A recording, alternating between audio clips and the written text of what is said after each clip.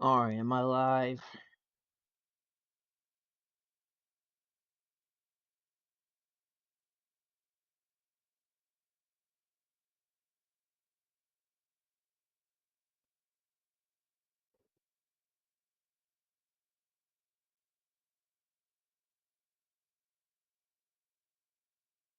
Um,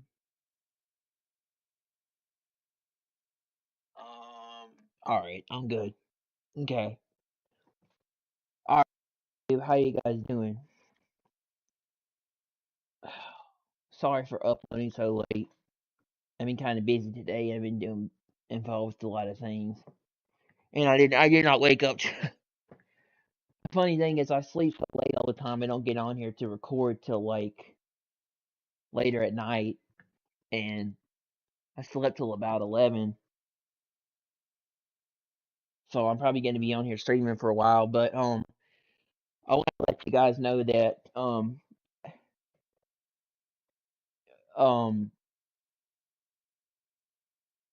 I had a lot more to say with that stream that I made yesterday, where it only said 8 hours and 24 minutes. Um, I actually ended up doing a 14-hour live stream where I had a lot of other stuff to say, but YouTube ended up striking me down with they end up hitting me with a community guideline strike because apparently there was nudity and sexual themes on my channel, and the video apparently the stream got blocked in other places. It got blocked um globally, so it didn't get out to that many people.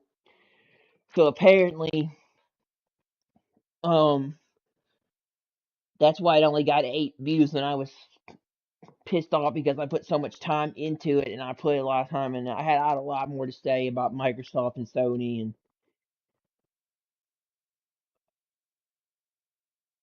talking about the disc to digital feature, and PlayStation 6 and what they were going to do with it and everything, and the Xbox, and just there was a lot of other stuff to cover there. Sony, uh,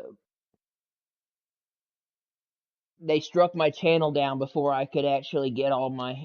They struck my channel down and took the video down before I could even stop the stream yesterday, and I did appeal it, and I won the appeal, and it got put back up because I don't know why I got struck down for nudity because I didn't see a nudity in the video when I went back and checked it. And I won the appeal, and I got it put back up, but it was only 8 hours and 24 minutes. As there's a lot more to say, including me playing MLB The Show and us trying to make a run for the World Series, and um the streak still being on the line, and talking about a bunch of other stuff like Trent Grisham winning the Triple Crown, and Aaron Judge and other hitters taking the Silver Slugger, and a lot of other stuff I want to talk about, including we are now like 128 or 129 and 0 going into the end of August in franchise mode. And then I saying this team was good enough to win the World Series and win the whole thing. And I just was pissed at YouTube for taking down the rest of my stream because I put so much. But I did a 14-hour stream. I talked about a lot of things, covered a lot of stuff that's already going around. There are some things that I wanted to talk about. Thing and just stuff that I got on here so late. I'm sorry about that, but I had a lot of stuff going on, and that's one of the reasons why I couldn't get on here till late. But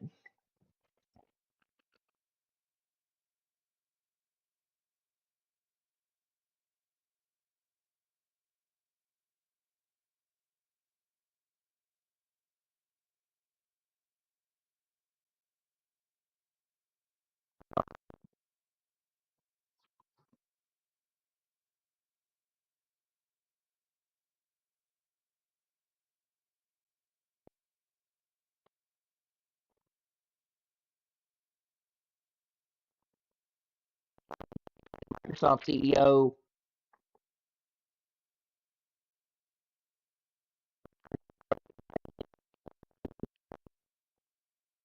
by the difficult fiscal year 2026 for the gaming business. Says Xbox added over 200 million new players across its ecosystem and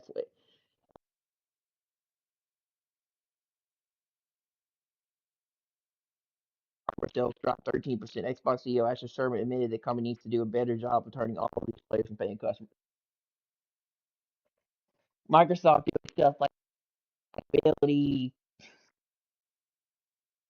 bringing backwards compatibility to handhelds and PC through Xbox and Xbox 360 games, and making games exclusive, and going back to do and focusing on console for the Xbox Helix into the future, and doing all this stuff to bring in customers for the next generation of Xbox, while Sony's getting rid of disc and physical media altogether, and saying no to physical disc in 2020 consumers for PlayStation. It's why I think the Xbox Helix is going to sell better than the PS6, and the PS6 is going to sell at a loss. And it's not going to do as well, in my opinion. The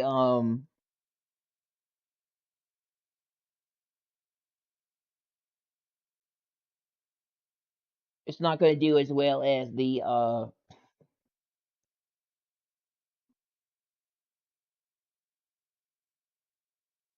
Xbox Helix. The PS6 is not going to sell as well as the Xbox Helix. It's going to sell, but it's not going to sell as many units as the Xbox Helix in the next generation of Xbox. More people are going to turn over to Xbox for consoles than PlayStation, and more people are going to Xbox is going to get an influx of people coming in due to it being an open system, probably having Steam and allowing you to play your PC games, even though it's been said that possibly Microsoft might cut back on hardware because they're selling systems at a loss with $150 per Xbox Series X and S. And it might not include Steam, but it could include, just might sell it at a cheaper price. Instead of it being open, it's going to be like a closed system for cheaper, um, for a cheaper price, and then $1,000, because $1,000 right now is the estimated production cost to make it. Um, Going into 2027 and beyond. But I think Microsoft, and I think they're doing way better than Sony as far as giving the players what they want and the consumers, and appealing to the gamers, and doing a lot to put Microsoft back on. Put Microsoft, you know, uh, allow Microsoft to get back on top, allow them to get back into the swing of things with gaming and everything going forward, and to build on their brand and to make things better. I think what they're doing is going to uh, appeal to gamers in the future, and make them go to Xbox over the PlayStation, especially Microsoft includes a disc, which is rumored to say that Microsoft is using a disc drive over the PlayStation 6, allowing you to play your games backwards compatible with generations of Xbox on the new system with the previous generations of Xbox on the Helix.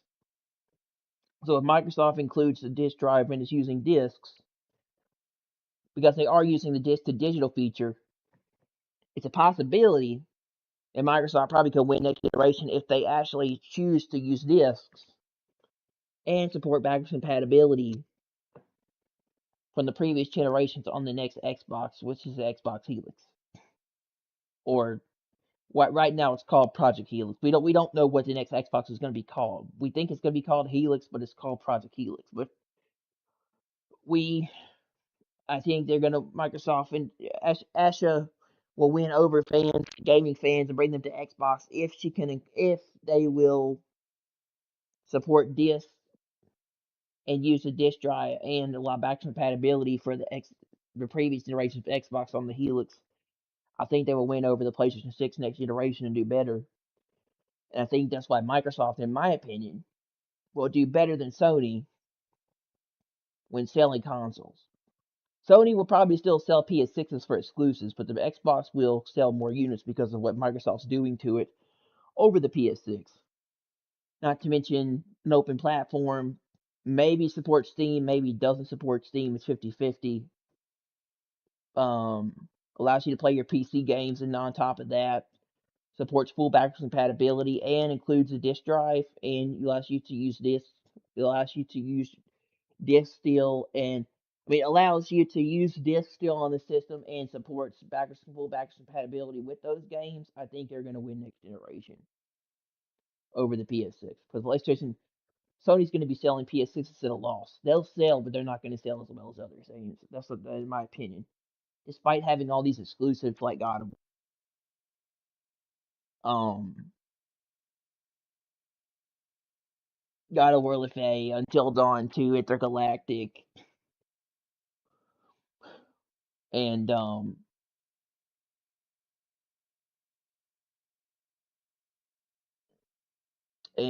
Marvel's Wolverine and um Marvel Spider-Man 3, Ratchet and Clank, next Uncharted, and the next Last of Us. I still think the Xbox is going to sell more over the PlayStation 6 because of what Microsoft is doing to it over Sony. I don't think at this point I think at this point exclusives are not the only selling point to buy a system at this point now. And if you're just basically making a system for exclusives, then yeah, I don't think it's going to sell as well. But Microsoft has like three new games they're working on after they're working on Clockwork Revolution, they're working on Fable, and they're working on another game after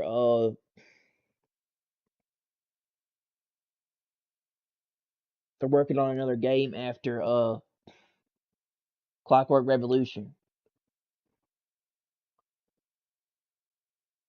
Not to mention we got Gears of War E-Day coming out in August, so I think the Xbox is going to do better with PlayStation. I mean, we'll see how Marvel's Wolverine does. Apparently, there's going to be previews about it. We're going to get more information on it September 13th.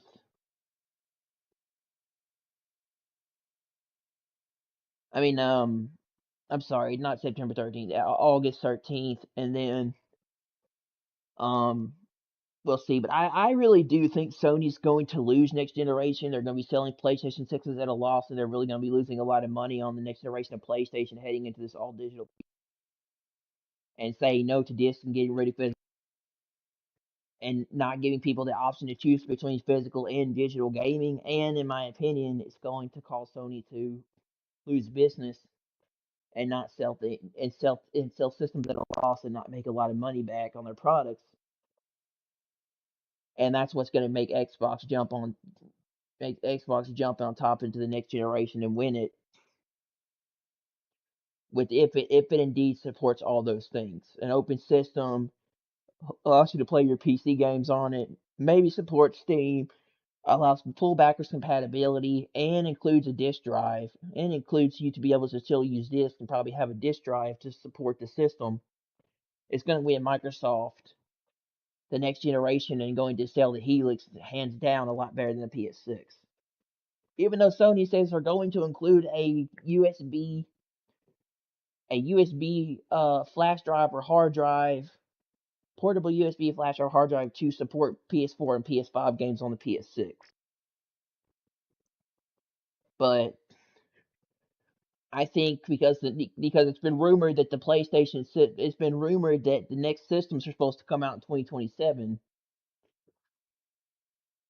Project Helix and the PS6 is supposed to come out in 2027.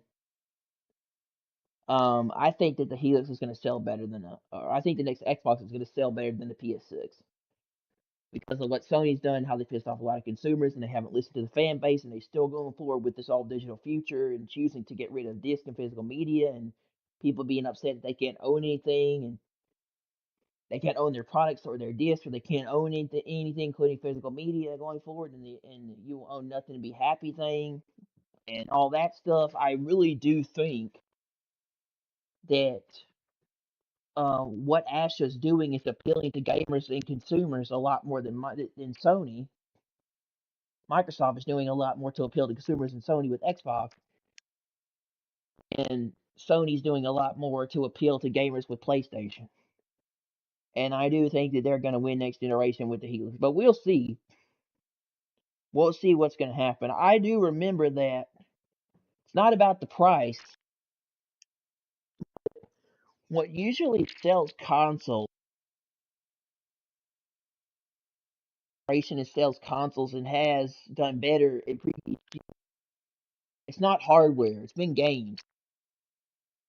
Hardware. Because the PS5 was a lot more expensive than the PlayStation. PlayStation 4, Xbox One was a lot more expensive than the PlayStation 4 when it came out, and the PS4 dominated and outsold the Xbox One tenfold and won that generation of consoles. And pretty much from the PlayStation 4 Pro all the way to the Xbox One X and S, Sony has done better than the Xbox as far as the generations. So Microsoft is trying to trying to fix their business and build their brand and appeal to consumers, themselves back on top in the industry,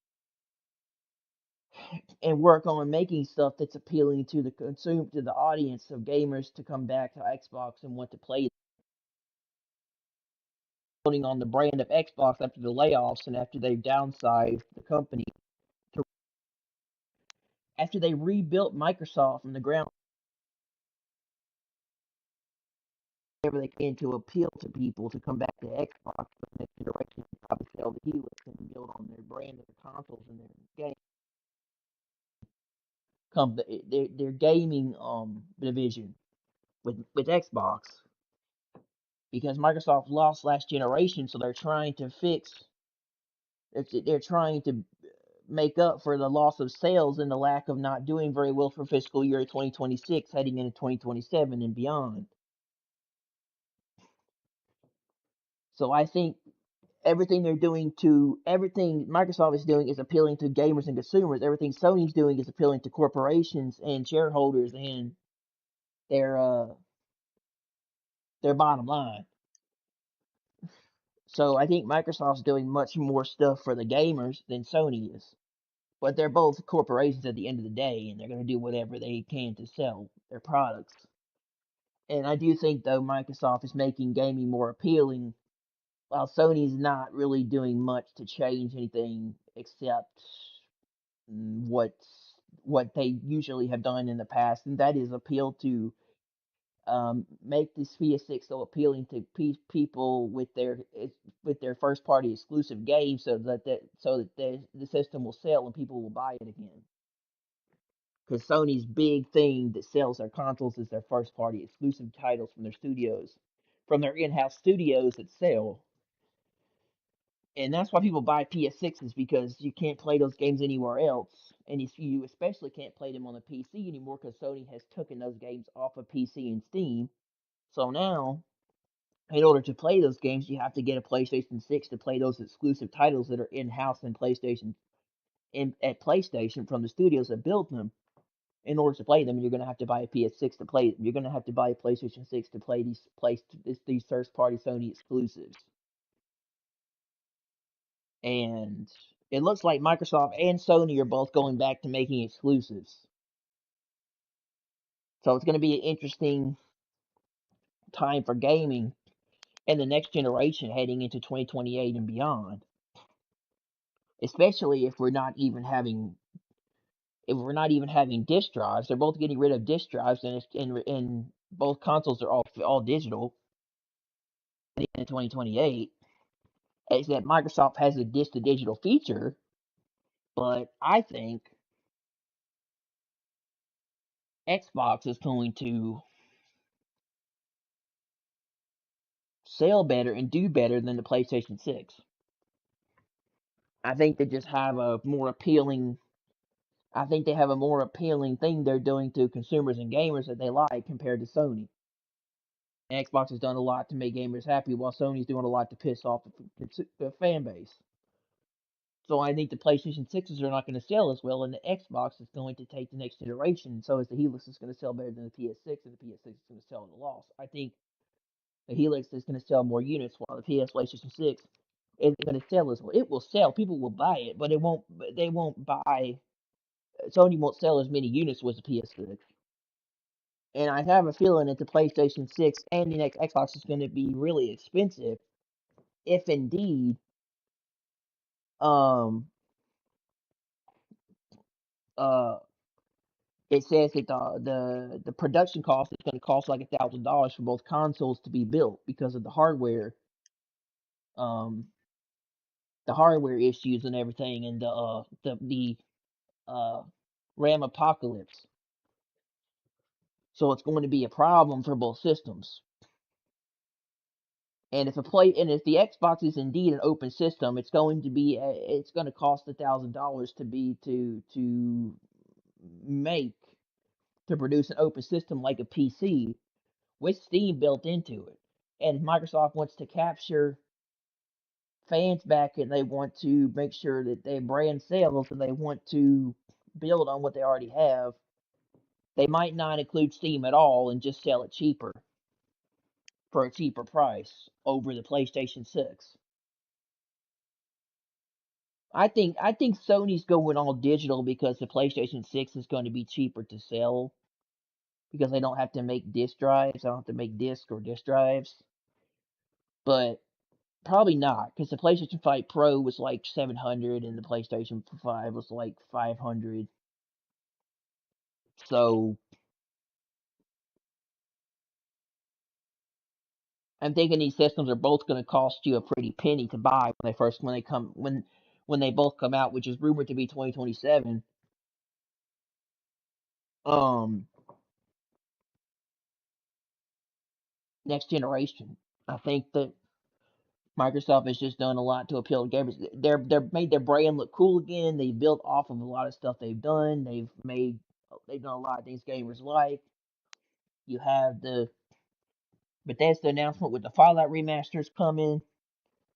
Fable's coming next year. The Fable remake's coming next year, and then Gears of War E-Day, Clockwork Revolution. You have Halo on PlayStation 5 for the first time. I mean, yes, you have Halo Combat Evolved.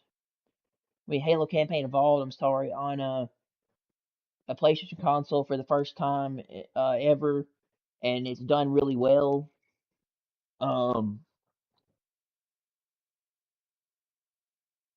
and a lot of people have played it, and Microsoft has backwards compatibility with PC and handhelds with Xbox games and 360 games going forward, and they just building on their brand and their brief site. They're building from they're building from the ground up after the layoffs and the resizing at Xbox, and they're building on what they've already what they're already good at, and what's going on for them and what they're doing. They're building on their their best stuff, which is their studios, their console, and their branding to make it appealing to for gamers to come back to Xbox, to make Xbox look cool again, for people to want to participate in um being a part of Xbox in the future again over PlayStation with the PS6, and appeal to people to want to buy their brand and their products and their company, and to sell to sell the next generation of Xbox, which is the Helix. I think that thing is going to sell well. I don't think it's going to be cheap. If it's going to be a if it's going to be an open system console hybrid like Steam machine, it's gonna be like a Steam machine kinda for $1,000. It's gonna be open. It's gonna be an open system like a PC, but it'll sell. because of all the features and things you can get with it over the PS6. But I don't think that I don't think that Sony's going to make I don't think Sony's going to sell a lot of PS6s going forward because they pissed off a lot of gamers with getting rid of saying no to physical disc in 2028 and getting rid of physical media and not giving them an option to choose, not giving the player or the fan base on the PlayStation an option to choose between digital and physical, and going all digital and saying no to disc and taking away the ability to give the consumer the ability to have choice, and taking away the right to use physical media and discs, and you don't own anything. You don't own anything, and it's going to be on a digital license. I really do think that's what's going to be a problem for the PlayStation 6. It will sell. People will still buy it, but Sony's going to sell at a loss. They're not going to make as many. They're not going to make as many sales of it, and it's not going to sell as well as the Xbox. And Xbox is going to, I think, in my opinion, take next generation if they do indeed what I said. They support discs and they have a disk drive. They support full backwards compatibility with previous generations on the Xbox Helix. They have an open system that supports Steam, possibly, if that's even the case. It's been rumored that they're not going to, that they might have to remove Steam because of selling the Xbox Series X's and S's at a loss for 2026 with the Series X and S. And making like a console like PC system, like a Steam machine included with all those features. Disk,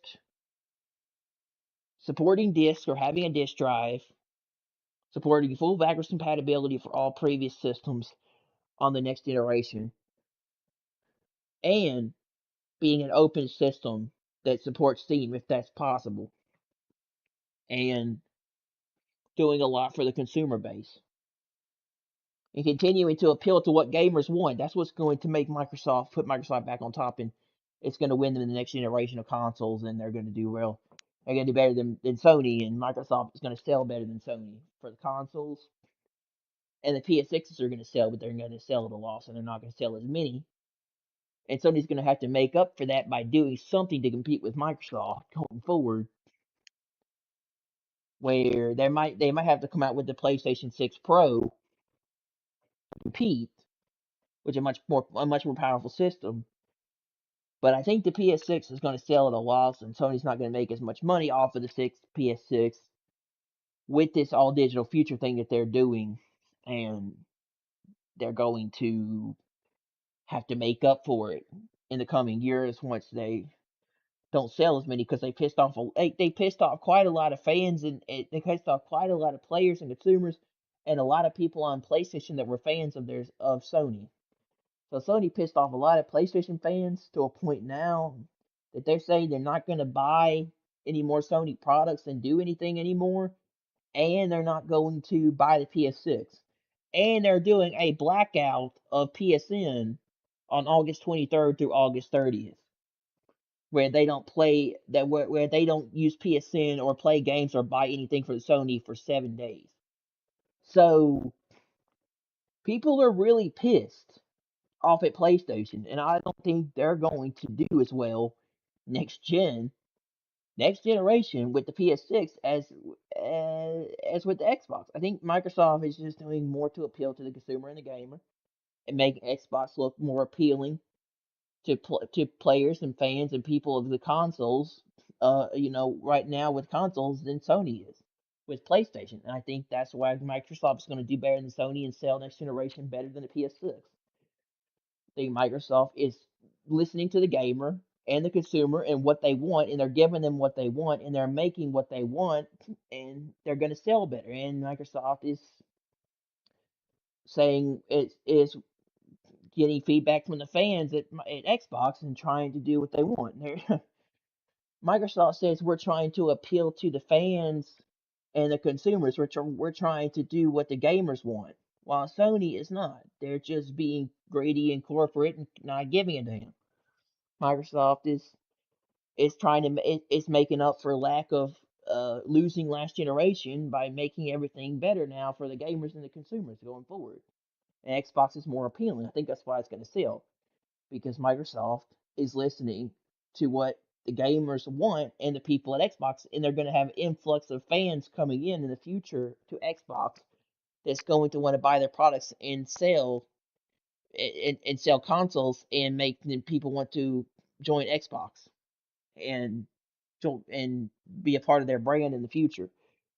Microsoft is making uh, Xbox the Xbox brand appealing again to draw in fans going forward to be a part of the Microsoft brand, and that's why I think they're going to do better.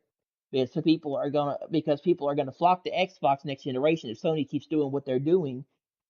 To piss off a lot of fans, and they're going to make people.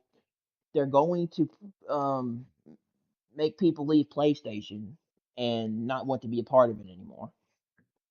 And Microsoft is going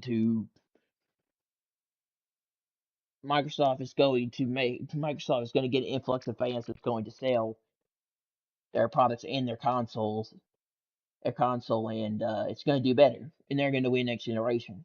Because these people are going to say I'm done with Sony and then leave and then go join Microsoft, go join Xbox. I think Xbox is going to sell better because, in my opinion, they're going to have a way bigger influx of fans coming in that are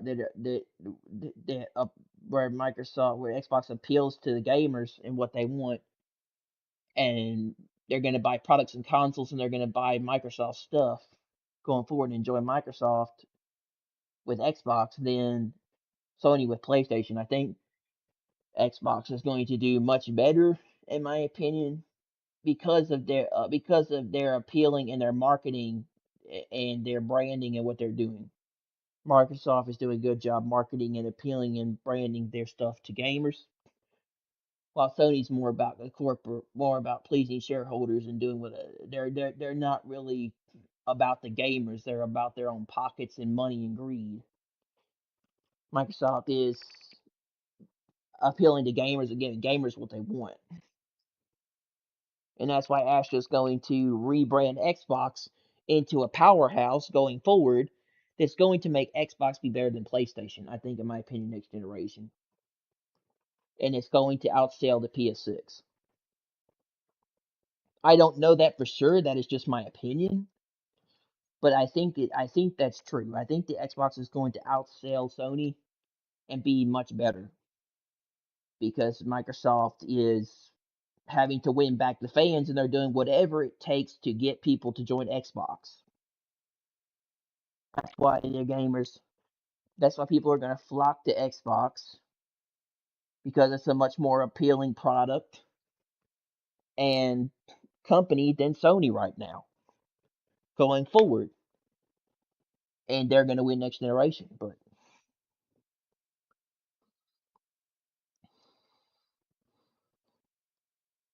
that's my opinion. Gears Tactics is the world's most unfair overlooked game, perhaps second to Arcane's Prey.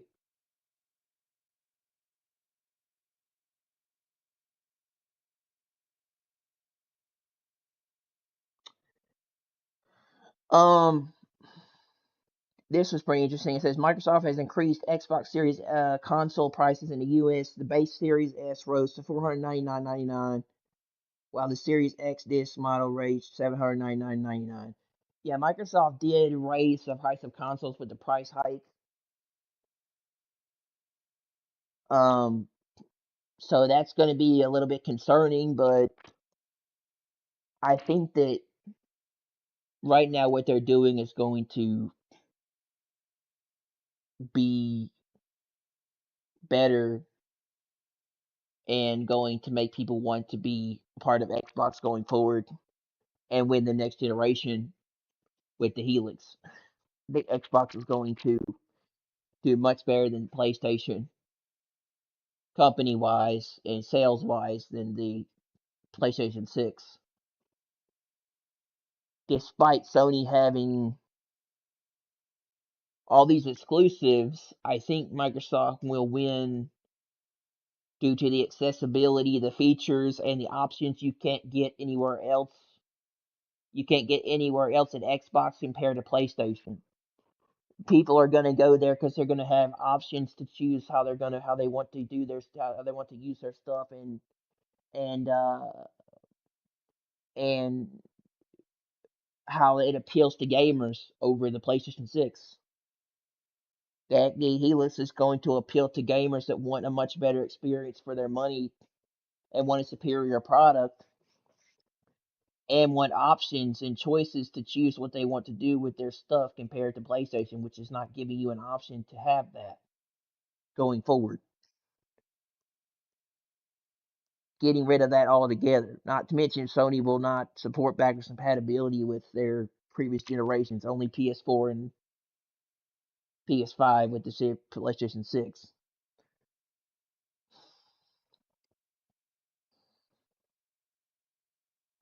It says Europe and the UK saw similar jumps. The Series S 1 TB now costs $599.99 and $519.99, while Series X digital stands at $749.99 and $699.99.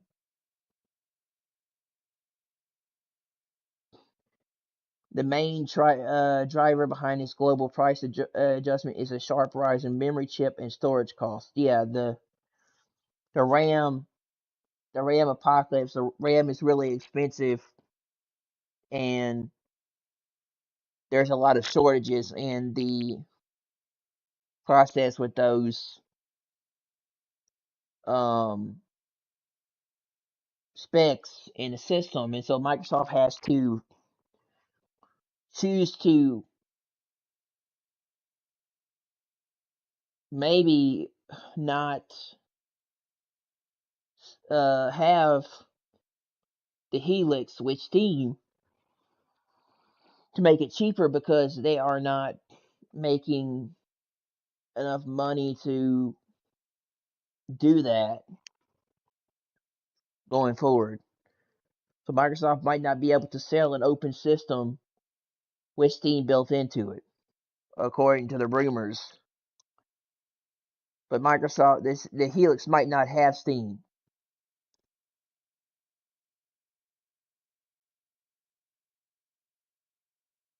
Um,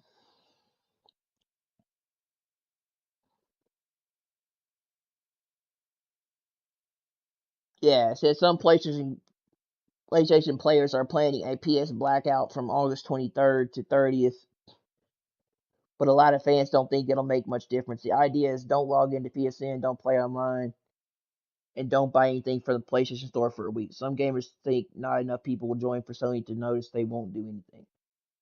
Sony's already confirmed their decision on going forward with going all digital. It's not going to change their mind at this point. They don't care about me or you or the consumer, and they've proven that. And it doesn't matter if people do a PS blackout or not, as long as if it doesn't affect their bottom line or their sales or their company, they're not changing anything. They've already confirmed a big FU to us and people that like PlayStation. They've already confirmed that they're not going to change. They're not going to do anything because they don't see it hurting them, so it doesn't really make a difference. Until it hurts them or does anything to their company, Sony will not change. The CFO of Sony has already confirmed that she's not that they don't see any problem with doing this, and it's not doing anything to their company until it really hurts them and until it really hurts Sony and their bottom line to change it. They're not going to change it. So I don't think even if people do try to do a blackout, I don't think it's going to make much of a difference. But people are trying, and I think maybe it might work for a certain amount of time, but I don't think it'll work long term.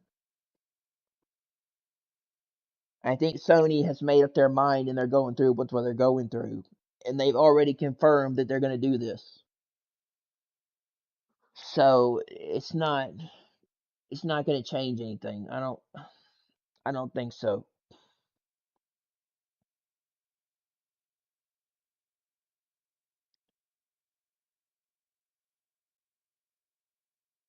But yeah, the woman at Sony has said that they don't see it affecting anything about their company. So until it does, Sony won't reverse that decision.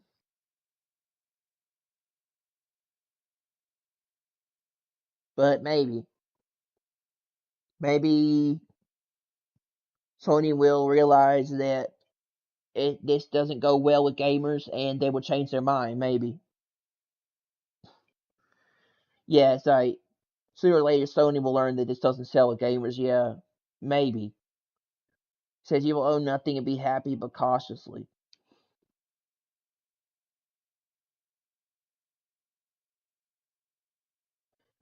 The blackout is good, but the best thing to do is continue punishing their social media accounts, kill their PR and reputation. Yeah, exactly. You got to hit them where it hurts, and that's really how and that's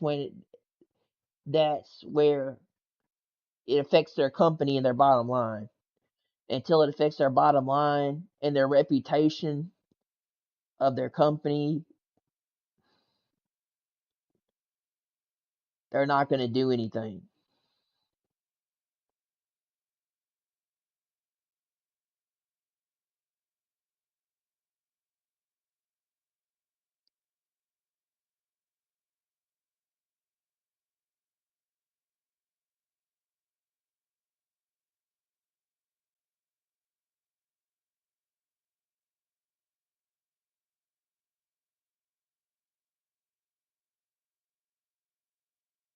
Um,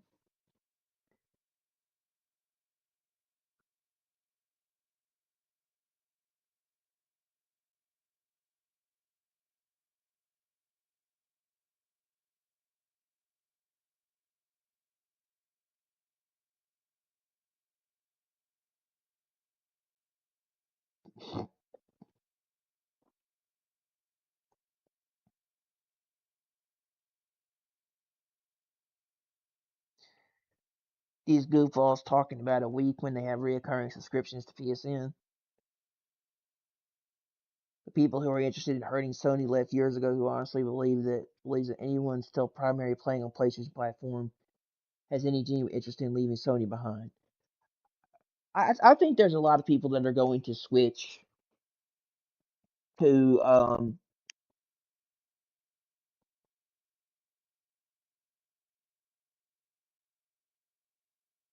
to Xbox if Sony keeps this up. I really do. I think the Xbox is going to sell better than the PlayStation. Sony won't care because they know gamers have the willpower of a goldfish. Gamers deserve their swap. Fuck them. Mm.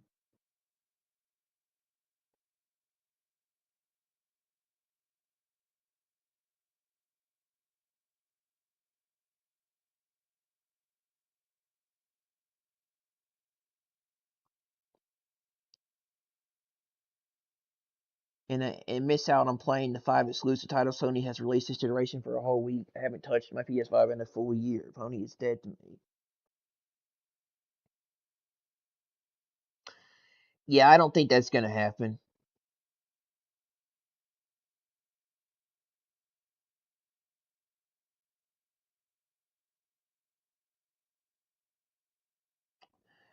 I don't think people are going to go a whole week without being able to play like Marvel's Wolverine or something like that when it comes out, bro. I guarantee you.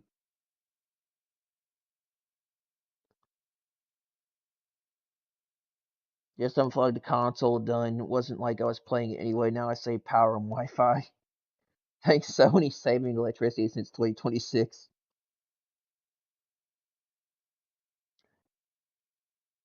It's not gonna work when you tell the corpo you're going to fold in a week. They told you they don't give a shit if you leave, and the cheapest time to go to PC is today. Believe them. I think Sony's not going to change until their bottom line, until it hurts their bottom line, bro.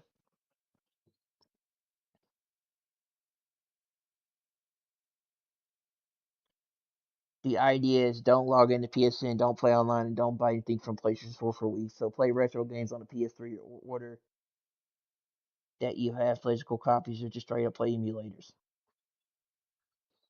Will this hit Sony for a whole week? No, to really hurt them, you do it for a whole year. You start a company out that way a week, that won't hurt them at all. You'll think way too small for a multi-billion-dollar company.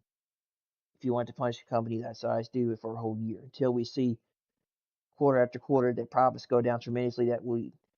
That's when you know you're harming the mighty beast. This 1 week, that's just a minor sunburn. Exactly. 1 week isn't going to affect Sony's bottom line. If it's a whole year, or if it's over a certain over, it's a if it's over a tremendous amount of time, maybe then it will hurt Sony's.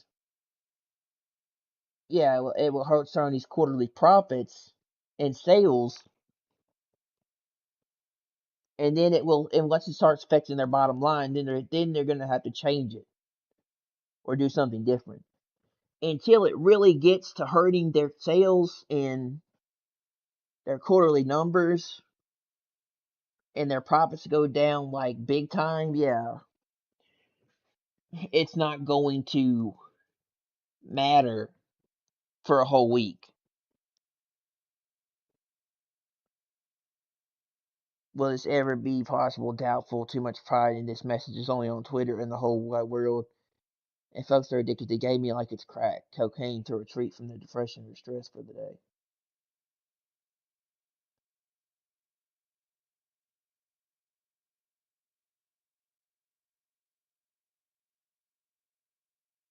I will give you better advice. Abandon Sony. I've done it so far. Didn't turn PS5 on since GTA 6 and then Sony digital only announcements. Yesterday I finished GTA 5 on Steam Deck with new Steam controller. Choose alternative path. This will in some time be noticed. I agree. A week will be absolutely nothing to them. Not even a month. Probably 6 months, a year. Then you're talking to them. Exactly. Sony has already confirmed that this doesn't do anything to affect them, no matter what they do, and people and they're laughing at the gamers and the consumers for thinking this blackout's really going to do anything to them. As much as I hate to say that, I think it's not going to really do anything.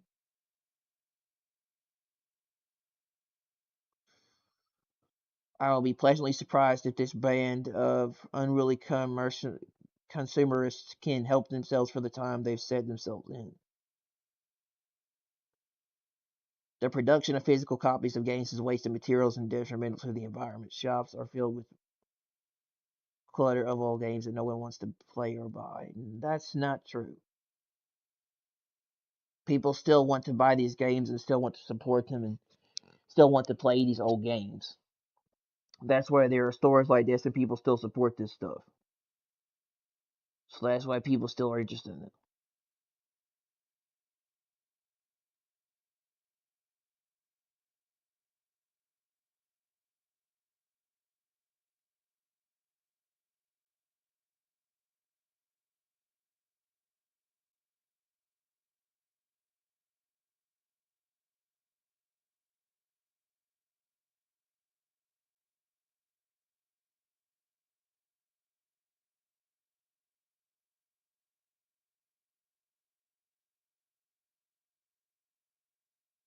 Fuck, I messed that up.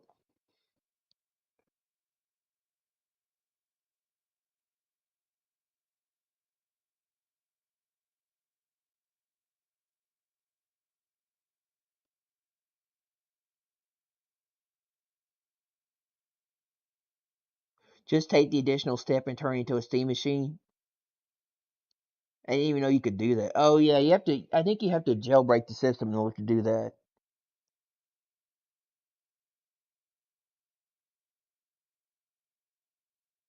PS5 Linux images built from latest Linux kernel 7.10.4 patches.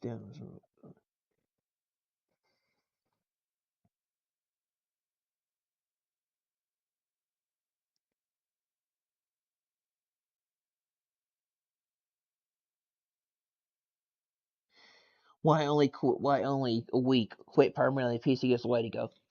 Yeah, PC is the way to go if you really want to play your games, bro, and you want to own your stuff and you want to be able to play offline if something happens to the servers. But I doubt people are going to go full PC because some people just don't like PC gaming.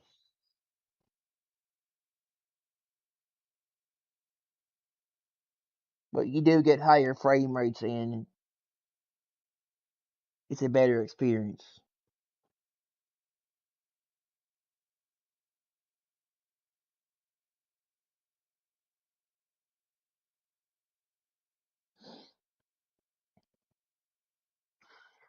Sony wants to phase out physical media by 2028 on the 23rd to the 30th. We turn the consoles off. No sign-ins, no digital purchases, no multiplayer from the PS3 to PS5. Remember the Helldivers 2 situation with them requiring PSN on PC. Mm.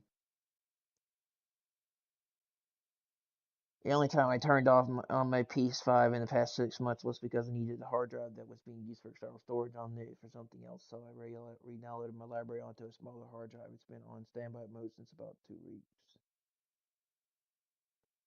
Easy to do. We feel way less attached to games now, and we form for transactions and passes. Double it, triple it, quadruple it. Do it for an entire month. They're what gonna come back fast to what people want. I haven't logged into PSN since 2010. This blackout won't move Sony at all. A weekend late August is dead this season for gaming, and most players won't even notice or care enough to log out.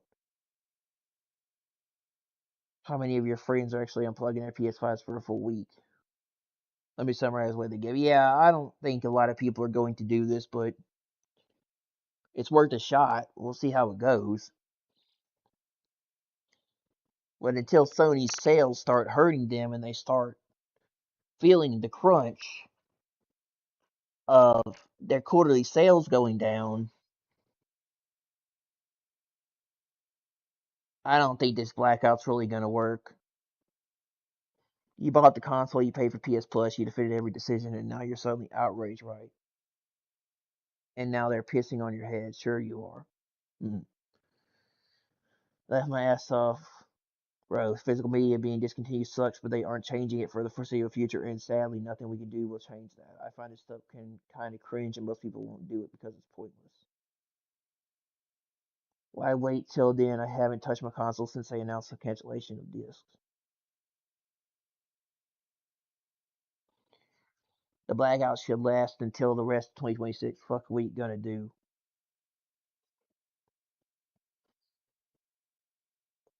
Sony's in enough shit with declining hardware sales and surging cost of goods sold that if this actually hurt the golden goose, that is PS Plus, they might actually do something. Something completely meaningless, but something.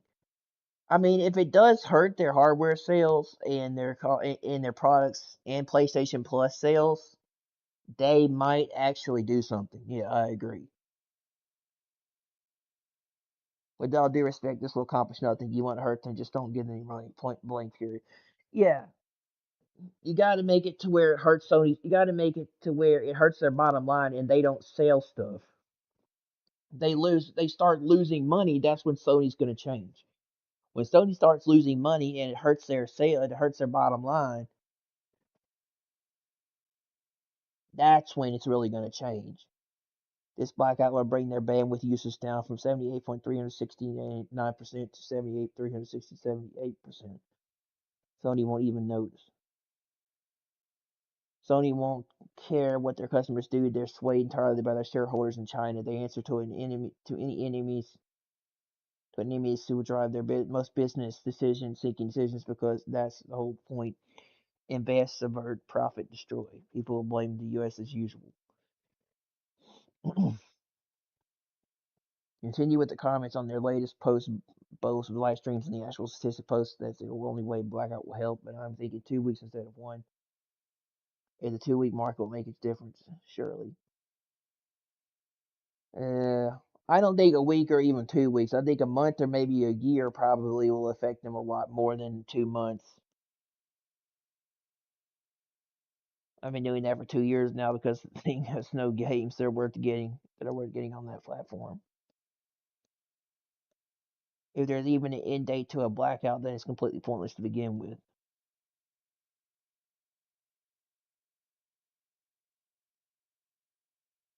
They're dumb. They're thinking short term. The long term plan is to not buy the PS6. We'll keep using the PS5 until 2028 and collect discs until they stop. Let it backfire on them long term. It will be more effective. Yeah, if you don't buy the PS6 and buy into next generation, it's really going to hurt their sales, and that's really going to affect them a lot. If you just keep using the PlayStation 5 and you don't buy next generation, yeah, they'll have to change if the PS5s do not sell and they're selling at a loss and Sony's losing money, that's when it's really going to change them. You have to be very retarded to think this will show Sony. Like, I'm all for it, but at the end of the day, they propose people who will do it. Say 1 million people will actually just be 100K.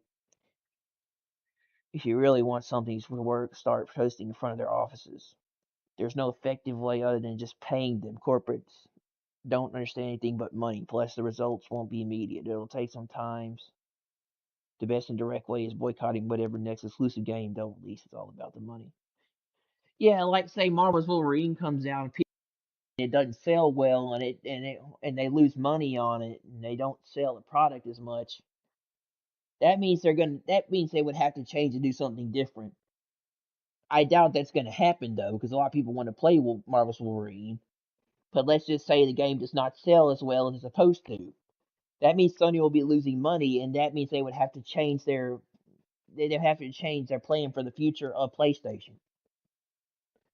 Because people are not buying the next big exclusive for PlayStation 5 going forward. They're not buying Wolverine when it comes out. If it doesn't sell well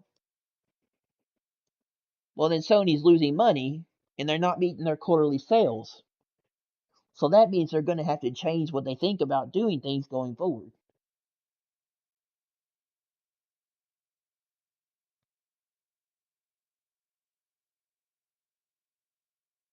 Just walk away from Sony Xbox 2 if they follow suit. I haven't logged in since last month, but no, I'm not. May not make a difference, but it makes me feel better knowing I ain't giving them my money, my time or money. I'll gladly switch and Steam off from PlayStation forever.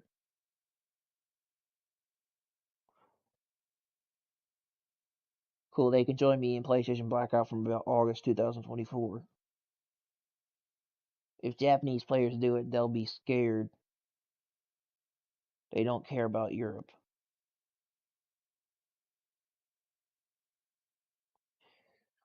This will be ineffective. The vast majority of users could not care less about putting this energy into raising awareness of the situation among the powers that be. Work towards getting the laws around digital ownership changed. They won't do shit. They forgot about the boycott when Black Ops 1 and 2 were re-released. This is a welcome idea. The only thing they can do to combat is hire bots to spread disencouragement of those planning boycotts. They can't even do a proper boycott. Fuck these fanboys. They deserve Sony for being too lazy. Who bought this idea is self-centered. They really care about gaming. They should do next month in. Just choice of time period. Really, gamers don't give a fuck about so lame as media's decision. It won't make a difference because Sony knows they can just wait out the wave and it'll go away with them mostly unaffected. These people are a joke. If they really want to make a difference, they need to make it much years longer, regardless of what Sony says or does in turn.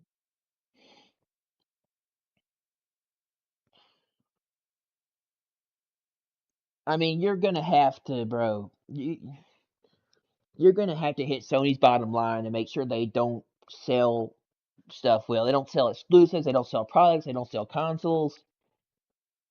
They lose money and they don't meet their quarterly sales and please their shareholders, and they don't meet that. They don't meet with their quota. That's where it's going to hurt them, and they're going to have to change where they're going forward. Sony's going to have to change if they start losing money on stuff. Like if they start like they realize they're not selling PlayStation 6s and they're selling them at a loss, that's when they're going to have to change. You got to make it to where Sony does not sell products. They do not make money off of what they do. They lose money, and when they start losing money, that's when they're going to change. You got to make sure you hurt them to where you vote with your wallet and they don't make money off of what you do. When Sony starts losing money and not meeting their budget for the fiscal year of 2026, that's when they change. When Sony does not meet their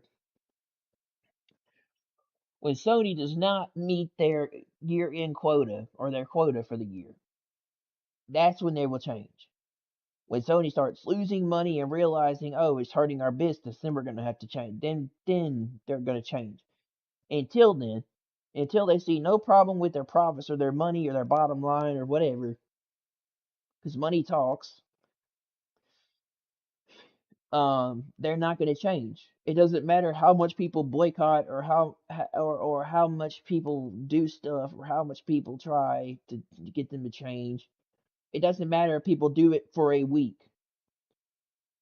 It would probably be much better if he did it for a couple of years, maybe even maybe a whole year, and that's when they would change.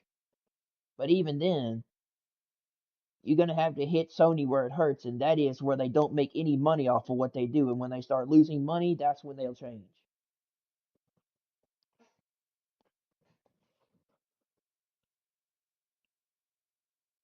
I mean, I could not play PlayStation for over a week from August 23rd to August 30th.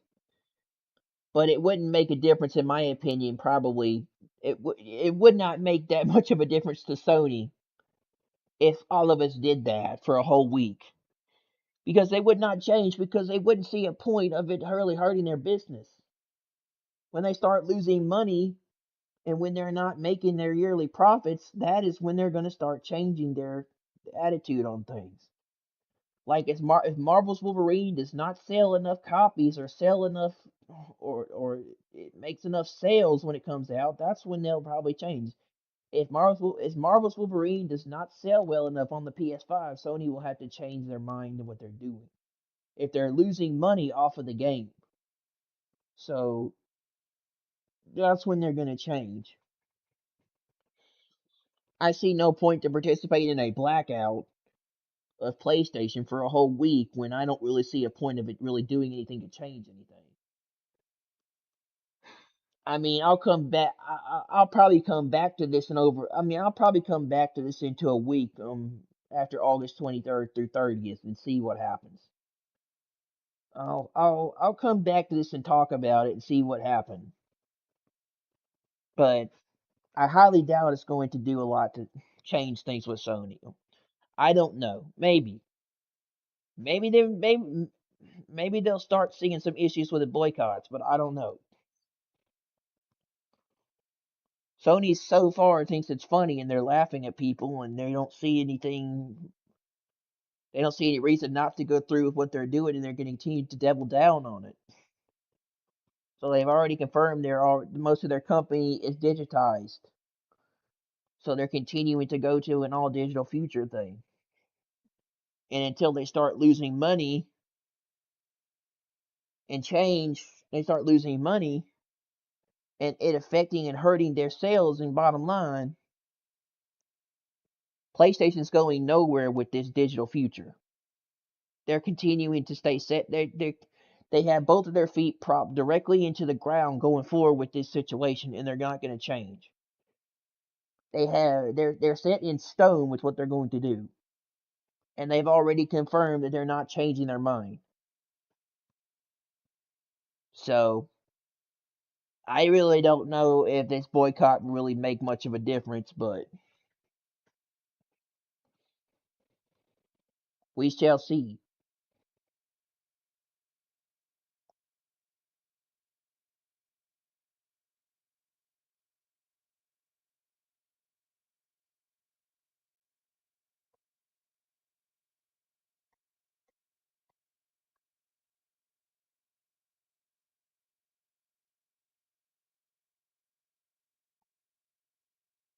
Um, it says instead of data centers, they're building affordable homes. It says Zoran Madani announced New York City was to build 50,000 new affordable homes on city-owned land.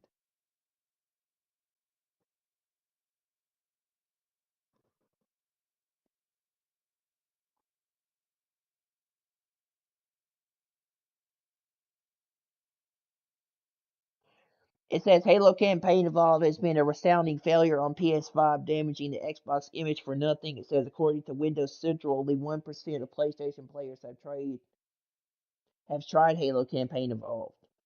On Xbox, the game reached position 8 among the most played games during its launch, while on PS5 it debuted at position 29. Judge Corden said the following: I will say that the incalculable damage to the brand that Halo has caused on PlayStation, on Xbox, is hardly worth it with such an insignificant figure.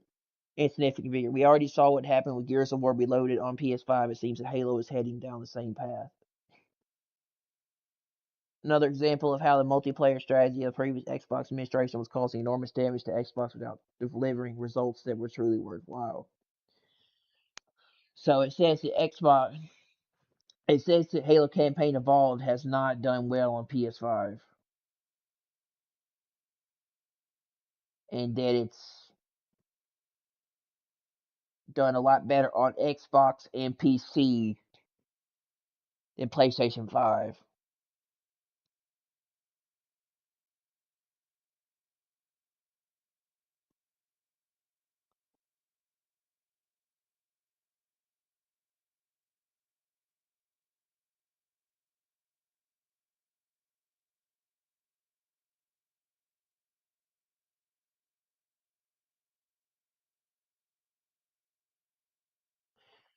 Yes, so they're saying that most Xbox games have gone unnoticed on PS5, and people are not interested in buying Xbox games on PS5, and they don't sell as well as on PC or Xbox.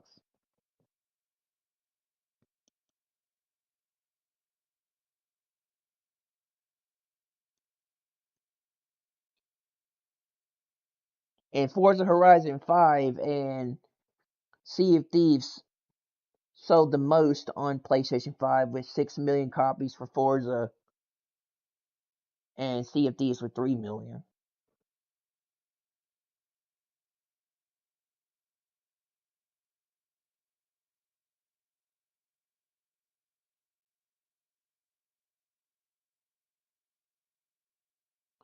Oh, so they're saying it also failed. It also was a failure on Steam. It says the game has been a failure everywhere on Steam. It also crashed, having a peak of simultaneous players 10 times lower than Halo Infinite, which was also considered a failure. 8,751 players right now. In a 24-hour peak, it was 14,978 players.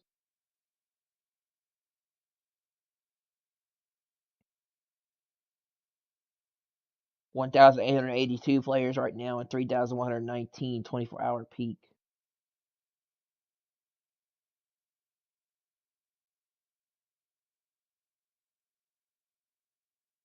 In defense of Halo, PlayStation users don't play their own exclusives. I disagree with that. I think a lot of people do play a lot. I think people play more games on PlayStation than they do Xbox.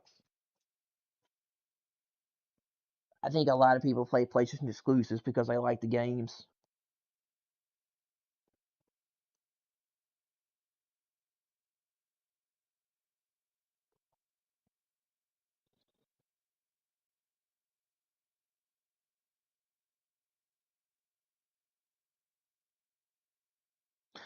I've heard that a lot of people bought Halo. I've heard that a lot of people bought um Halo Campaign Evolved on PlayStation 5, and then a lot of people played it there. They liked it. So I think this is probably a PR statement, but according to what Windows Central comments, since Halo was in the top sales position in the PlayStation Store just a few days ago, but it's the fact that Halo isn't doing well on other platforms either. Jazz is pushing the narrative of pulling Xbox games from PlayStation. Probably. Yeah.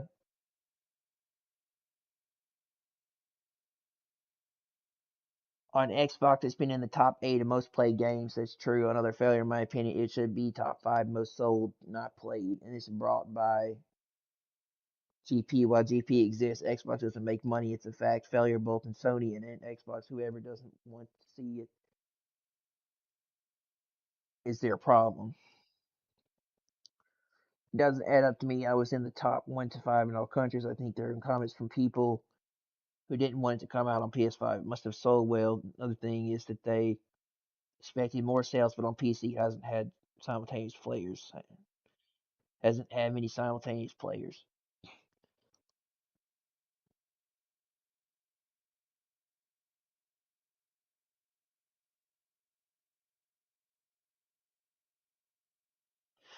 Yeah, you would think that Halo Campaign Evolved would have more sales, but I have heard that they didn't have as many sales as they were supposed to have.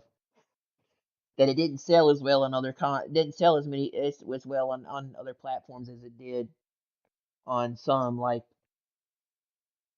it did pretty well on PS5, I heard, but on other systems it didn't get the nearly amount of players it should have gotten, including on Steam, because it has had a lot of bugs and issues and problems. According to a video posted up on X, the Warthog glitches anytime you try to get in and out of it.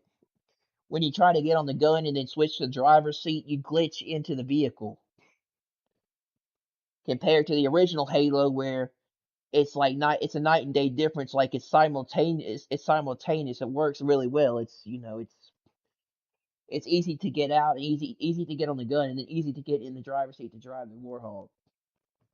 So basically, with campaign with Combat Evolved, the original, you the transition is seamless. It's seamless. It's easy and it works. With Campaign Evolved, you just glitch into the vehicle. You do. With the remake, you glitch. You glitch into the vehicle, and the game has glitches and some problems. It has some weird um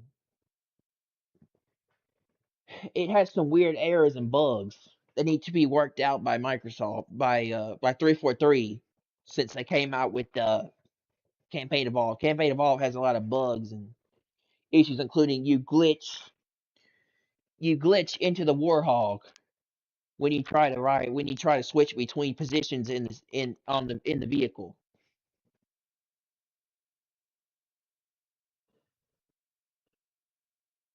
On PC, it's also a failure, and I don't think it'll be a success on Xbox. Flagship game has dropped to number 8. Only a few people have played it on Game Pass. I think the game hasn't sold as well as I think the game hasn't sold nearly as well as it should have because it has a lot of bugs and errors and glitches and problems that need to be fixed, including the game has some game breaking bugs where like I said, you just glitch into the Warhog when you drive it, switching between the gun and the pistol. So they showed a comparison where a game from 2006 to now 2026, and how the game worked. It had no problems. It worked fine. It came out bug free and no issues. And switching between the gun and the driver's seat was seamless. And there was no issue. You could see Master Chief, or you could see the you have Master Chief switching between the driver's seat and the gun, and then you have the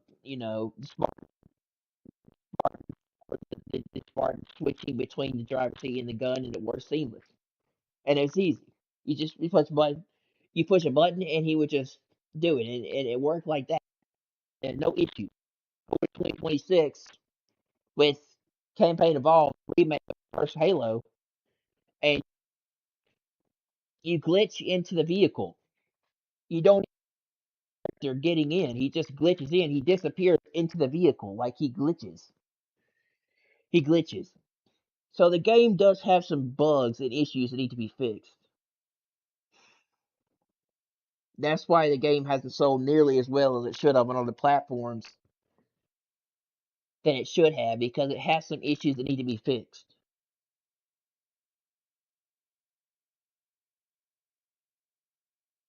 I couldn't play the Xbox edition. I had to buy it on Play. I said there are sad things that there are sad things, and then this shouldn't have happened, regardless of whether more games come out that should be Xbox exclusive on other platforms. The damage is done in reverse. Wow, sad.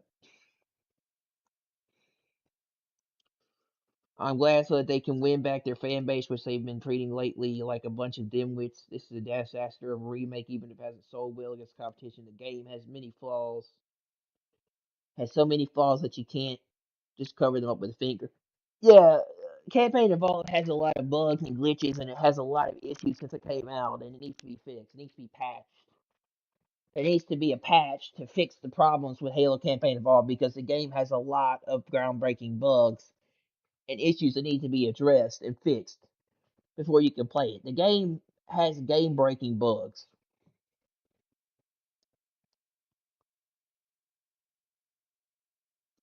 I imagined that something like this was going to happen on that console. They don't buy games unless it's Call of Duty of the moment of GTA. It's a shame that a legendary Xbox saga had to go through that.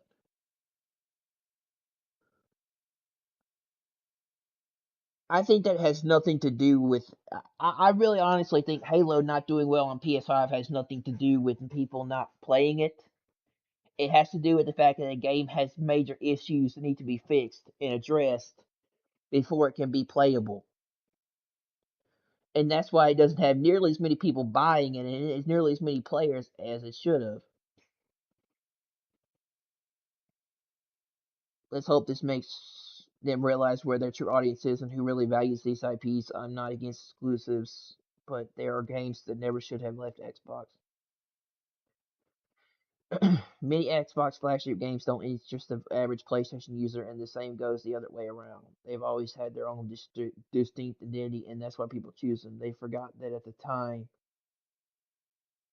and just devalued a bunch of IPs, so nobody trusts them. It was expected the market for this type of games as Xbox or PC.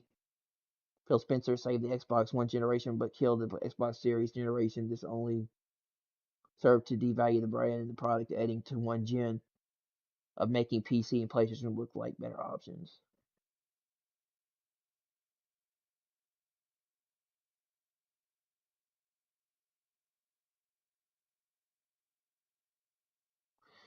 Halo isn't for everyone. Hold conquer everything and create weapons, destroy planets, and some celestial beings who believe they can wipe out everything on PlayStation.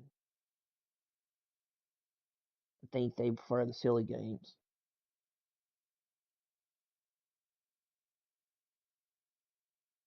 I think um I think Halo didn't sell well because it had a lot of problems. I think that's why people didn't. Not a lot of people bought it because ever since people saw the video of the comparison between the Warthog from 2000 from Combat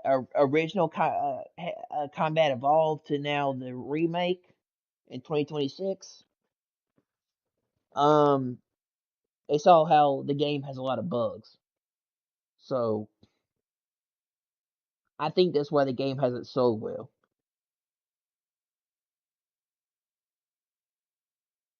And yet they're still planning to launch more games on competition. PlayStation won't give anything to Xbox, even knowing the God of War, Spider-Man, and the rest would sell well on Xbox. No, Sony's too greedy for that. Sony's never going to bring their PlayStation exclusives to Xbox because it would basically make it would basically take away their advantage of having games over Xbox that people could play that would sell their brand.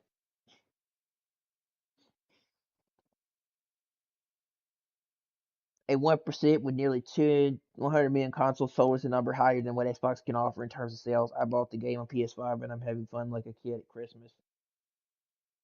But it seems like it was even a disaster on PC.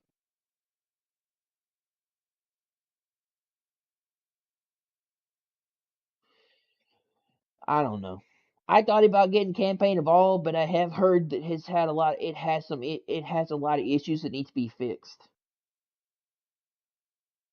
The thing is, that Xbox is Game Pass, so people watching aren't fools.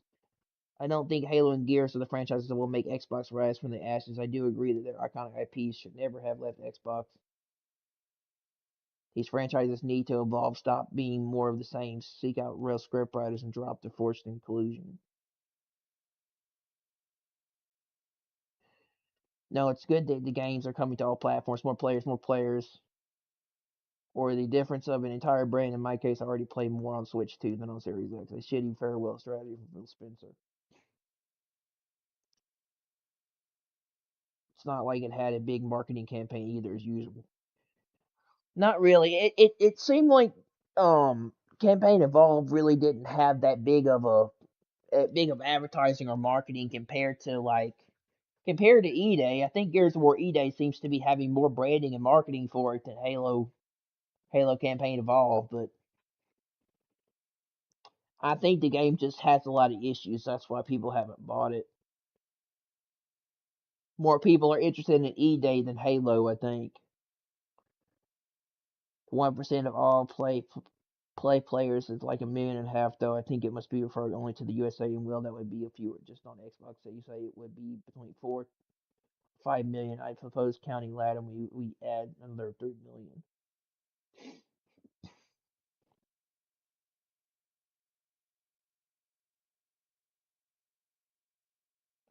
Halo was the best selling PlayStation game in its launch week. They want to give other numbers to avoid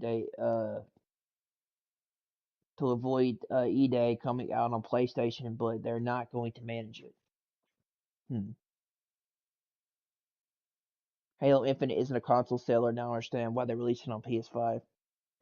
Halo Infinite wasn't going to be a console seller for PS5 because people are waiting for the big titles to come out from PlayStation. Of course, and there's a lot of people out there that want to play Marvel's Wolverine, and Marvel's Wolverine might probably sell better than Halo Combat Evolved. Halo Campaign Evolved, I'm sorry. But Marvel's Wolverine obviously is going to be a game that a lot of people want to play, and it's going to sell better than Halo Campaign Evolved because there's a lot of people that want to play it. So Halo Campaign.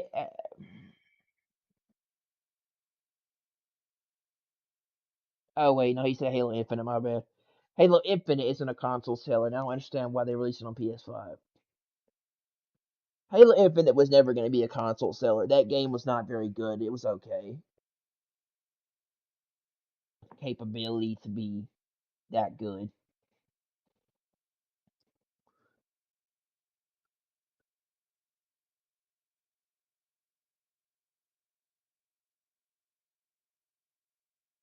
Halo Campaign Evolved is currently the best-selling game on PlayStation 5 store. It's the first Halo game to launch on PlayStation. I mean, maybe these numbers are skewed for PlayStation. Yeah, I agree, but Halo does it's seen that Halo does have a lot of bugs.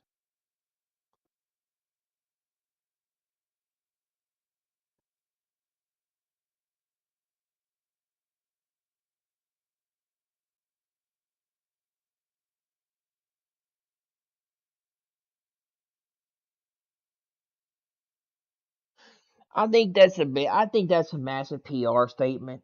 I think that's probably not true.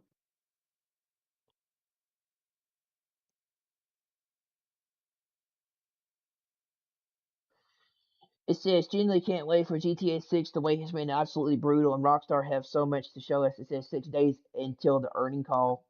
I think that we're probably going to get GTA trailers. I think we're probably going to get Grand Theft Auto 6 trailer 3 probably on August 5th or August 7th.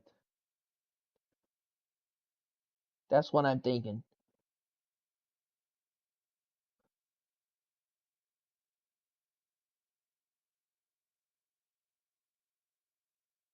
Um, it says Wolverine PS5 next month. It says the game will be getting previews come later this month on the 13th. It says previews to reveal more gameplay and focus on initial impressions of the game. The game will finally launch on September 15th, 2026, after 5 years since the first teaser back in September 2021. So I guess I was right. We're not getting Wolverine till September. I thought we were getting it in August. My bad. But there's a lot of people that are looking forward to playing Marvel's Wolverine a lot more than Halo Combat Evolved. And there's a lot of people out there that are looking forward to playing this game. So I think that we're going to be getting. I think Halo. I think Wolverine's going to sell well when it comes out in September. I do, despite people wanting Sony to fail. I don't think that's going to happen until they start losing money. It says PS6 will have no disc and almost no exclusives at this point. No point in getting one, I guess. It says PlayStation 1, 454 exclusives, PS2, 514 exclusives, PS3, 180 exclusives, PS4, 58 exclusives, and PS5, 13 exclusives.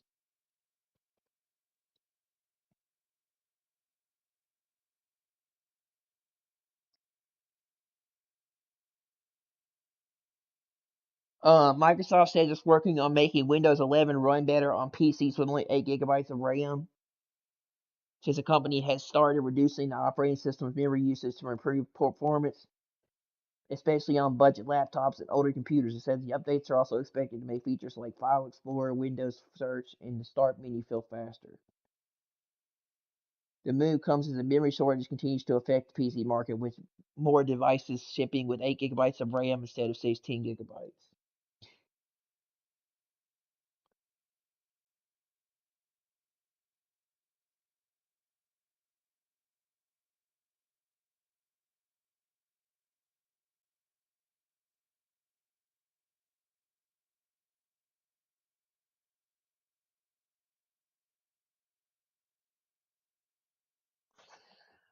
Um, for Spider-Man: Brand New Day, it says that Tom Holland explains why they didn't film in New York for Spider-Man: Brand New Day. It says when you shoot in New York for whatever reason, you can't shut down streets.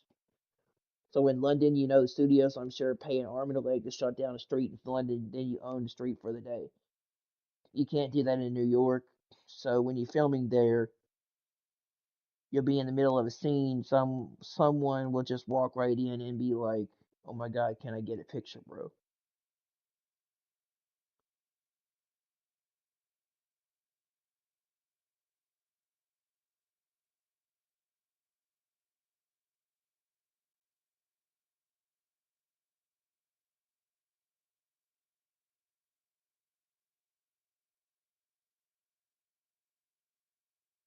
It says it's finally August and we're around 3 months away from GTA 6 launch. Surely we're gonna get a new trailer this month, right? I think both. I think, in my opinion, around the earnings call of Strauss Zelnick and Take Two Interactive, I think we're going to get GTA 6 Trailer 3 probably around August 5th to August 7th. If not, I'm going to say September.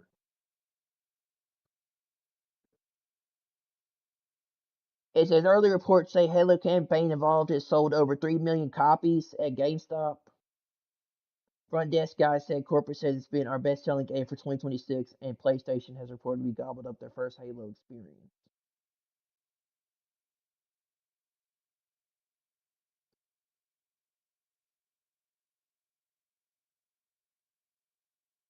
I will always so I since I always prefer digital. I always prefer physical, but I'm okay with all digital if, and that's a big if, they give us better consumer protection, better gaming preservation, and true ownership of these games. I agree with that. I would be fine with that if Sony would do that, but I don't think they're going to. I think they're going to do the you will own nothing and be happy thing. It would be nice if they gave us better consumer protection, better gaming preservation, and true ownership of the games in the future, but I don't think they're going to do that. I wish they would. If they do that, yeah, I definitely would. would wouldn't mind digital if they would do that.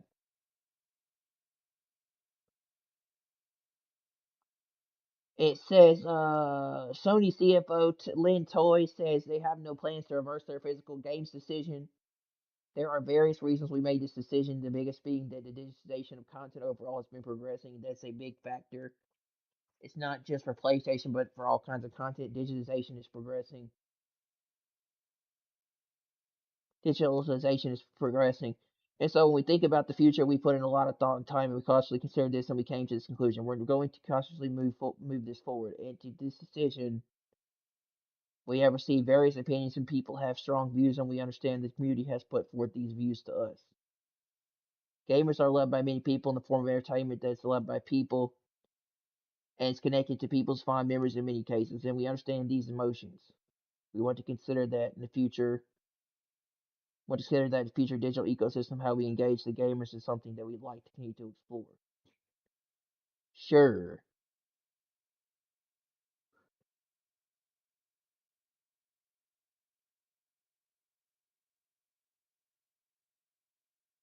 no disc, no money, you get nothing. Sony PlayStation. But for real though, no physical just means you're bankrupted yourself. Good luck trying to win that $457 million lawsuit, among others, uh that will be coming from not just the Netherlands but many more sources. Yeah, Sony's multiple lawsuits, bro, and that's really going to affect them, and they're going to have to change at that point.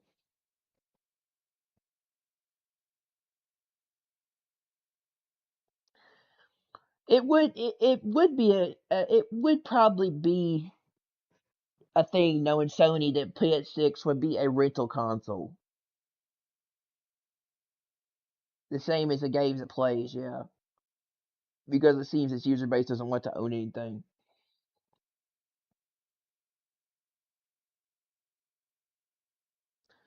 Like a digital cable box that you have to return if you unsubscribe or fall behind on payments, and you lose all your purchases if you can't pay up in time.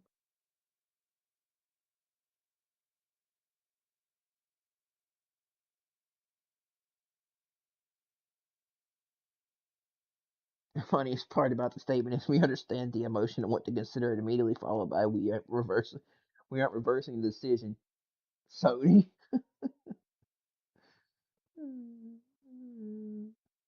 They're resistant for rise again. Fuck them and that consumer cunts jump ship because next they'll take away your digital games in favor of cloud streaming. That's where all this is headed. It does seem like that. A lot of it seems like this is heading toward like a full streaming future.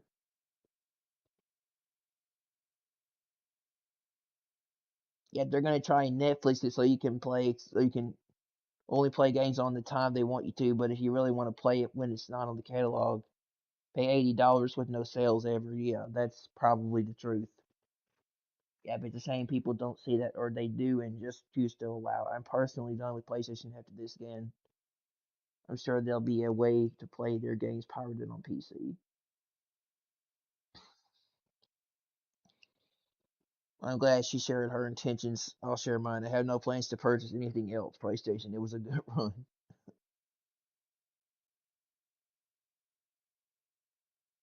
If y'all think that Xbox will have physical games for the heedless, y'all whack. They're watching in the background, making moves and destroying their own brand silently, all while Sony deals with the negligible amount of little rascals that complain about discs. It's always it's not just for PlayStation, but it's for all kinds of content. Digitalization is progressing until they have a vulnerable turntable to sell.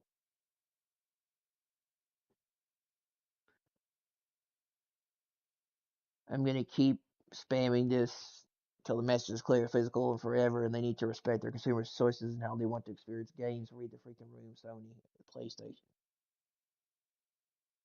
We've heard the players, and after some self-reflection and deep thought, we come to a conclusion of fuck them. We want more money. Yeah, this is a contradiction of what the gaming industry is supposed to be about. This is my response to Sony for all this grief this company is putting every gamer, including myself, through. They will not get a single dollar or penny if they continue with all digital.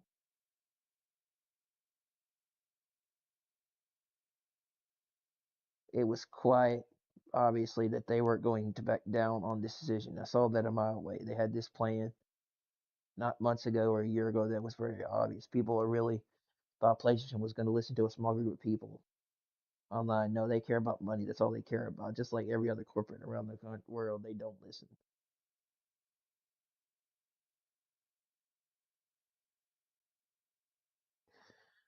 So it's confirmed that PlayStation is a dead brand. No need to boycott a dead brand. Thanks for confirming, Sony. We need to beat this dead. We no need to beat this dead horse any further. She basically said, "Fuck all of you," but in long, drawn out corporate speak, they should tell you about everything you need to know about what Sony really thinks of the loyal customers. They don't give a fuck because they don't have to. But honestly, rather she outright say, "Yeah, we did this to make money," and I'd respect it way more than his PR boardroom statement. Bomb Sony headquarters, so it's war. Right to jail. Yeah, yeah, sure, sure. We heard you money bitches are frankly right there. We don't give a damn. You will own nothing. You will like it. And there you have it. They don't care about their consumers anymore. They ain't getting another dime out of me for a while.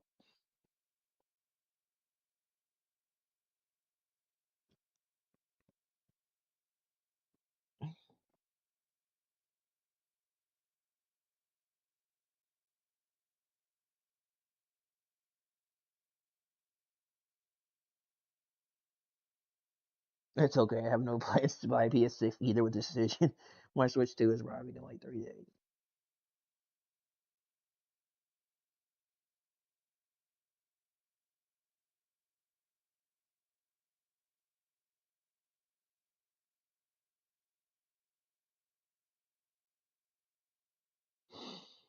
I don't know, bro.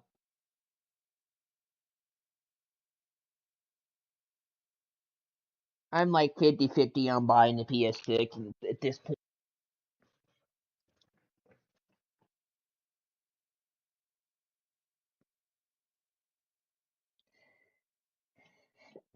Yeah, Xbox had a marketing campaign for Gears of War E Day that had a special presentation at SummerSlam for WWE.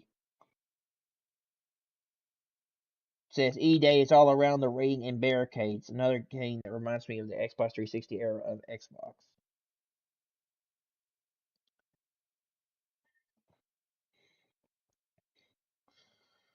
EA CEO Andrew Wilson's 8 million rise now puts his total compensation for the 2026 fiscal year at 38.6 million. SEC filings revealed this while EA laid off an undetermined amount of Battlefield employees last March.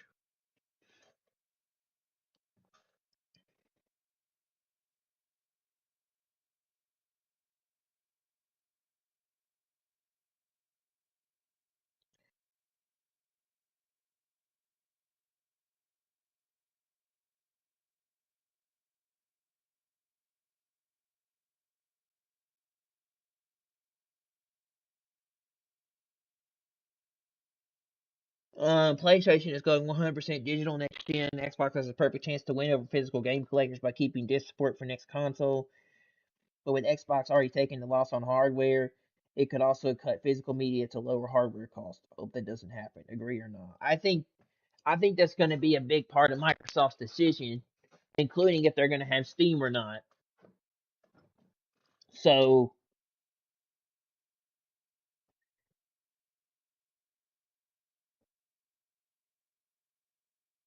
I really do think Microsoft and Sony are both going to go digital. If Helix go properly physical without mandatory online checks or anything like this, I'll take it day one regardless of its price. The disc drive is the only thing keeping me from buying a digital only console. If they drop it, I'm out.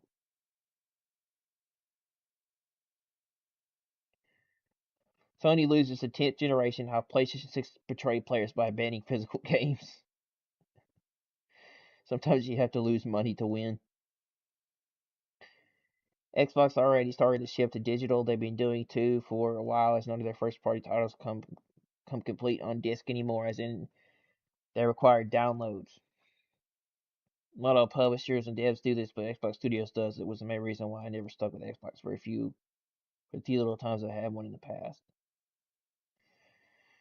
Rumors are they want to ban the physical. If so, my first preference would be Xbox next gen. I don't pay full price for rentals. If this is indeed true, I won't be on PS6 next gen. Then again, with the way of consoles prices keep rising in price, how much these companies sell their consoles will be the deciding factor for me, consumers, including me. It's really sad and unfortunate, but masses really don't care about the physical disc that much. I don't know. Tell that to 4,300. Tell that to 430,000 something signatures on change.org for the petition. Clearly, people still do care about. Clearly, a lot of people still care about physical discs that much.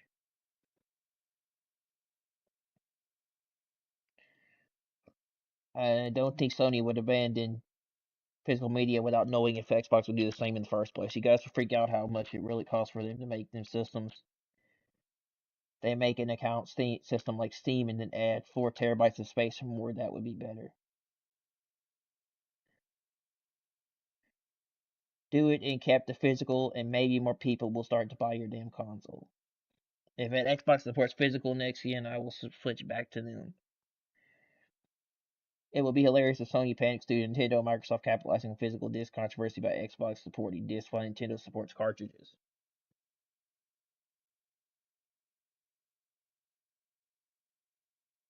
I just have a feeling that Xbox is going to do the same thing as PlayStation. It's just the digital only future. I think they are too. I think Xbox is going to go all digital like Sony. They've already said that they're going to go all digital, but it's in the rumors that they might have. It's in the rumors that they might support disc. They might have a disc drive next generation, but I doubt that's going to happen. A lot of people have been confirming that Microsoft is going to go to an all digital system with the Helix, just like the PlayStation 6.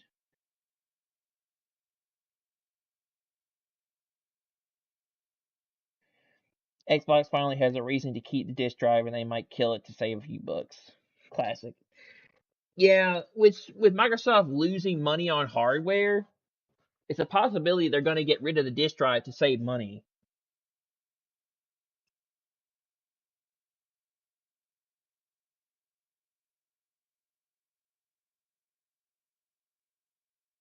No disc, no buy. Xbox been digital. Sony is so quick. One point to Xbox. Can't remember the last time I bought a physical game. Digital all the way. Oh my god.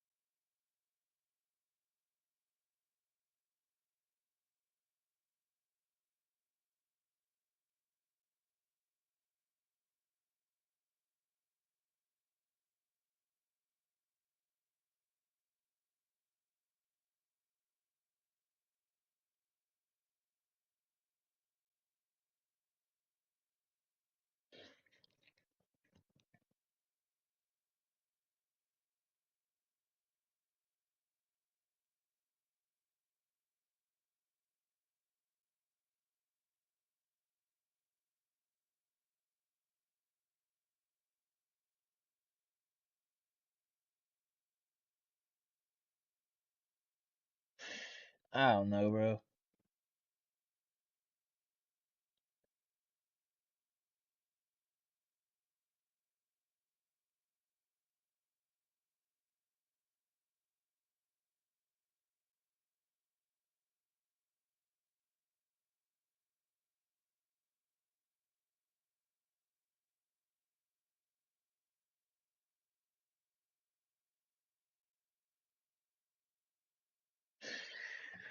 I'm really 50-50 on buying the PS6 next generation with what Sony's doing.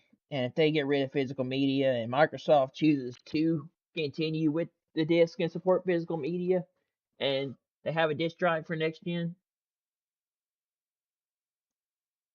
it's a possibility I might buy an Xbox Helix or buy an Xbox. I don't know. Knowing I have a gaming PC, probably not. Yeah, it's not decided yet if Microsoft is going to have a physical disk drive or not, but it's in the rumors that they are. It's rumored that they are, but it's not yet confirmed that that's going to happen yet. But they might. But I think that Microsoft is going to go all digital, just like Sony. Microsoft sees what Sony's doing, and they're doing the same thing to compete with Sony. So these two are both in competition with each other, and they're doing whatever it takes to compete with each other. And both of them are trying to figure out how to sell. Both of them are trying to figure out how to outdo each other and sell the better product. So I think they're both going all digital. I think they're both going digital only. Even though Microsoft has a disc to digital feature, which lets you digitize your physical games to have in your library to play them whenever you to be able to play them in the future through backwards compatibility, but I don't know. Maybe Microsoft might have a disc. As far as I know of, I don't think that's gonna happen.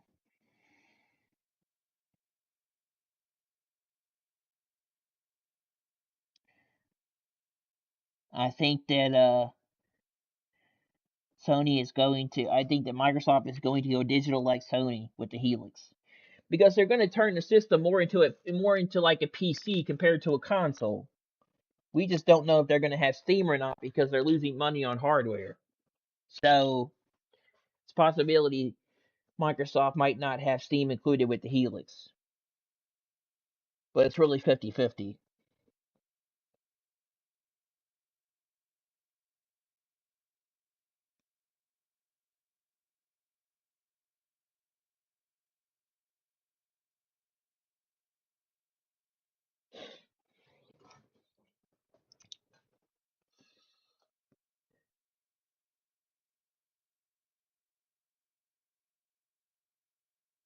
This was interesting. It says Sony says physical game discs are no longer a major differentiator between PlayStation and PC. It says instead it believes PlayStation advantages are curated content and more consistent hardware experience, easier setup and support first party exclusives. Sony also says PlayStation and PC can coexist peacefully rather than directly compete. In other words, going to be bringing games to the PC anymore.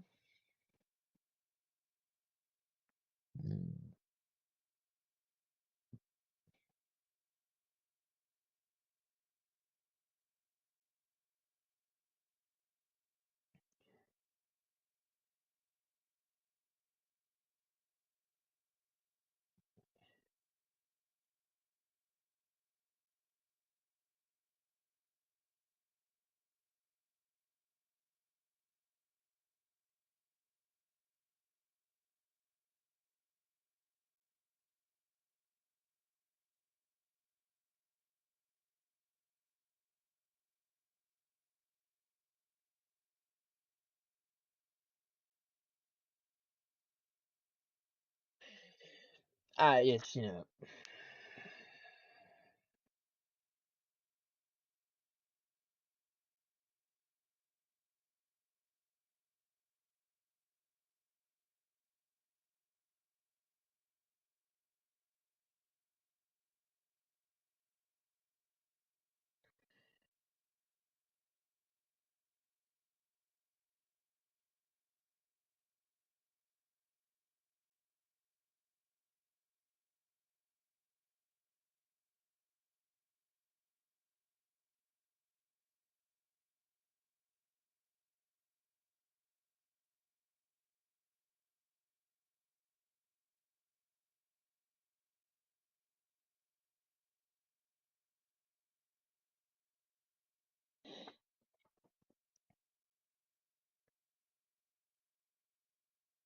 I'm not gonna buy the PlayStation 6 if Sony keeps going down this road with saying no to physical media thing and everything's on a digital license and you're gonna have to rip your game and you won't be able to own anything including physical disc or physical media. And because I have a gaming PC, this very well might be the last generation of PlayStation I buy going into the future, which I'm 50 on. But if Sony keeps going down this route, and they've already confirmed they're going to do it, I don't think I'm going to buy the PS. The only reason I buy the PS6 is for the show, but that's going to be a hard one for me. It's going to be a hard. That's going to be a hard one for me to buy the PS6 for the show, even though I love the show and I like playing baseball. And I'm going to have to buy the PS6 eventually to play the show. That's going to be a hard no for me with what Sony's doing with physical media and discs and getting rid of everything and not allowing you to own anything in your product and it being on the digital license. And if PSN goes down, you can't use it. With it being all digital and it being on some kind of rental thing like Netflix, I don't know, man. That's gonna be a hard one for me. It's gonna be hard for me not to buy the PS6 for the show, but I probably won't. I'm probably not going to buy the PS6. I just don't think I'm gonna buy it unless Sony comes up with some kind of option to support backwards compatibility with the PS4 and PS5 games with discs.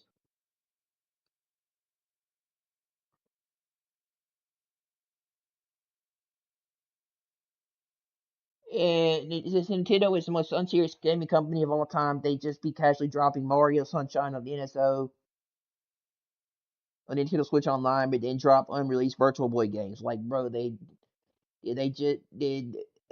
They had these just laying down on flash drive somewhere. Says two previously unreleased Virtual Boy games are coming to Virtual Boy Nintendo Classics for Nintendo Switch Online,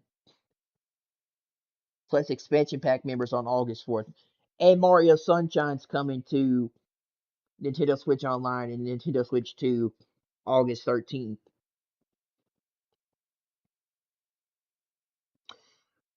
It says they're bringing the old MySpace app back. There's an OG social media app. MySpace is coming back after being down for many years and will bring back the same classic vibe and iconic features as the original platform.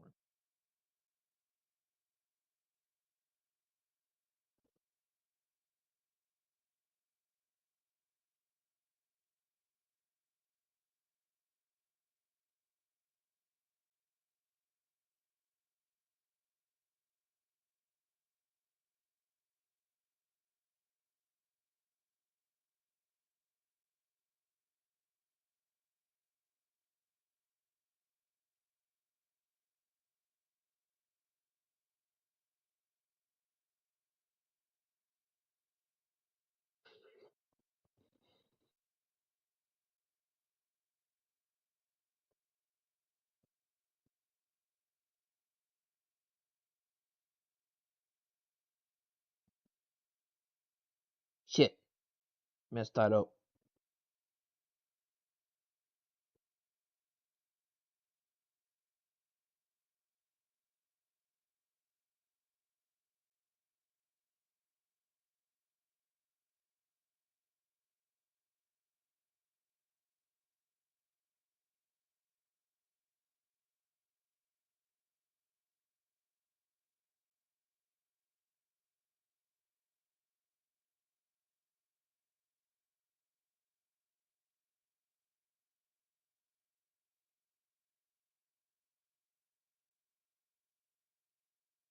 We're officially in the era of nostalgia apps. Yeah, definitely. It seems like that. That's for sure.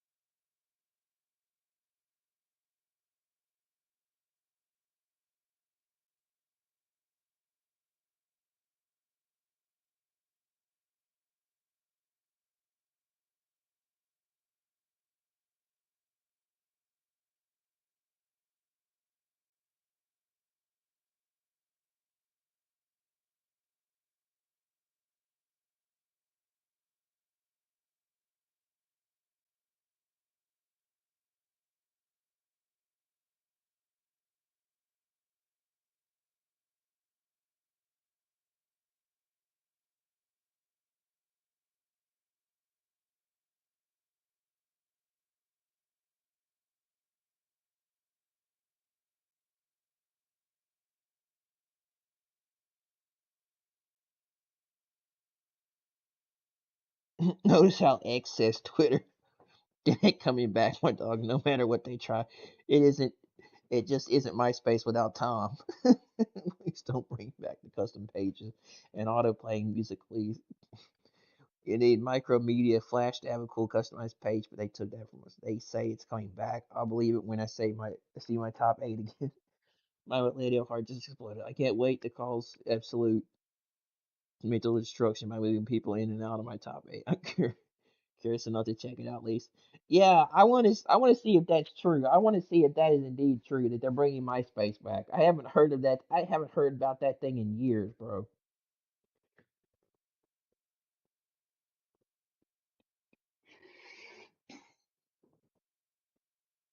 We not in 2010 no more. May peak again or flop.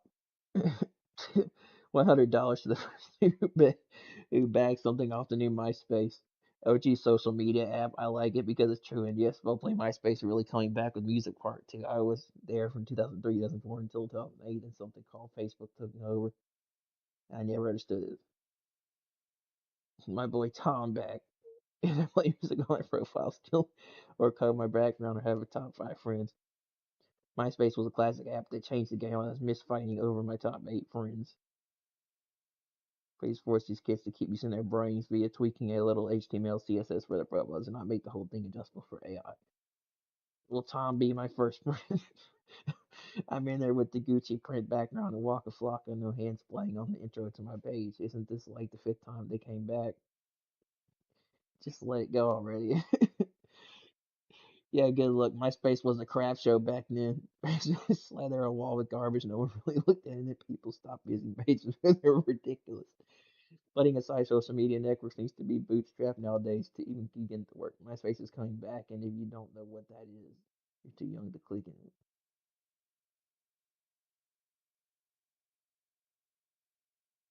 No way is Tom still in charge of it. We're already building our own websites with way better features than they can afford to be honest. The features that other socials provide, we don't need them. They're going to 20-year-old nostalgia too late. I only want it if I can get my old profile back. I miss MySpace. It was blast. I only had one friend. His name was Tom. What are the modernization features? Bet. You be born after 94, stay the fuck away from this app. Thanks, this is for 90s babies. HTML and bring all my old shit back. Yes, Tom got bored of hiking the world. Love to see Yahoo chats make a comeback. Good times. As well, when you realize there isn't even an official MySpace app on the App Store. Almost After almost 15 years in the void, we not in 2008 no more. Jeffree Star is going to love this. Ain't ready to hear my bitch complaining about my top friends. I want all my full videos back. Bastards deleted my childhood. Now you turn to start hosting actual mixtapes again with downloads you won't. I'm now taking applications for my top eight. I know who's my top friends gonna be. Coming to our page was announcing our personalities. If not me, then who? How the fuck is that planning to work when comments.com is shut down though? Where are we getting our background from? Went to log in, entered my username, and before I could even input my password, a loud ass Pluto's TV ad started playing. Too bad we're all 30 now and don't use shit for social media besides X. Yeah, ain't that the truth, bro? MySpace is so old. Basically, people haven't used it in over a decade. It just feels to me like, dude, I'm 29 years old, man. It just feels to me like old shit's making a comeback anytime I turn around. Old games, remakes, remasters, old movies, old remakes of old movies. And then like decade old games are making a comeback too. It's like and games I grew up with in my childhood are coming back in my older age, and I'm like, I haven't seen this shit in years, and yet and yet it's already come back. It's like I didn't even know that was a thing. I haven't seen this shit in years. I'm like, I haven't watched that or played that in over a decade, and it's like, fuck, man. It's like they love to capitalize off of nostalgia for money, don't they, man? They do. And like it seems like when I turn around every second of every other year or every couple of years, I see some movie I haven't seen in over a decade make a comeback, and they're going to make a remake of it, or a game making a remake or a remaster, or some kind of game I haven't played in over a decade makes a comeback, and I'm like, I haven't seen this game in years, bro. And they just love to capitalize off nostalgia and rose-colored glasses of people. It's like people wearing rose-colored glasses thinking things are going to be better because they're brand new, brought to a new system or a new platform. But no, it's the same old shit, just brought to a new system, and it still has the same problems, but worse because they're focusing on graphics and visuals over making a quality gameplay experience. So it's like that. Every time I turn around, it's like something is coming back that I haven't seen in over a decade. It's like I remember MySpace being a thing. I never had a page, but I remember it being a thing when I grew up. And I haven't seen MySpace shit in over a decade, bro. But anytime I turn around at 29, and I'm almost 30 years old, I'm almost in my 30s, and every time I turn around, I'm like, shit, there's another thing coming back from my childhood. And I'm like, they just love to play with my ass, don't they? They love to play with me for money making nostalgia reasons. Like, here, we bring you something back you used to love from your childhood. Here, give us money for it. I'm like, bro, you just love to you just love to play with me, don't you? You love to play with me and get me hyped and interested in something that I haven't played in over a decade, and then get me to buy into it again, like fucking Halo.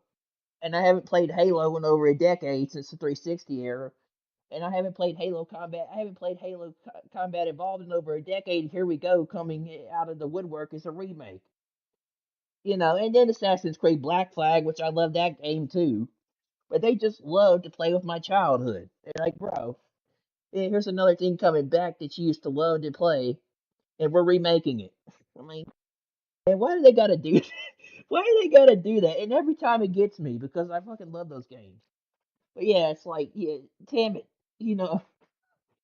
It's like I'm 30 years old and I still love that shit. I still love the nostalgia of that shit, bro. It's like, damn it. But it's true. We've got so many social media apps now, we don't really need MySpace to make a comeback.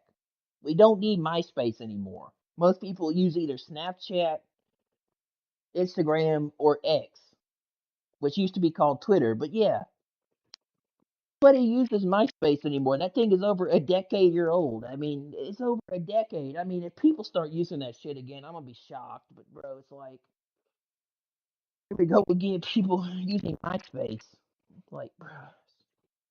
But every time I turn around, something old is making a comeback for nostalgia.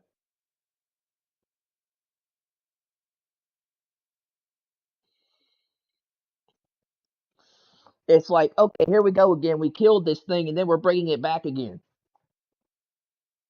That's why I think like they're gonna try to kill physical media and disc, and then all of a sudden it's gonna make a comeback.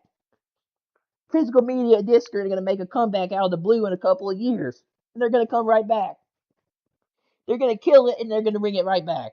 So that's what they do. They kill shit, and they bring it back, and then they use it for nostalgia to make money. That's why there's so many damn remakes and remasters.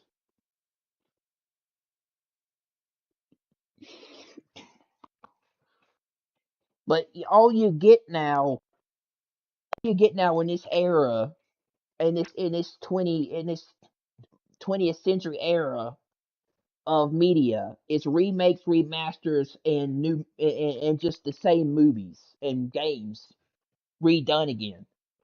You don't get anything new or revolutionary or anything like innovative. You get a shit ton of remakes and remasters, especially for gaming, because they love to capitalize on people's nostalgia for gaming. They do,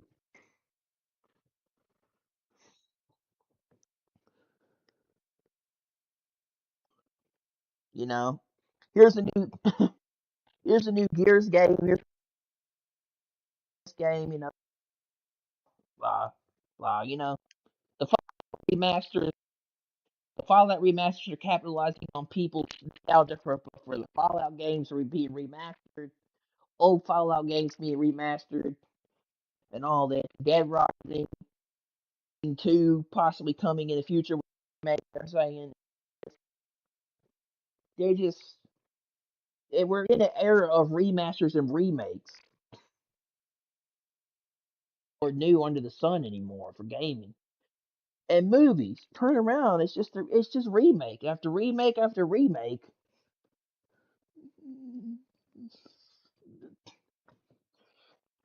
I don't know.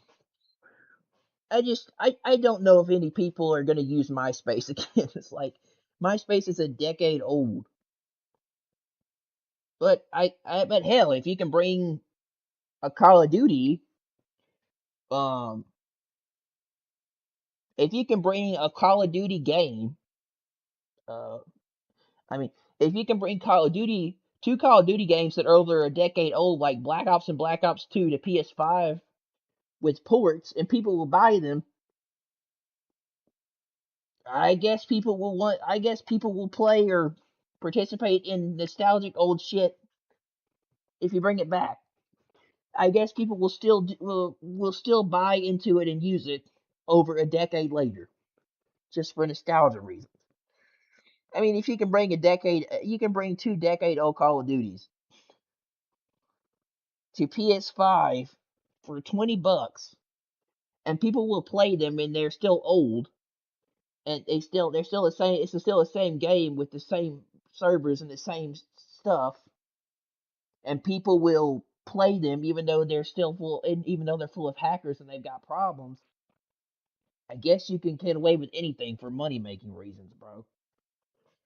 But I'm almost 30, and at this point, that does not surprise me anymore. Shit doesn't surprise me anymore when it comes to fucking when it comes to corporations and what they do with money, how they sell products, especially with the movie and the gaming industry. Like the gaming industry and the movie industry is the easiest thing to figure out because mostly what they make is remakes, and mostly what they do is remakes with movies, and they may do remasters and remakes with games. You you turn around in about a year or two, and then the next thing you know, they got this new remake or remaster for $70.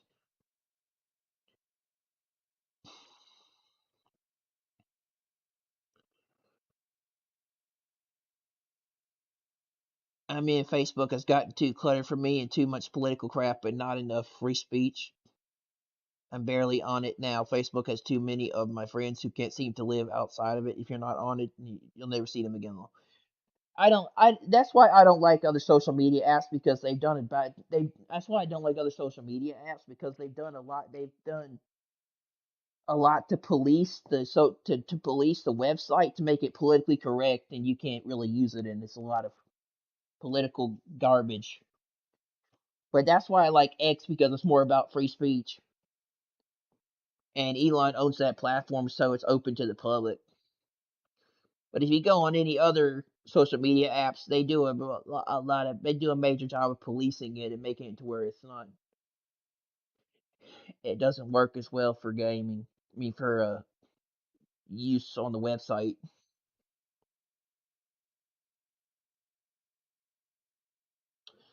Good, give these meta fuck boys some competition because they're doing what the fuck they want out here. Yeah, that's true. Wait, we can make our own profile again. Yeah, I will definitely leave Twitter. Was we not just talking about MySpace too? Girl always ahead of the curve.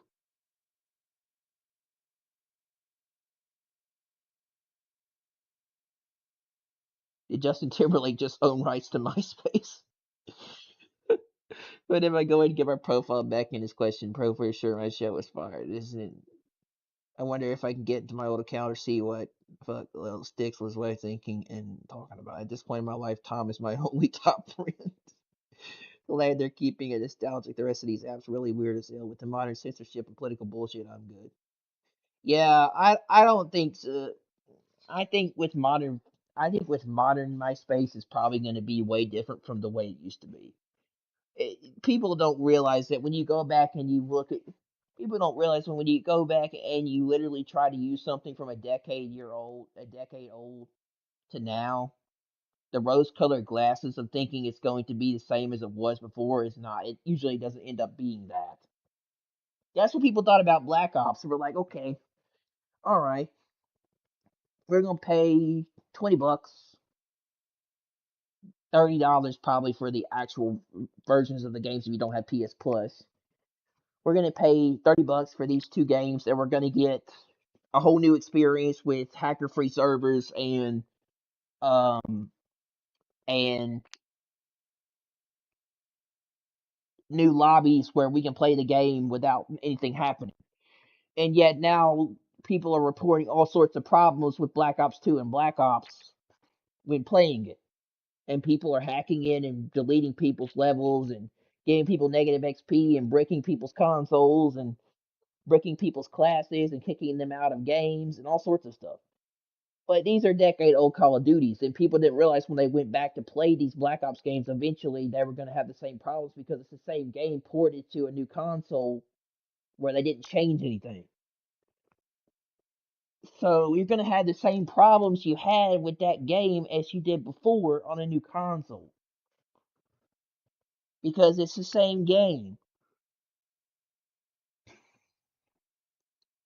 It's not all sunshine and rainbows on the other side of the grass. It's not it's not all green on the other side of the other side of the thing there, bro.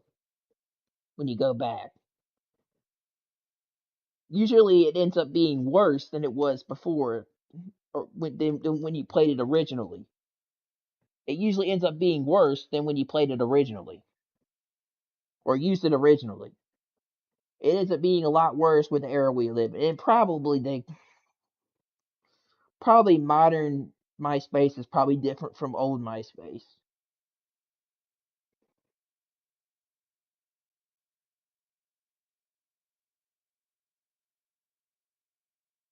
I'm ready to go back, fuck Facebook and Instagram, bunch of ads, and tired of seeing BS on my feeds from no friends.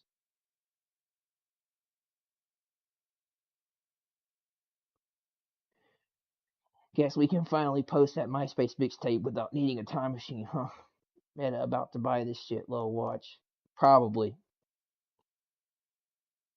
My homepage was about to be fired with the background music.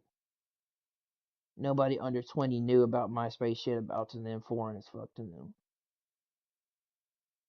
No way why it took so long, we already have a WordPress.com. Don't do it. Too many bots would ruin a classic. Yeah, exactly. I only use it if MySpace Tom owns it. If not, you can tell the owner to fuck off. Same thing as always. MySpace only worked because it was 2006. Won't be the same. A repeat of Origins, where they should have been did this or never got rid of it. I wouldn't have ever made Facebook. Mark fitting to cast that ash out so fast he not letting shit slide. Bringing the music to X.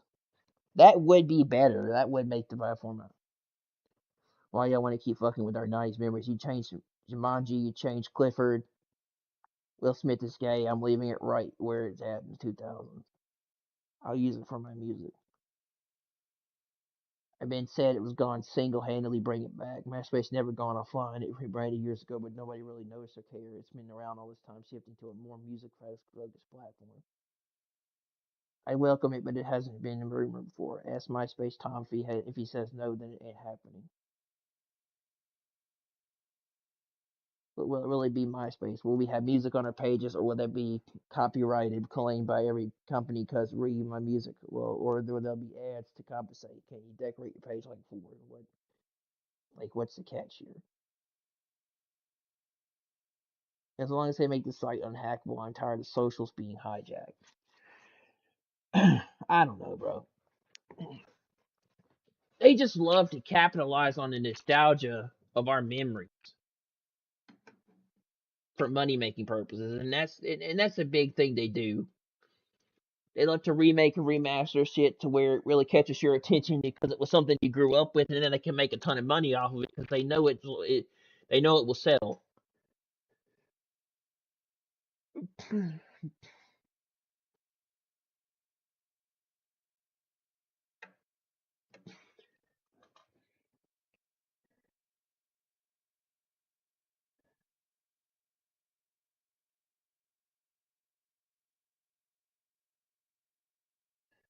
It says Xbox, we're going to focus on Minecraft and putting Xbox services on every TV. It says PlayStation, we just had our best digital sales ever, and we're not reversing course on any physical media. Meanwhile, Nintendo Fall Damage and Gears of War E-Day is a thing. I think I've already gone over some of this.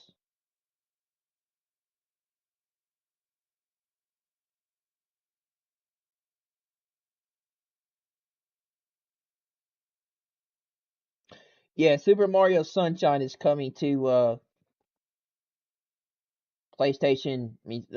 Super Mario Sunshine is coming to Nintendo Switch Online and Nintendo GameCube August 13, 2026 for Nintendo Switch 2.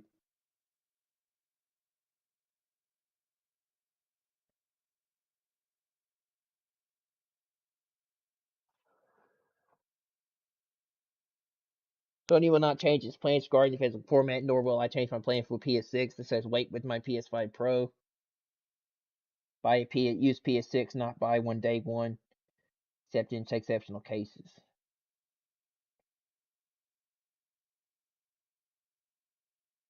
It says PlayStation 5 console sales down or just 36% in just 1 year.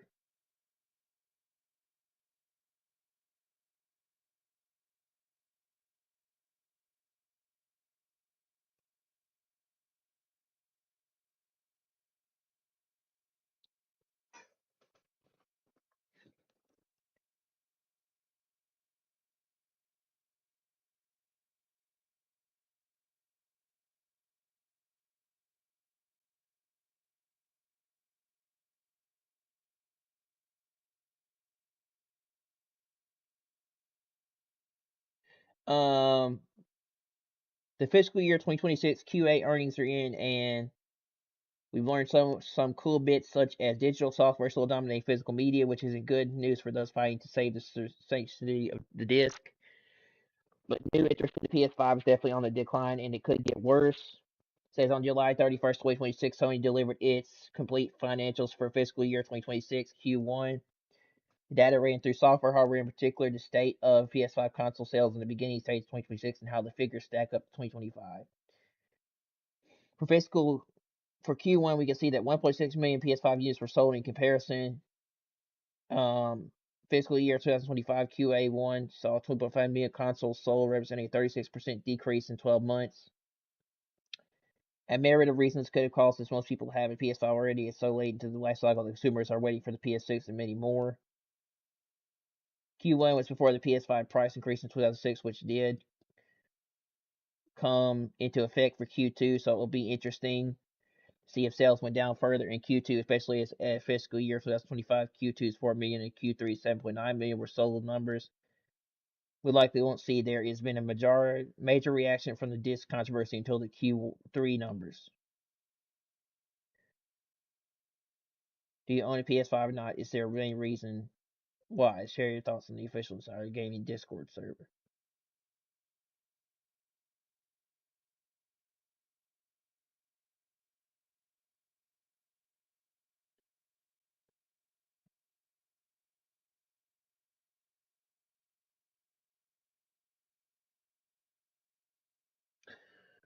Alright, let's see what else we got here.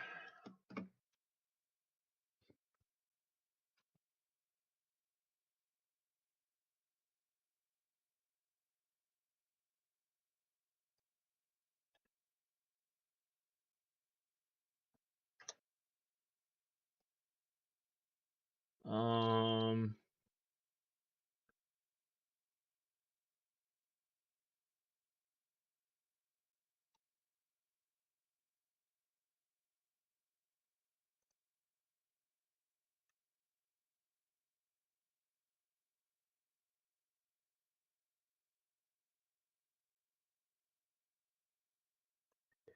Uh, Microsoft may stop releasing Xbox games on Steam eventually. Microsoft plans for Xbox Evolution PC. This might let them abandon Steam. It could go either way. Nothing final. This means Microsoft will focus on their app and store for control over sales along with Game Pass. Yeah, that would. Yeah, I would hate that if that would happen. That would piss off a lot of gamers and make them mad.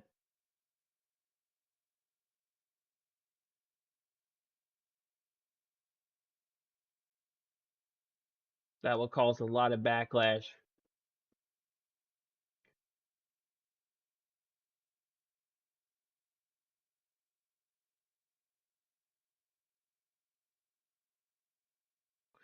Wherever Xbox goes, we go. Our blood is green. Ashley is our queen, the Xbox fan. Bro. What would it take for them to actually drop Steam, though? Feels like a massive risk with how many people buy there. Yeah, and the fact that Microsoft owns Windows and a lot of their stuff comes from PC, why would they drop Steam? Why would Microsoft drop their games from being sold on Steam? I guess because they're not selling as many. I guess they're not selling as much stuff on the Microsoft store as they are Steam, and that's why they're going to take it off. And that's where they're considering abandoning Steam. But they're saying they're going to have Steam on the Xbox Helix, possibly. Maybe it's 50-50, but the rumor is that they might not. But it's a possibility that they might.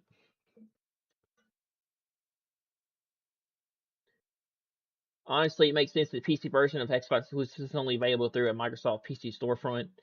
Letting Steam take 30% cut of their games doesn't make sense.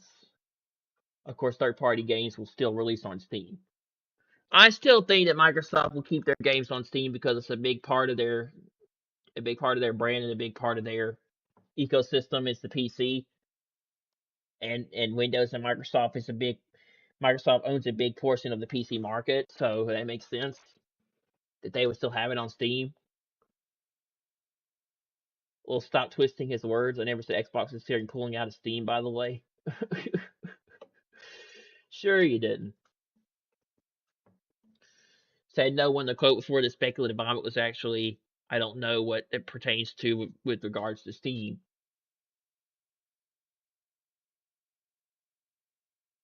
Wait until Xbox be crawling back to Sony or end up like this GIF. If Microsoft's goal is to sell consoles, they need to stop all PC game sales, otherwise they're still spinning their wheels and repeating the failures of the past. But this won't happen. Xbox is more PC these days than console. Exactly. Microsoft is more about the PC ecosystem than console. So it's more likely that they're going to go in. They're considering expanding into the PC market with the Helix.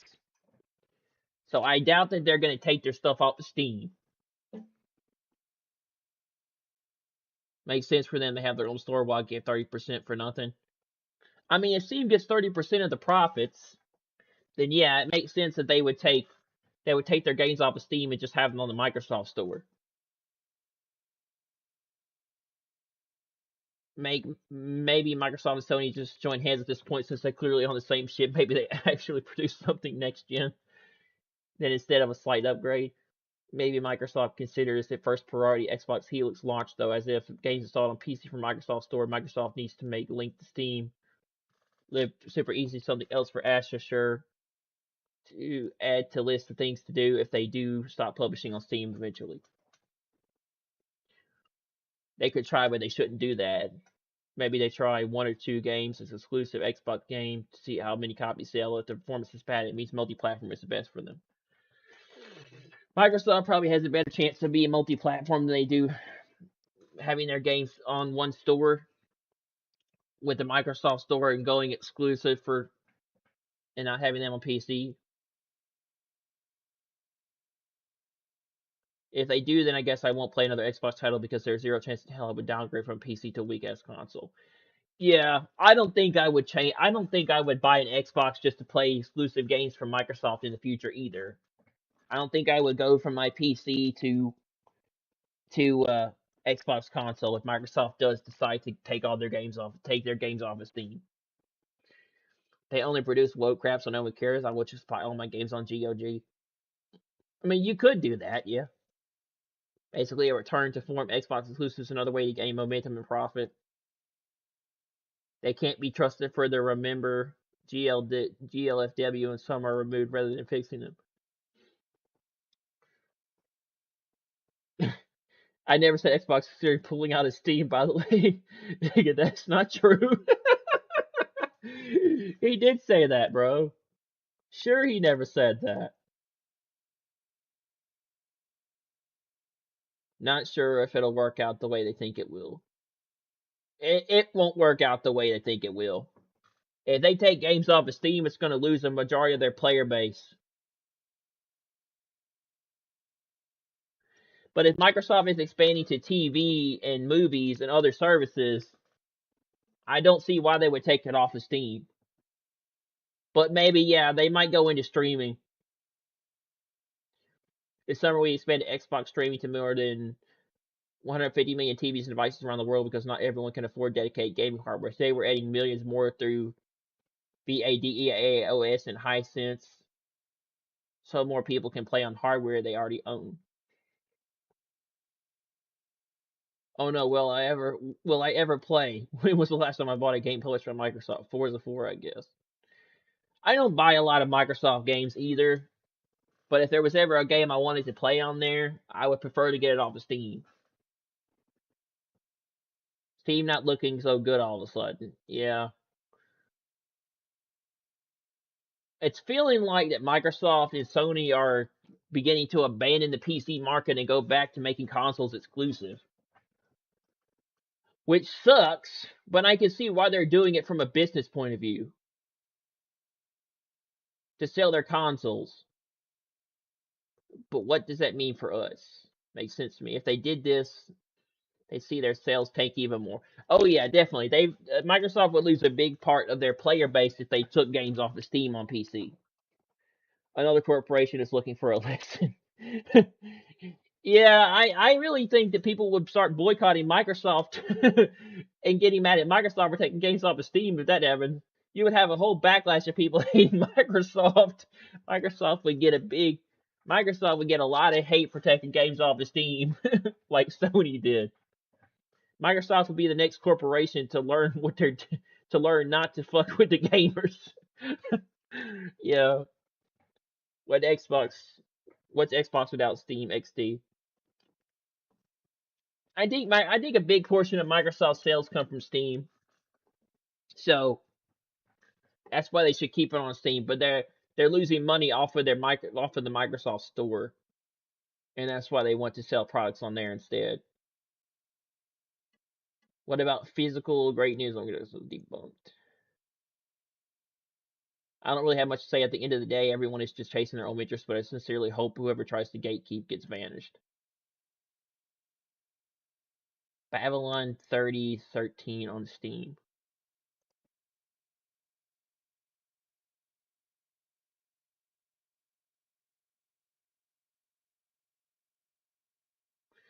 Xbox is dead and gone. No one wants to play interactive propaganda created by woke rainbow lunatics. Same with Gay Station. Their play has all the limits. Get riddance to both of them. We finally have a world with no consoles.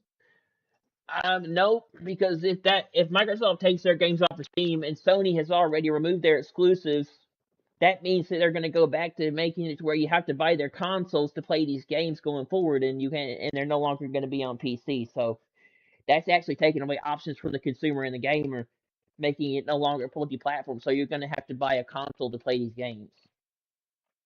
So technically, it's not a good thing for the consumer and the gamer.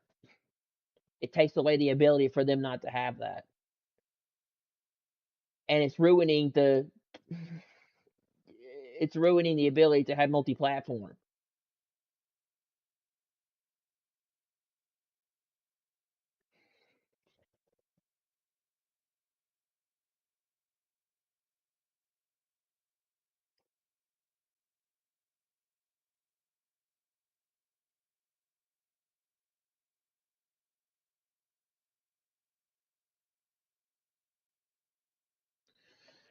Does anyone remember this game? What is this game?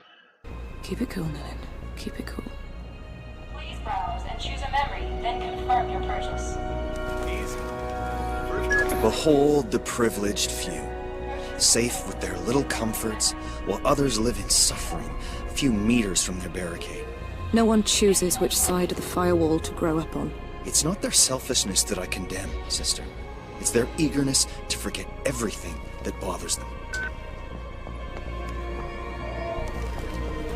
Now that outfit is totally out of style. Citizen, in accordance with the sanitary charter. Impossible, just impossible. I'm late. Dear Lord, I'm so very sorry, madam. Hey! Are you okay? Should I call for emergency assistance? No! Hey, I'm fine. If you should desire to file a complaint, my identification has been saved by your Sensen terminal. Good day. Finally! I've been waiting 20 minutes! Huh. What is this game?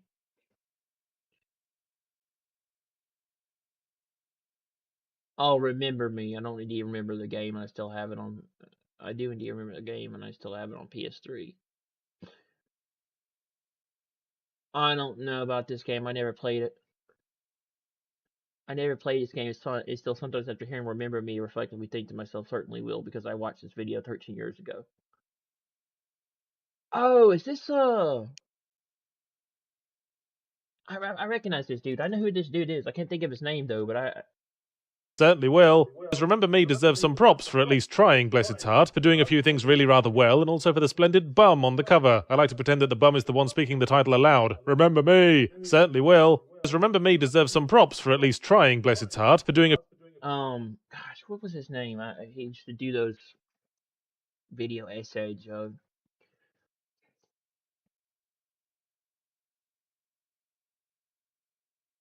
Limp Biscuit? Not Limp Biscuit.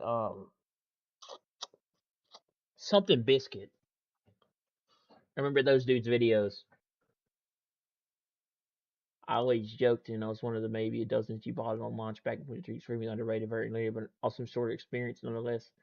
Also works great on Steam Deck PC for those who don't have PS3 and 360. Not's first game, Remember Me, I like this game. I got the plat on 2014 though.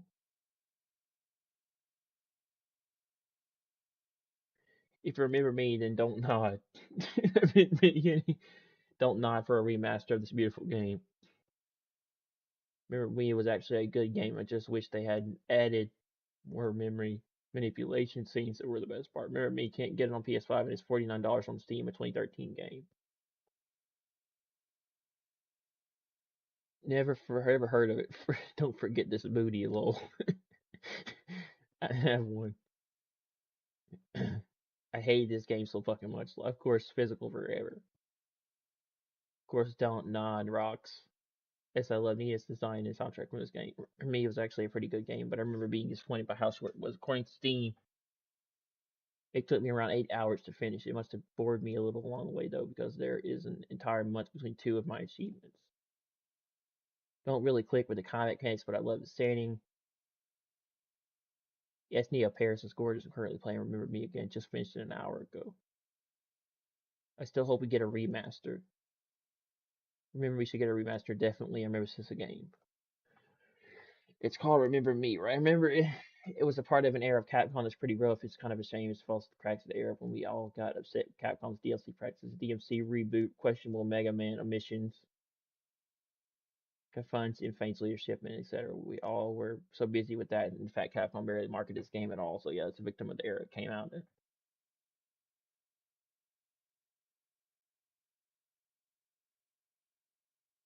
I just wish Do Not stay this path. The game was unique industry instead of Life is Strange route. Fantastic universe. I want more. Where's the damn disc? Where are the discs?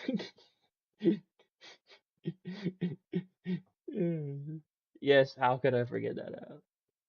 Quite the gameplay itself forgettable. The level design top tier.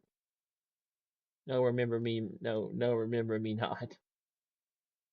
No, no, but I could make a name for it. Cyberpunk 1977.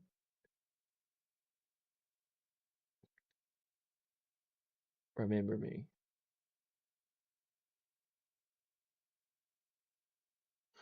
I don't know. 20 days until the Modern Warfare 4 beta. I really do want to play the MW4 beta before I consider pre-ordering this or even buying it outright. I am going to buy it. I am going to play the MW4 open beta before buying MW4 or pre-ordering this game. Because I really want to know what the game is about, or I want to try the game and I want to try the multiplayer, see how it is before. I want to try the multiplayer and play the game before it comes out.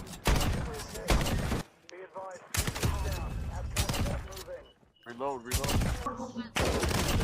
Before it comes out.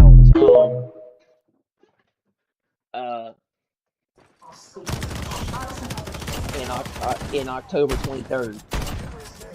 I want to play the open beta or play the game first and see how the multiplayer is and see how the experiences and gameplay is before I pre-order MW4 or buy the game full price in October. Because it looks to me like the same gameplay elements from MW2 and MW3 together with MW4 gameplay, graphics, and gun mechanics and shooting. I don't see much of a difference between MW4 and MW2 and MW3. Reload. Except maybe for a lot smoother, a lot better graphics and smoother visuals, and making the sliding a lot more smoother and better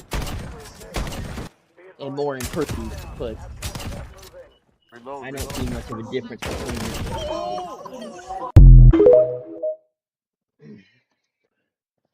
I'm hungry.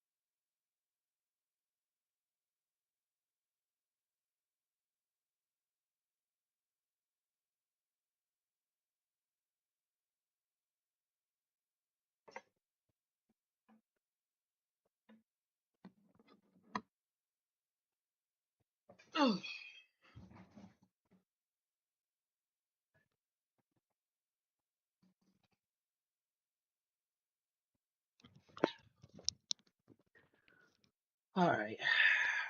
I'm back.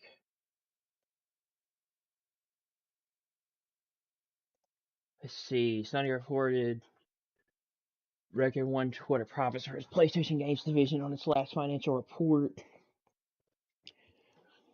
Operating income increased 37% year-on-year, mainly due to U.S. tariff refunds.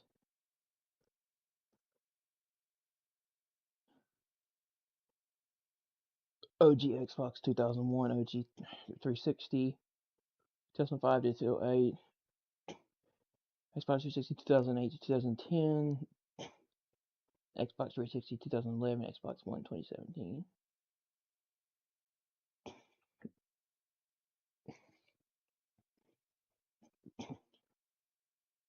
Laser Fast Award.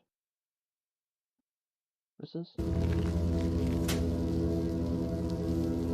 Use power laser. Wow, boss, your yoga setup's really paying off, huh? Okay, Angel, you're up. Let's roleplay opening this safe. I'm always here to help.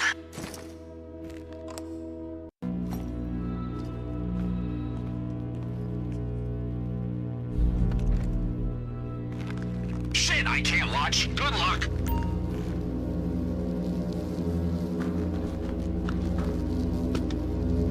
If you want to turn some of those lasers off, look for the switch.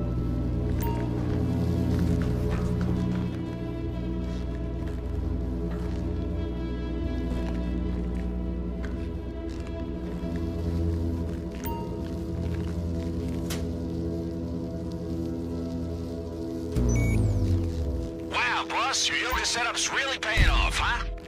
Okay, Angel, you're up. Let's roleplay opening this safe. I'm always here to help.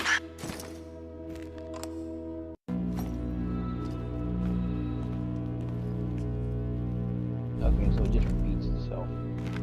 Shit, I can't watch. She does a flip and split at the same time. Wow, that's impressive, bro.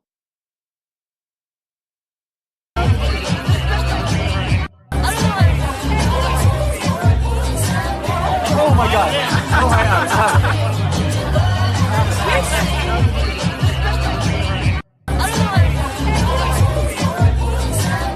Oh my god! Oh my god!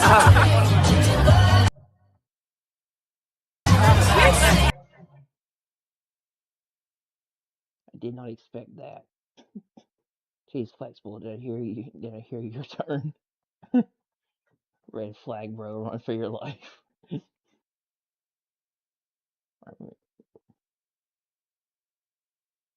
As a guy, I'm in pain just watching that. Gotta be like, I'm not doing that. She split it, but he was the one feeling his boys. It requires a lot of practice to do backflip and split together, but I never seen someone doing both.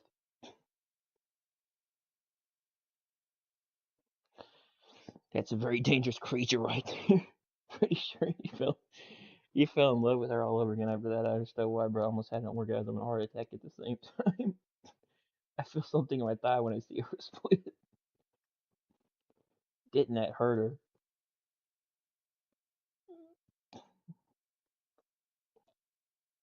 Your turn. There's a way in hell he's beating that. Like there's a way in hell he's beating that. A few hours later. Low boneless girl, flawless. That means she's very flexible in bed too. The boyfriend was so proud. He keeps looking at me like this. Bro, in front is living every emotion at once. That lady was crazy, and what she could do onto me. Why did he instinctively grab his crotch? Hasn't all the ex do that one time at a bikini contest at the beach? Athletic ability and flexibility needs to pull up that smoothly. It's insane. That's a singer from Chainsmokers. My joints pop just looking at this absolute gymnast behavior. Someone called Tom. We just found Spider-Gwen laying in the ER just watching this. My guy touched his wee-wee when he realized what they were in for. When he realized what they were in for. Bank accounts were created just for her. Like, how do you even learn to do that without injuring yourself? Yeah, that's what I wonder. Damn, Sargent exploded the potential. His brain must be working overtime trying to think of all the positions. She used to be a cheerleader, but then the same talent. I don't know what is. Well, for a second thought, I thought they were gonna have to call the ambulance, backflip and split at the same time. Absolute wild skill. Crotch instant rejected that. She is a magician, not a human being. I mean, who the fuck can backflip and split at the same time? I am amazed by her talent and shocked as well. Let's see what else we got. Microsoft optimizes Windows 11. Microsoft confirms it's optimizing Windows 11 to reduce the system's memory consumption and make it pleasant. Okay, I already went over that. Quick resume on Xbox Series X teaches a masterclass to any other console and PC.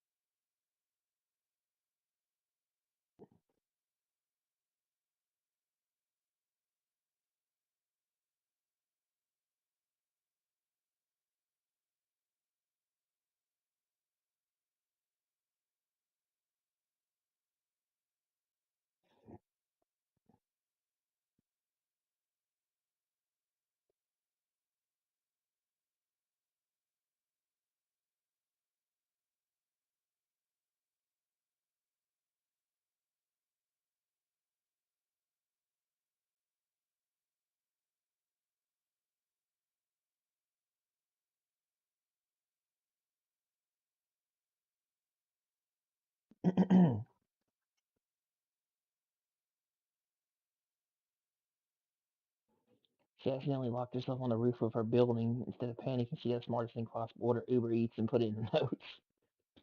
Please ring every doorbell until someone lets you in, and then come to the roof and let me out. Not only did she get rescued, she also got a burrito out of the deal. Problem solving queen. That's in my apartment, plus I have a burrito now. I got locked in my roof and nobody's available to come help me out, so I ordered Uber Eats. I put in the instructions that you have to just buzz every apartment until someone lets you in, and then come up to the roof and let me out. Thank you.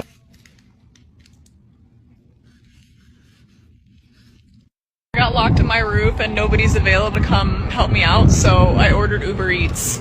I put in the instructions that you have to just buzz every apartment until someone lets you in, and then come up to the roof and let me out. Thank you.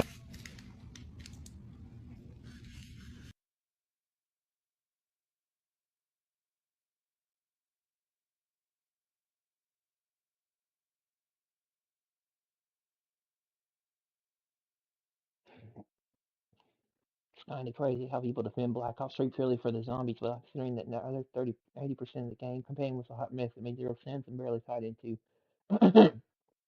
Black Ops 1 and Black Ops 2 at all, which was off-putting for 90% of players. The multiplayer had supply drops and shit wasn't particularly fun. Advanced Warfare did a better job with advanced movement integrations. Free roam simply abandoned after launch despite having a lot of potential. Nightmare was just a campaign with Doug audio, green eye zombies, and randomized missions. So I can totally get behind Black Ops 1 and Black Ops 2 being the best Black Ops titles collectively across all modes featured in said games.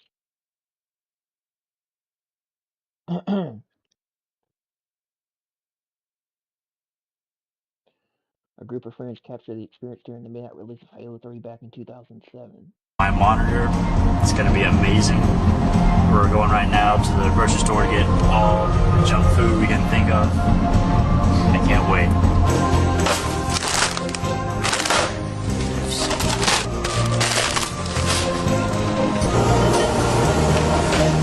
There are people camping here? There's people camping here. Oh my god.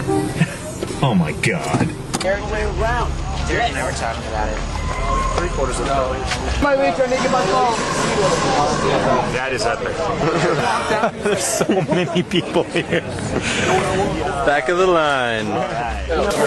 Wait a minute. Yeah, it's a bit different.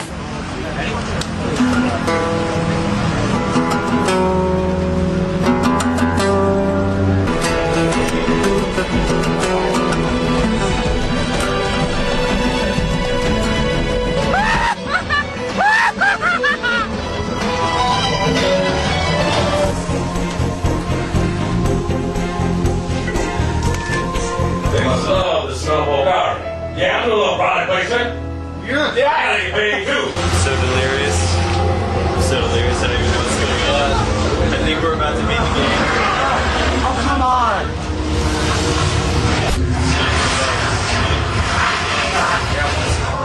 I just got on. We were playing a little Halo and it seems to have become gay. Daytime. I must get back to it, but I'm sure you understand.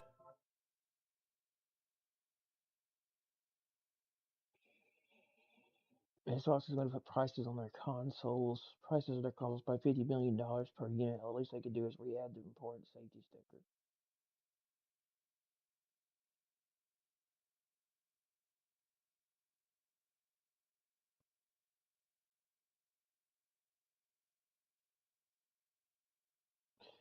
YouTube has begun the AI slot purge with over 30,000 AI content farm channels being deleted in 6 months.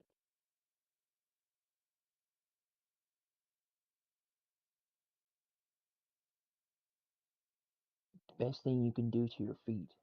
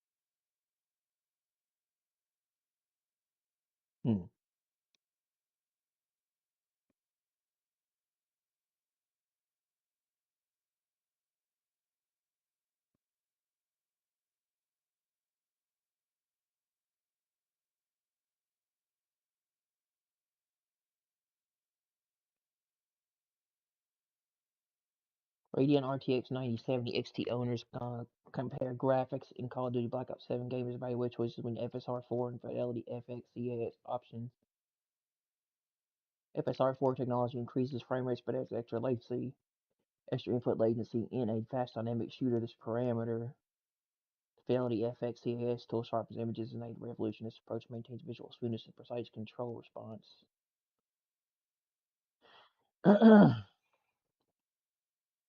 Spider-Man Brave New Day suffered a significant leap with a high-quality bootleg. Reported to see 5.9 million X and Twitter accounts before Sony took it down. Only 500 comments on this post. The physical boycotters are losing energy quickly. Step onto installation 04 and Halo campaign evolved out on PS5 now.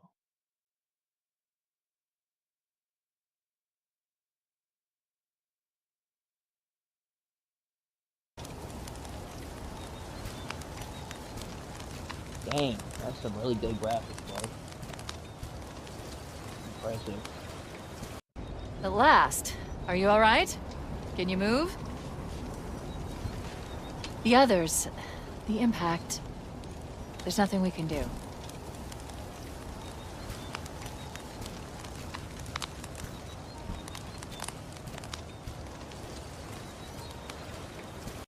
At last. Are you alright? Can you move? The others, the impact, There's nothing we can do.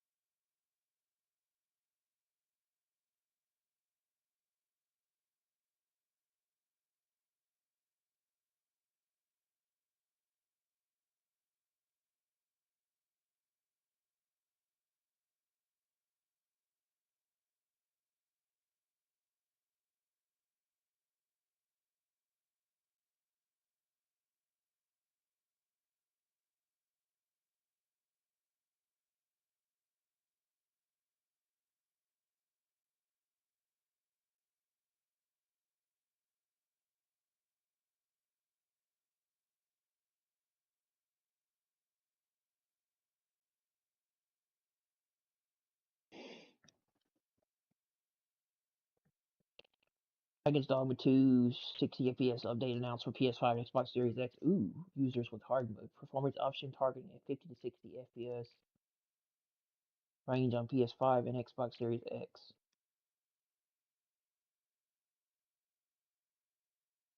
The innocent civilians of Los Santos once GTA 6 comes out.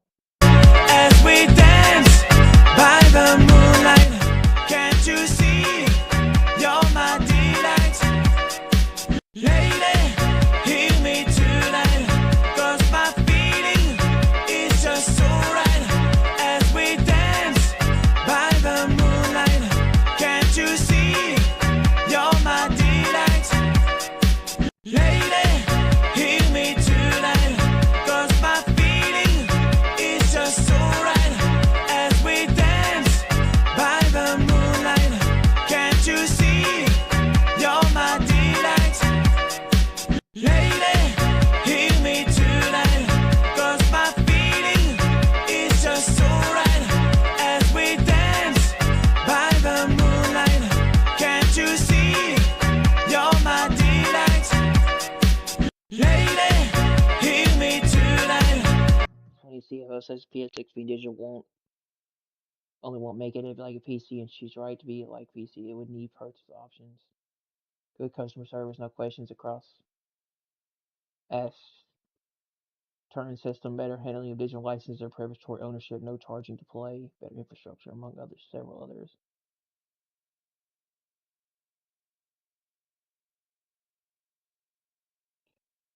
I feel like this guy hit 60 home runs last year. We're going as one of baseball's greatest mysteries.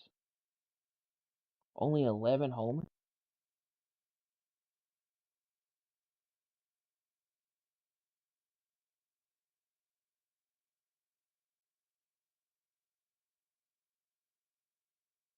Khaled Jupiter knows it didn't create the entire map of GTA 6. Inside City Skylines 2 based on community mapping project. The map looks incredibly accurate and compared to the game's actual screenshots.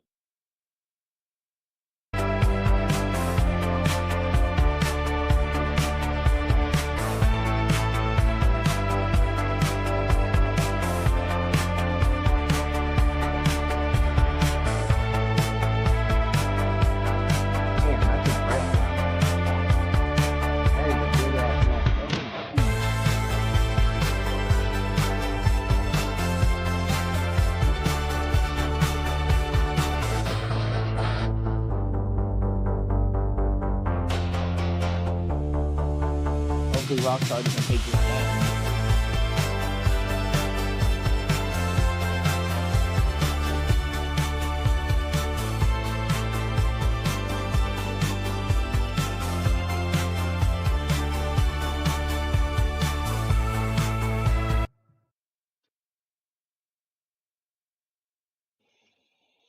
Robert Story is getting ejected after drilling Shoatani in the back. Baby! Oh boy. Look at Shohei just waving him off. Waving off the thing. Yeah, Shohei's turning around, telling his dugout, stay put, right? I'm fine. Right. Look. And that's 100%. 100% going after him. You have 3-0, you figure you're going to end up walking him. I'm going to just drill him. And they just threw Suarez out of the game. Yeah, and he has to go. Yeah, he did. He has to go. I mean, and there's not going to be any argument. I mean, maybe some argument, but that's 100% going at him. And that's not done right up there? Not up there. That's not done right. And but here's the thing on the San Diego side. Like that right there is unreal. That, again, just adds to this guy is on a completely different level. The mystique. It's unreal. Because emotionally right now, like I'm screaming, I'm MFing everybody. I am just like, seriously, like that's not a... That's unreal. That just, again, that adds to the legend. This game has gone completely off the rails. I mean, I didn't think that was going to come tonight. I did, when the count was getting deeper and deeper as far as 2-0, 3-0, I was like, there was... Did you start to worry? Yeah, I started to, I did, because I'll tell you, that long time ago, there was a guy, a minor league guy, that they used to, if he got walks, they hated it. They didn't want him to. So when he got 3-0 to a guy, he'd drill him because the walk total wouldn't go up. And I'm sitting here going, okay, well, he's going to end up walking. I didn't think they'd get him tonight. I figured it'd be in the next series. And so Yuki Matsui's going to come on to pitch. By the way, the tying run is now coming to the plate in a game the Dodgers trailed 5-0 in the middle of this storm. But this is beyond tonight's game. And this is like, if you're in the Padre dugout, you're saying this is Suarez just gets, accolades right now because pitching teams hits different. Xbox.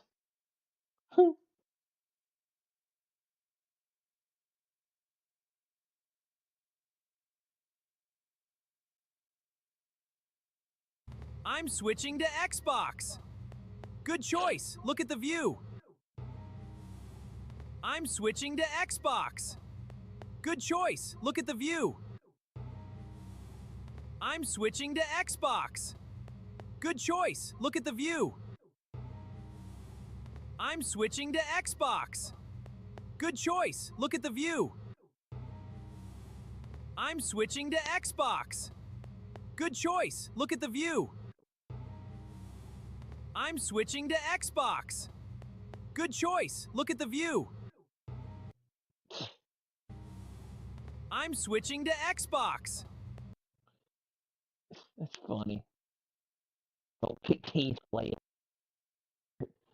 I think that may be me if they keep printing physical media. We welcome you. Billy, what have you done? Gamers. No more physical games. Fuck your consumer rights. Shoot him again. That's me. It's either PC or Xbox. Personally, I'm both. One box with no games, another box with no games. At least Xbox is gonna have a disk drive, or you could just go over to SteamOS and make everything more the merrier. None are switching teams though, since Xbox and PC has discs. We can keep the disc and be happy with the decision. I want a PS4. The RBG and J rookies now as a person who's okay with the actual beatdown, not okay. Concept of not owning it's obviously physically having it better, but this is a convenient way of buying such a visual product. We need laws helping consumers, not the seller. Y'all don't have Uncharted. Switching to Dead in the last placeholder, you funny guy. He should go back. That view is gonna match the vibe come E-Day.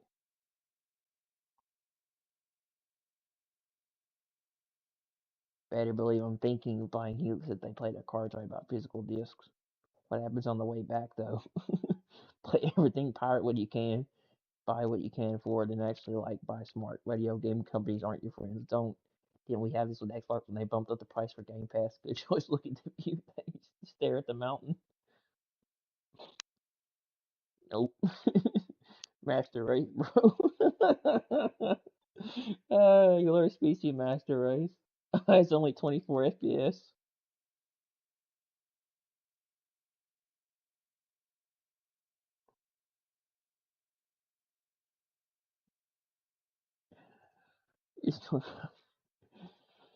Now I'm gonna take the PC cheaper and long term, more games, more options. To see the high CGI has its problems, but nothing is terribly bad. And Linux is getting better.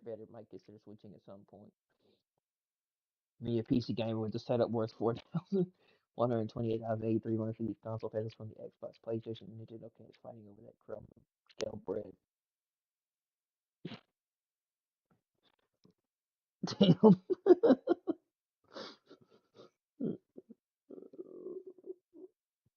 Oh, fuck this and fuck Sony. The cope is real. Your AI slop bores me. Don't count your chickens just yet. Xbox using AI as per usual. Who wants to move to the middle of the garbage dump? Wait till you realize Xbox was already digital only long ago and the physical discs are fake. You don't give a fuck. Don't use AI. Another AI slop. That's why I'm gonna buy myself Switch to a one disc, so I will go to the site that offers me codes in the box. Imagine being an Xbox alone ever. In a dream. AI slop.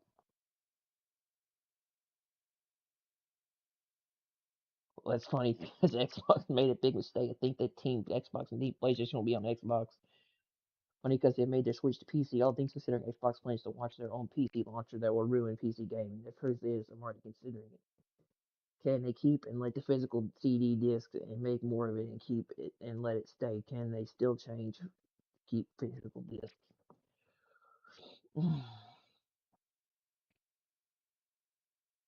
Pokemon. Charizard.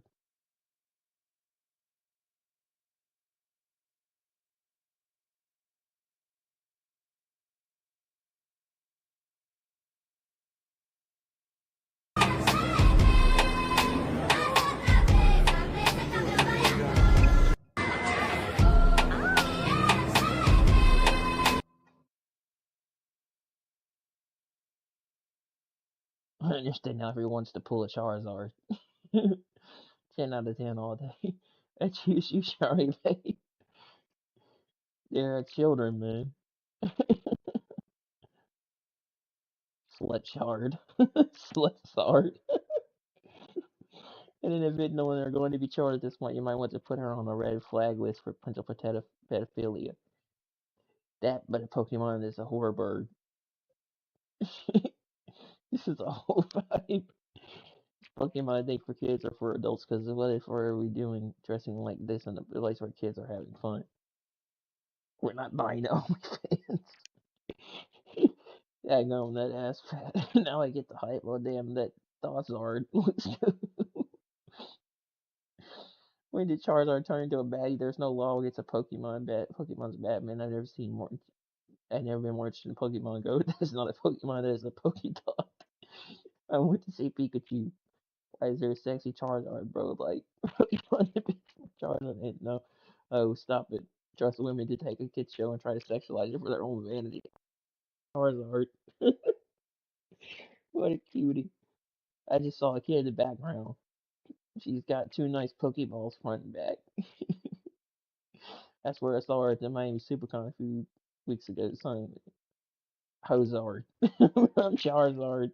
Pokemon is still awesome. Hozard use blow. Gotta catch 'em all, huh? Oh lordy. I need this. Charizard is needed. That's why everyone loves Charizard. Now Pokemon and it's popular these girls dressed up to get attention from the Pokeowners. Oh, Master Ball Go. Damn Charizard, I wasn't aware of your game. Well, if that went any further up your ass, your list would be showing damn 3 or 4. Zoroark. People still do anything you dress like sluts. Whores. What to catch her? Can I catch her? I mean, who is that slut? Plastic? Slut shaming needs to community needs to make a comeback. Honestly, we should financially protest every corporation on Earth right now. Don't dox my wife. Just another whore coming into the lobby over hype to promote her OnlyFans. I'm tired of these whores already. Whores once again trying to ruin some form of convention. Can we keep these whores away from Pokemon, for Christ's sake? You don't feel awkward with kids around. We get it, you're hot.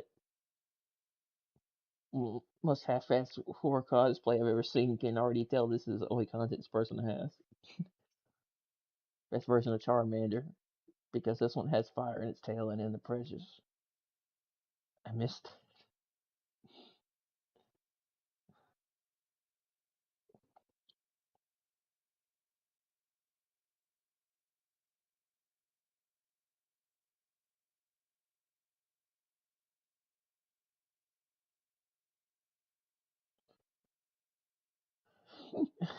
I would definitely Pokemon.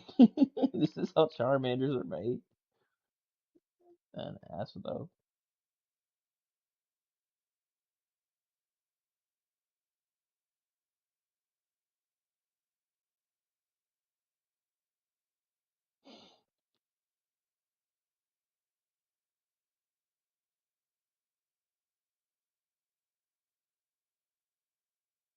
All women are the same, no matter what kind they are.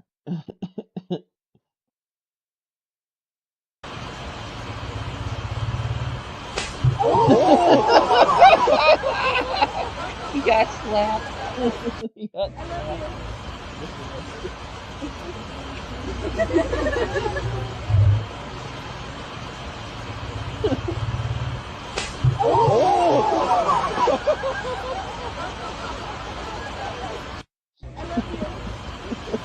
He got slapped.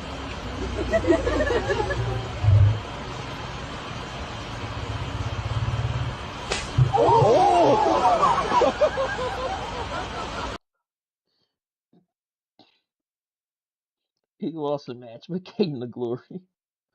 I think he's not her first time. A perfect knockout from her. Crazy any all women.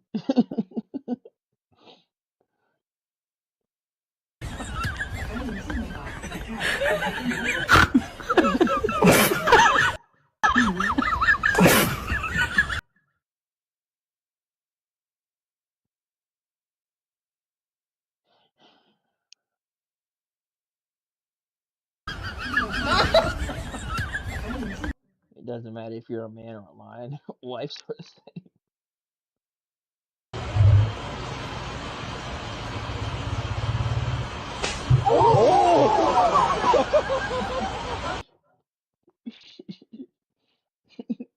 Sam, I reckon it's AI generated. When this men on men saying the women don't look like they have a husband, the men all obviously already have.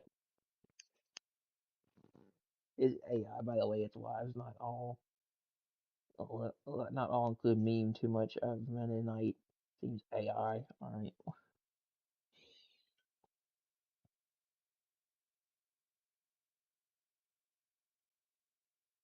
Lion is helping control Lion when he gets angry on the zookeeper who was staring the lion in his eyes.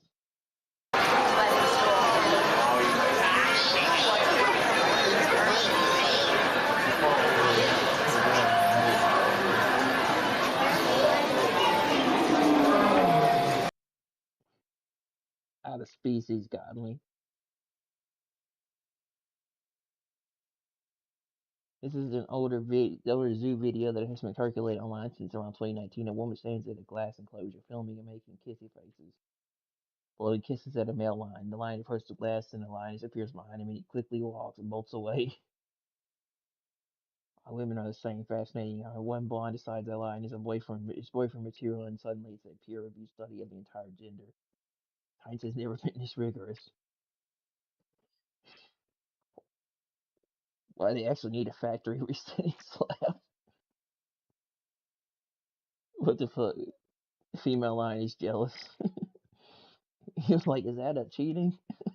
She said, get back to your senses, and the women are capable of anything out of jealousy.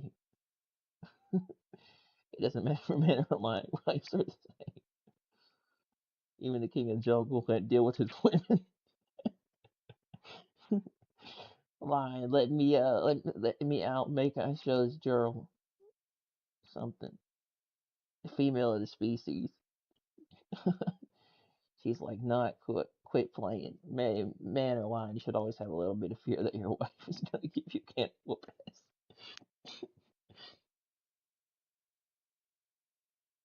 That's right, you don't flirt with our man. I'm gonna say no matter what kind they are. This video looks good. This video looks good, but definitely not real property. Real property AI generated.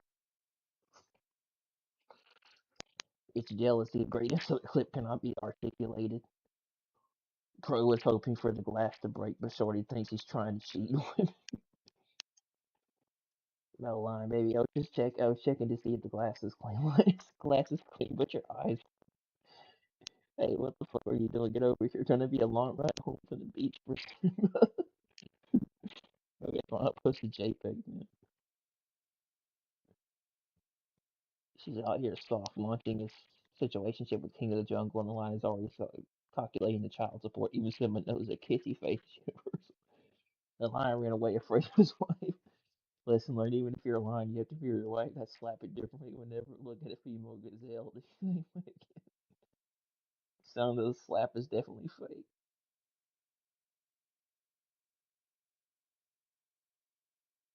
So we're all male now, no matter the species he saw. Heidi and couldn't look away. She really thought the lion was going to blow kisses back and fell in love. Sammy don't misunderstand Mufasa. Maybe he is looking at his dinner. Maybe he could also say all men are the same. Bro wanted some.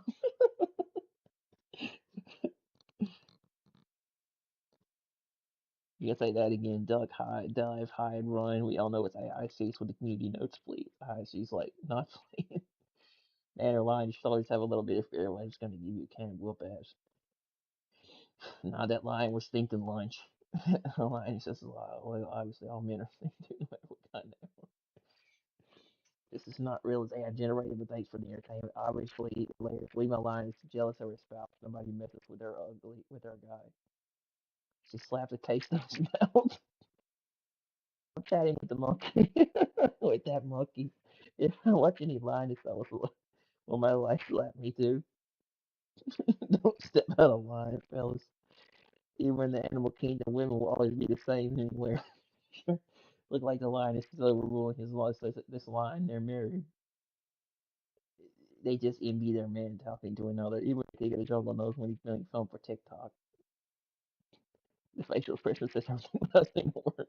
Lion sterility is the same in every species. That slap was pure self-defense. He wasn't having it. All women are not the same. They're all different in character and behavior. Now go sit in the naughty corner and think about your life choices. He wants to eat her, and not the way she thinks. Slap Gavi. She sat up quietly just to land a slap. The female lion knew exactly what females are capable of. This has to be AI. She's like a human. You don't have taste. Even lioness, they jealous. Who turned my girlfriend into a lioness? We don't know who runs the household. The fact God took out ribs to make a woman, and they became the superior is crazy. The lioness spoiled the male lion's mood. God created man strong, can give us one weak point way to take by only his grace to overcome. Lioness said the competition and said not to take care and all men, all women are separate. Any play one. Girlhood crosses all species boundaries. The lion is living every man's nightmare. A woman trying to kiss him through glass and still not leaving him alone. Doesn't matter if King of the Jungle Buddy's gonna get slapped with called looking at a woman. Guys, when you see a woman, just close your eyes. Hope you won't get clean. Even the King of the Jungle has to listen. Even in animal world, they feel cheated too. All female genders are the same. And that lion will be like, I can't be admired in peace. This can't be real. Even the safe queen. Like Death and Taxes 2026, no edition. Women, you made it. Lion and Linus know what a woman is. He could probably eat her if he really wanted to. The being jealous in women still appears in animals.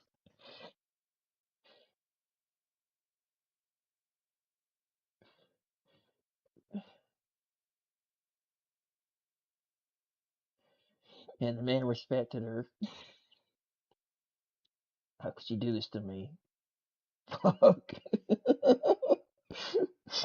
What?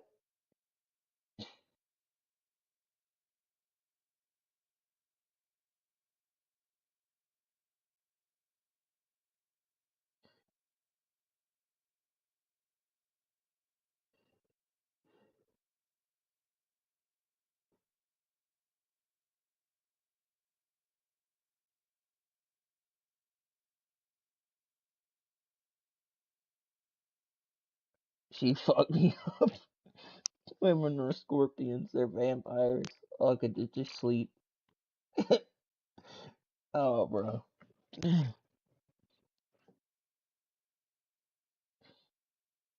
hilarious. Linus was so pain main characters when they interact with each other.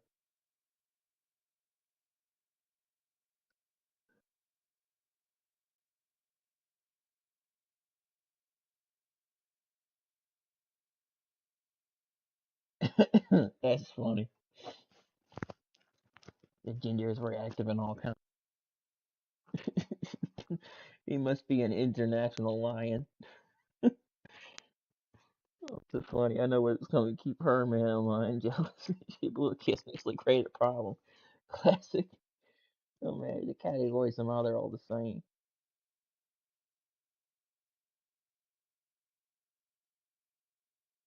You're talking to another pussy behind my back. Get your ass back in there. Hey, yes, you're reading his love. You're good. What the fuck did I just watch? They're all the same. Hey, what the fuck are you doing? Get over here. Gonna be a long ride home from the beach with Simba. I conquer it hard to convince me otherwise. As a fact, what you told look like this lines. They leave me free. Why so damn? Fuck is this? Even Queen of the Jungle is jealous. She saw the female tourist and said, "Not on my watch." He's right where he wants to be.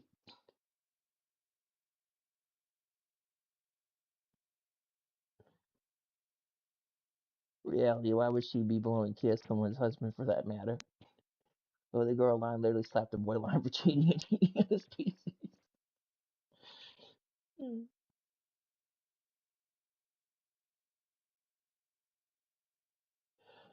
Oh, man will be man.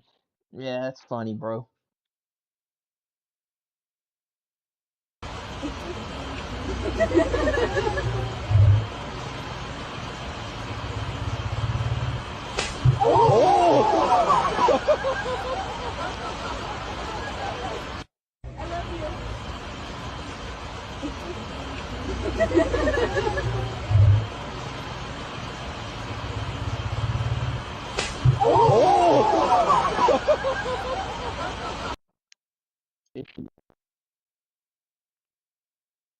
Yo, what are you doing? Can I like it on that? No, don't give me that bullshit. I know you know what you're doing. So actually, you realize you're actually trying to kill us. You're actually trying to kill us. Are you? Kind of crazy that Black Ops 1 looks way better at old games. Just had the soft and love, you can tell. Let me see. And the gun. Call of Duty's too, bro.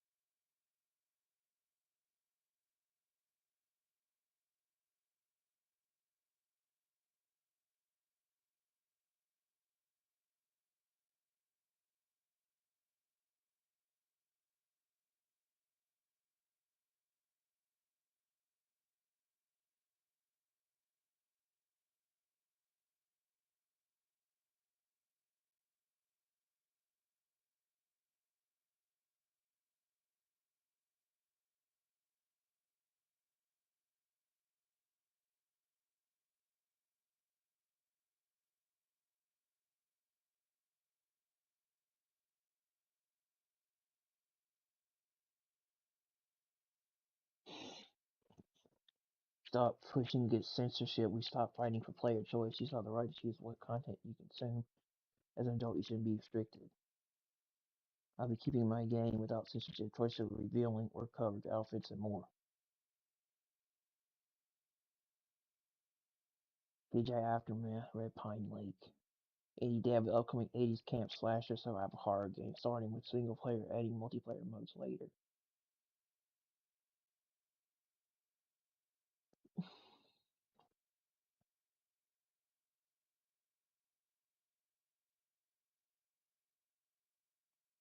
An MLB player tossed to a kid wearing his jersey. The kid caught it, handed it to his little sister and gave her a hug. How can you not love baseball? Jake Mangum jersey on and wants to make sure he's...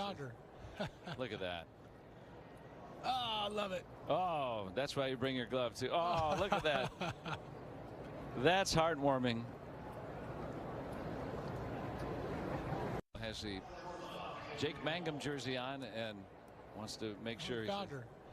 Look at that. Oh, I love it. Oh, that's why you bring your glove too. Oh, look at that. That's heartwarming. Has the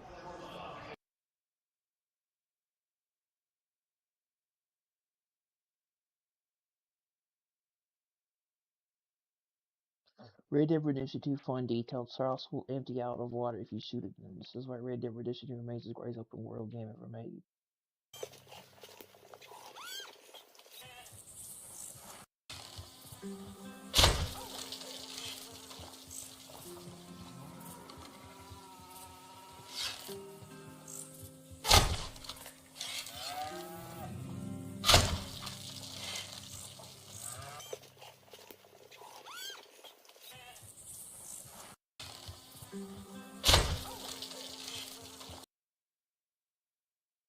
Why is GTA 6 getting delayed again?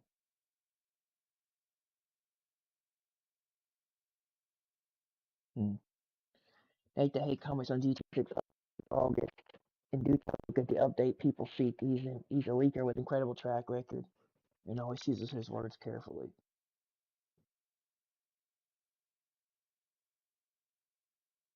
There's no coming back from this. Get up, walk into your station, put your gun in your badge and on your captain's desk. Don't say a word. Walk out, never come back. Time to find a new career path. Badge, you give up your gun. You don't even need to say anything. Just put it on your captain's desk, walk out, and never come back. There's no recovering after this. Find a new career path.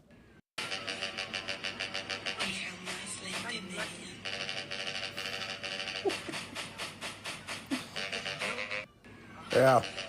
After that, you gotta go into your office and your station. You gotta give up your badge, you give up your gun. You don't even need to say anything. Just put it on your captain's desk, walk out, and never come back. There's no recovering after this. Find a new career path.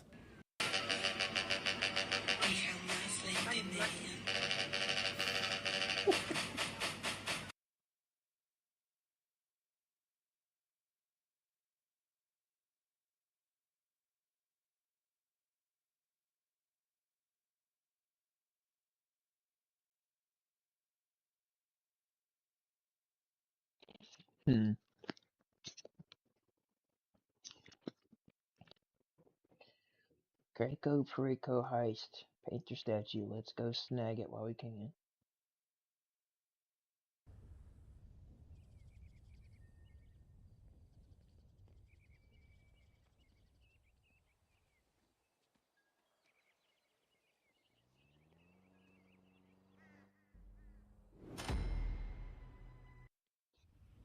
Complete.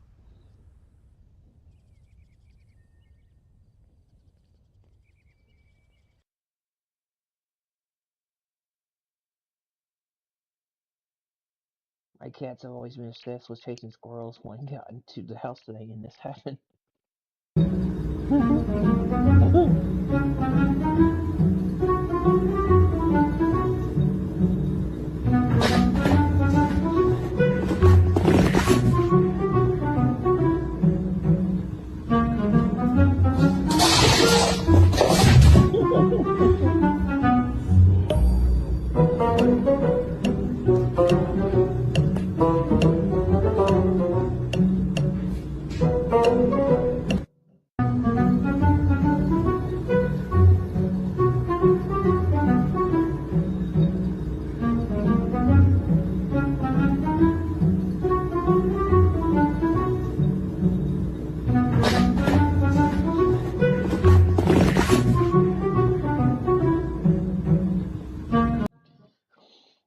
users by platform. Xbox 500 million plus players across all platforms. PlayStation 125 million plus active users. So Xbox has more users than PlayStation, huh? Xbox includes Xbox consoles, PC, cloud, and mobile, which is why I mentioned across all platforms. Most numbers are from their past earnings call.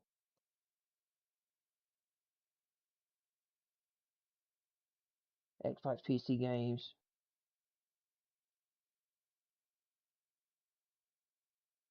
So counting that number for the consoles, I mean, there isn't much difference between the two since they are both micro-lost. The Xbox PC doesn't operate the same as Xbox console. Xbox PC can be modded. Xbox consoles. So console not so easy. So really those Xbox numbers are hard to value. Just give up on disc gamer. What are you gonna do? Skip the new AAA slot Sony consumer? I think he's somewhat brain dead to actually post that stat unless it's clickbait. I am an Xbox fan. This is misleading. Putting it down horrendously in the comments. Source this looks really slush data. Across all platforms, so also counting PC players.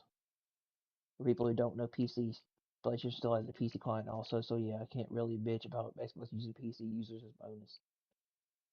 Xbox is counting PC 500 million plus. Xbox actually Xbox 20 million.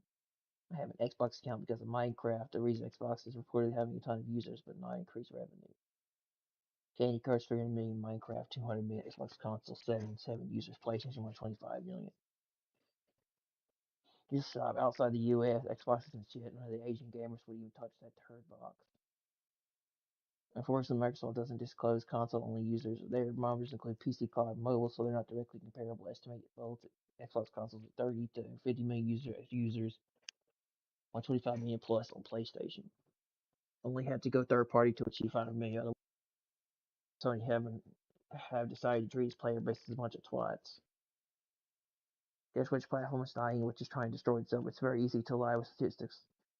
This is why there's no misinformation and bickering on the internet. This is why there's so much information and bickering on the internet. Random ass fake numbers for engagement as sold. The Xbox console is nowhere near active users as PlayStation across all platforms. Bullshit. Fuck you and fuck your account, your engagement, hungry piece of shit. I mean, I dislike Sony, bro, didn't provide a source, so it might as well be making this the fuck up. How can Xbox have so many players when their console sales figures are embarrassingly compared to Sony? Define all platforms because if you're counting PC as an Xbox platform because the Xbox app and Windows, it's BS. When your husband is a pilot, we have a very special guest on board. Sitting on row 9, seat A. Please give her a round of applause to embarrass her. Thank you. I'll probably have to deal with that after we land in Birmingham. And she's there for you for your safety, so please pay attention to her safety briefing. We have a very special guest on board. My wife is sitting on row 9, seat A. Please give her a round of applause to embarrass her. Thank you. I'll probably have to deal with that after we land in Birmingham. And she's there for you for your safety, so please pay attention to her safety briefing. We have a very special guest. It isn't my turn. I'm gonna make nice cornflakes for him once he's back home, cause hell yeah. And please don't allow her to buy drinks or she'll vomit if she has too many.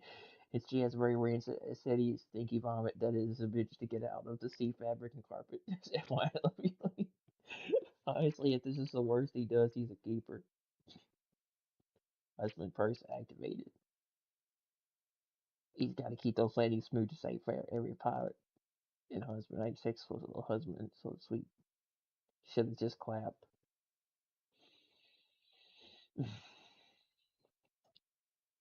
never seen a coma do so much heavy lifting to prevent a family feud. And on my way back home, I'm hungry. I left some food at home. Go eat, my child. Go eat, my child. Don't you fucking go near my children.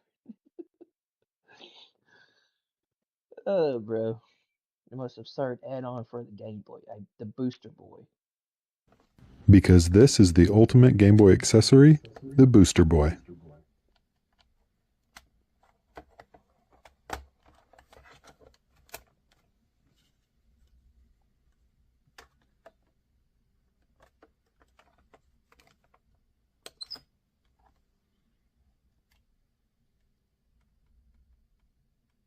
Magnifying lens with light.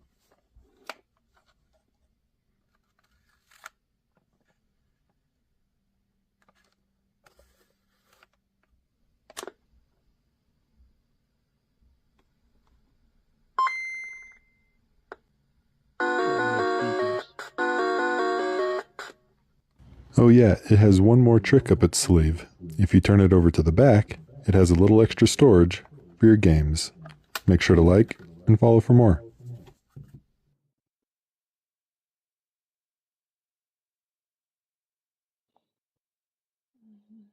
This is the point we keep repeating. Losing physical media loses in digital revenue as well. Even losing a second market will lose in revenue in other areas. People might be attached to PS5 now because they're already bought in.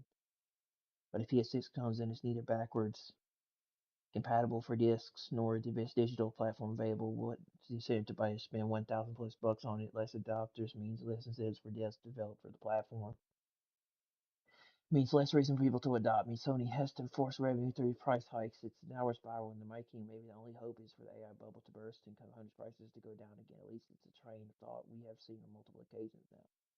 Doesn't Sony realize they're not just going to lose the people who buy physical copies? I buy physical, but also digital because I'm already on that platform. By removing the physical option, I'm no longer staying on PlayStation, and they'll lose in addition to console sales. Everything I was going to buy digitally.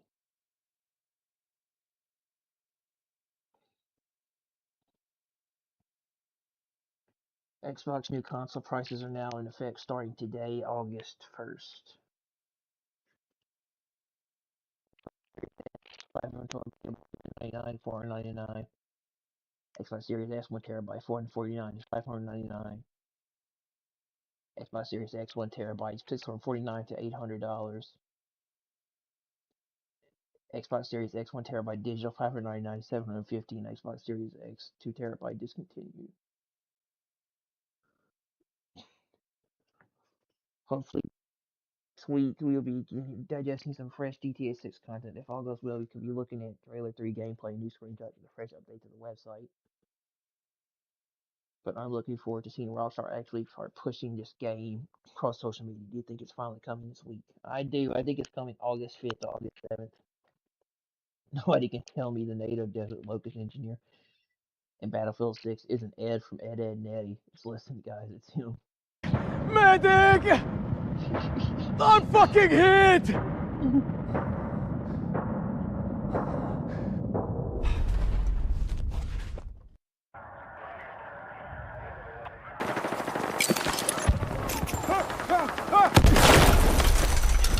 Medic! I need a medic! I need a fucking medic! Ah! Need a medic! I'm bleeding out! Medic! Fuck!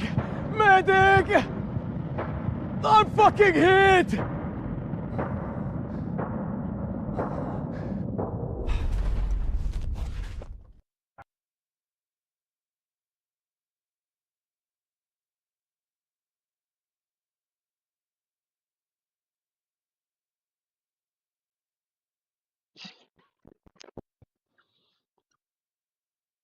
Always look at shit long. Bro, I'm crying, laughing. You missed your backstab attempt.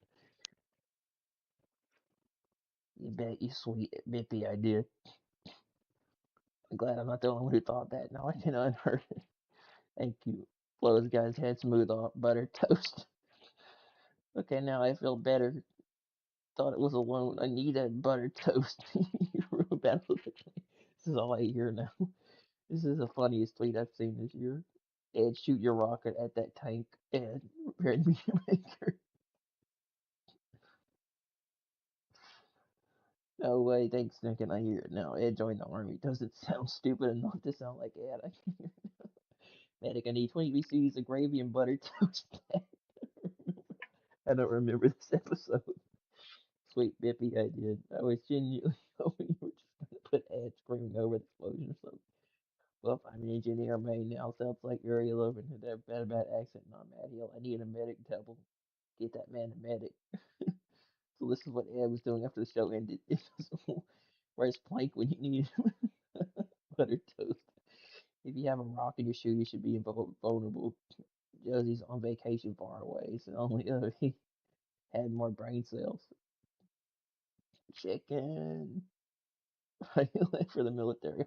Good for you. All that's missing is him saying gravy and butter toast. You fucking my dick. When you can't hear Ed's voice, sounds like Crummy Yummy to me.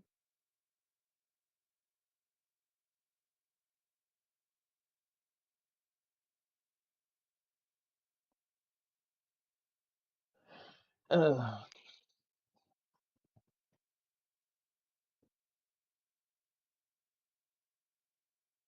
A lot of the success of the PS5 was a goodwill for the PS4 generation going into PS6. Once to destroy physical disc, GASS pushed insane investments like Concord, closing down studios that could have made amazing games. Price increasing several times, not their control. No communication with fans. PS6 will cost around $999 or more. The Bungie acquisition was one, if not the worst buyout ever. Overall, Sony might think they're invisible, but the long-term damage might come in a few years and not right away. They'll be fine in the short to middle term, but interesting how long-term looks. Situation after GTA 6 releases. You, my friend, and I'll tell you all about it when I see you again. We've come a long way. It's been a long day without you, my friend, and I'll tell you all about it when I see you again. We've come a long way. It's been a long. Isn't it like this? Grand opening. Hey, only 20% off all merch. Welcome to Rockstar Game Store.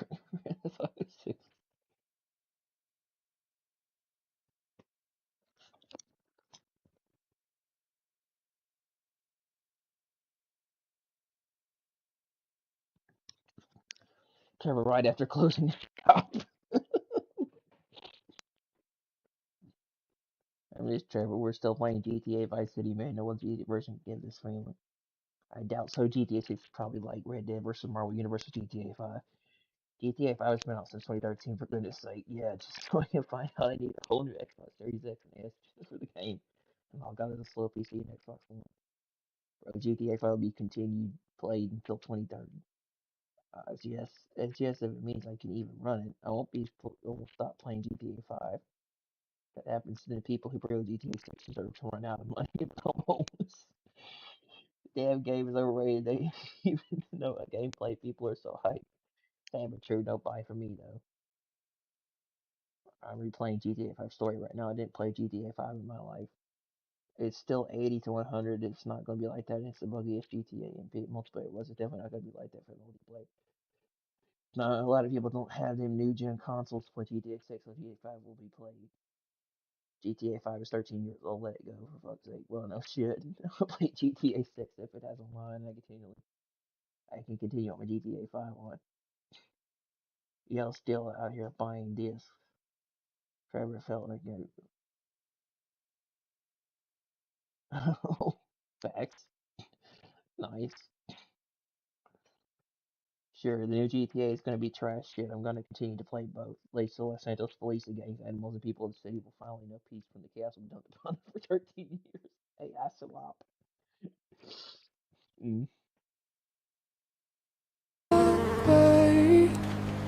Without you, my friend, and I'll tell you all about it when I see you again.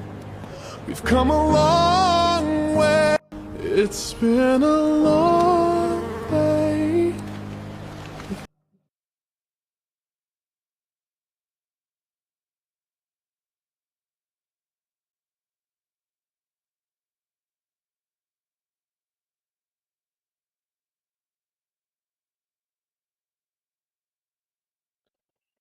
Don't forget, most important prep to get hard mode later on, the Panther statue.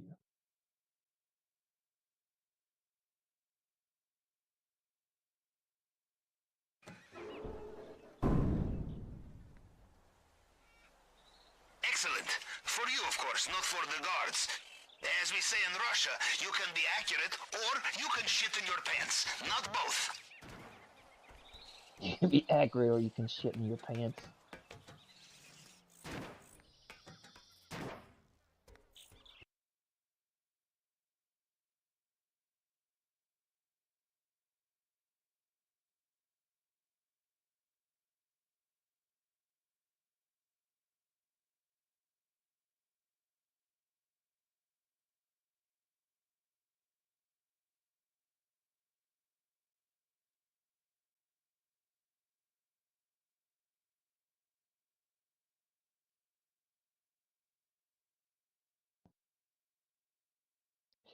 Oh, and bro tries to run GTA 6 on his PS4 and it starts lagging. I turn into Ant-Man and try to push the console fan, sacrificing my life so he can see the strip club in 4K.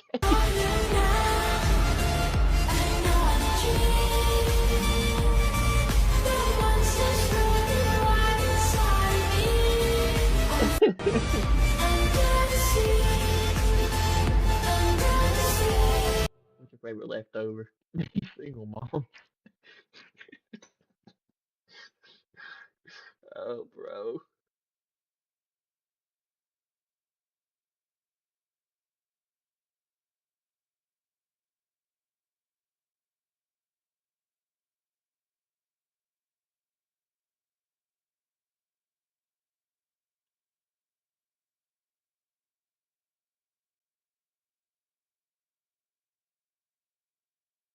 Guys, it's normal. It happens with every console generation. 20% in PS5 sales 1 year before PS6 drops. It's just normal. PS4 sales dropped 23% a year before PS5 dropped. PS5 been out 6 years already. I bought 3 versions of PS5. Best believe I'm not buying another PlayStation unless it has a 6 in the end of the title. PlayStation 4 annual hardware sales dropped about 23.6% during the fiscal year leading up to 5. PS5 falling from 17.8 million units down to 13.6 million units.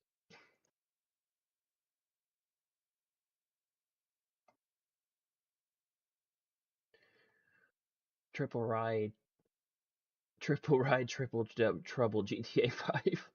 You annoying me now, brother. I'm not going to say this again. Leave now.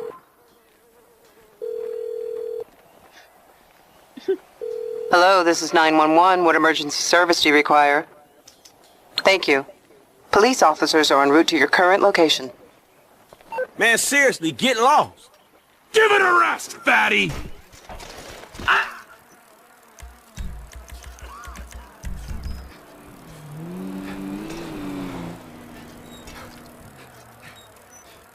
Man, you annoying me now, brother. Michael, please, fuck off!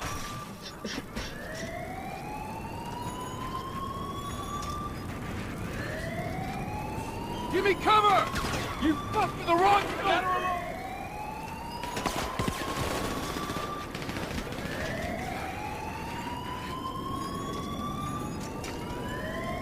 Is this like a mod or is this like a mod or something for PC?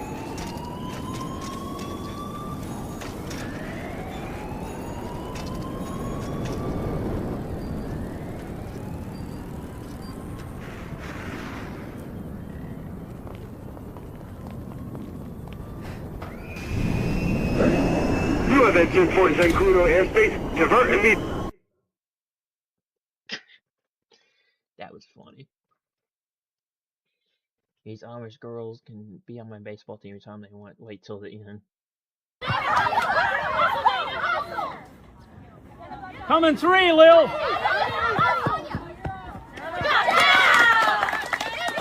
Okay, let's get out of here. Wait.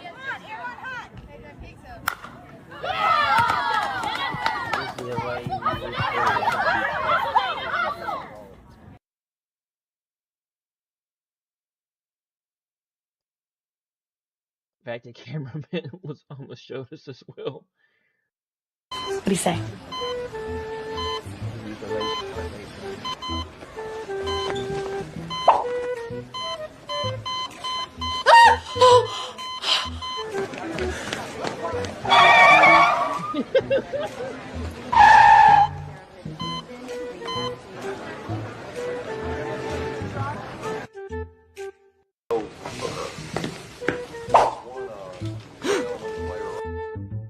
Yes! Yes! Maybe you could raise your heart rate for me? What do you say?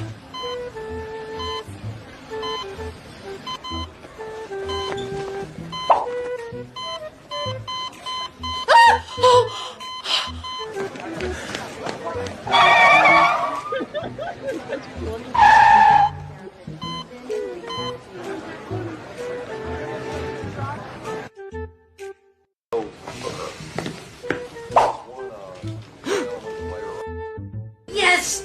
Yes! Maybe you could raise your heart rate for me? What do you say?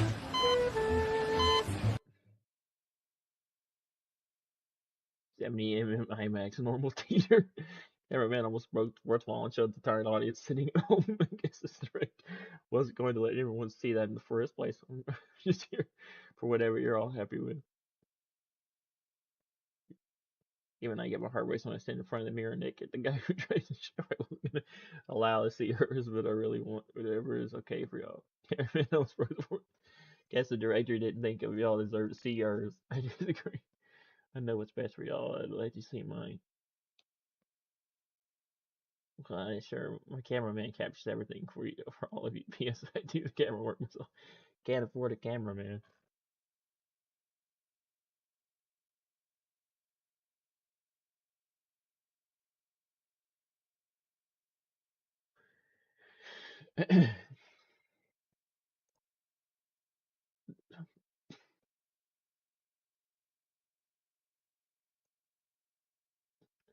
This type of nurse everyone wants in the hospital. I missed this show somewhere. Scrubs was peaked. My guess is the director wasn't going to let everyone see that in the first place, I'm sure. I'm just here for whatever you're all happy with. Cameraman knew exactly what he was doing. Bro almost exposed the whole production. Everyone was watching the cameraman by the end. Bro was 1 inch away from ending the video.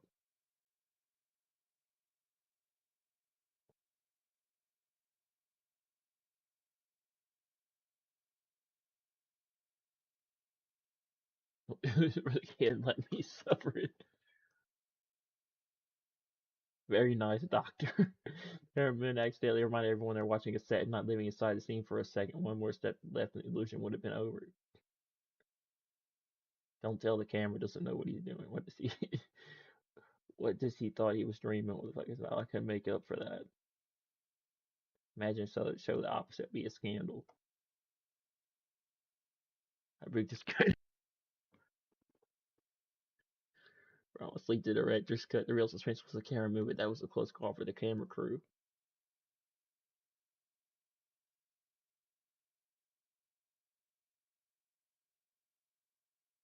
I should consider becoming a nurse. Oh god.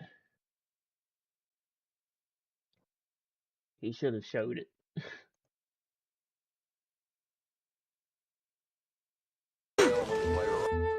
Yes! Yes! Maybe you could raise your heart rate for me? What do you say? Neon car driver ran over someone on live stream and screams could be heard. Oh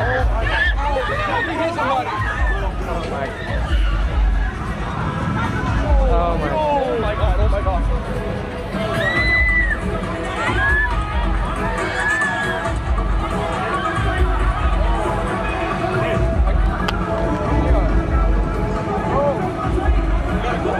Strauss Zelnick again says marketing will be ended somewhere during the next earnings calls.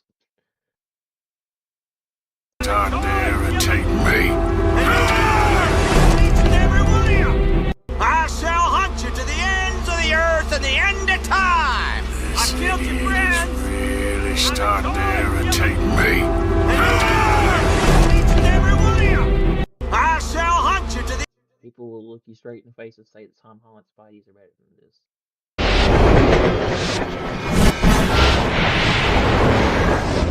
Tobey Maguire's Spider-Man will always be the best ones. Spider-Man! Oh my god, this is it! Tell everyone to hang on! Raise your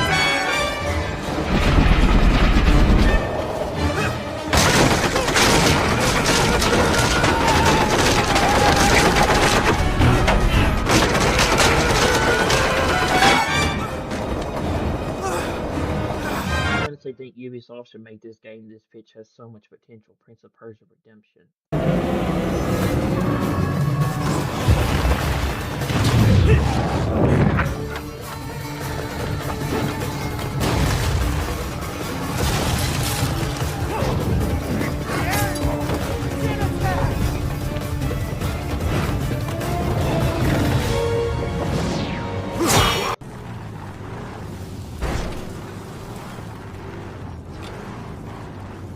I'm in the Batmobile.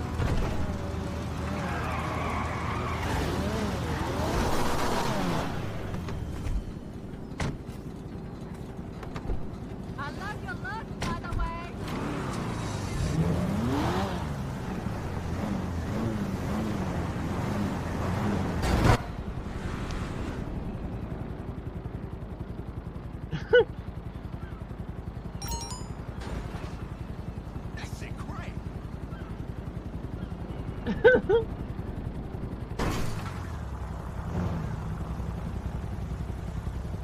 Not jump failed.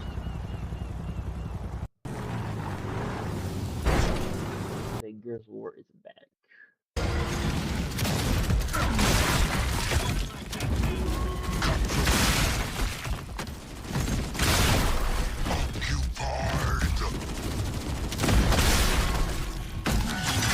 Oh wow, this is cool.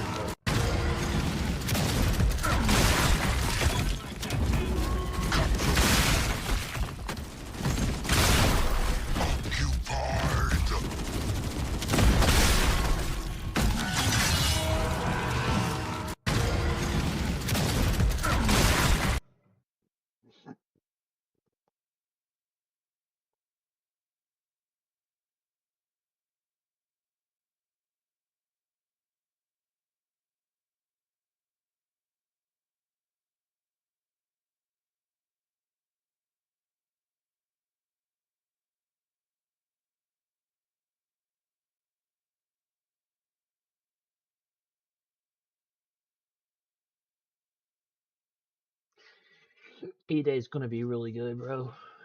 Imagine what the Leonida World trailer would look like with the Magic Band. We imagine what GTA 6 World trailer could look like. Could Rockstar officially trailer something like this? Until then, let's keep imagining. Most detailed open world yet. From neon-lit streets and packed beaches to swamps, highways, small towns, luxury islands, and hidden corners far beyond the city. You'll step into the lives of Jason and Lucia, two criminals caught between loyalty, survival, and the consequences of every decision they make. Together, they'll take on dangerous jobs, high-speed escapes, unpredictable enemies, and a world that never seems to slow down. Expect busier streets, more realistic crowds, improved police behavior, dynamic wildlife, and random events that can turn an ordinary drive into complete chaos. No, she's not only OnlyFans. No, she will not sell you nudes. No, she will not marry you this time. Maybe later. And you would like the world to know some things. Find somewhere on the interwebs. I just choose not to look at that, engage with it. I am about protecting my peace, and it doesn't really do good to revisit things that.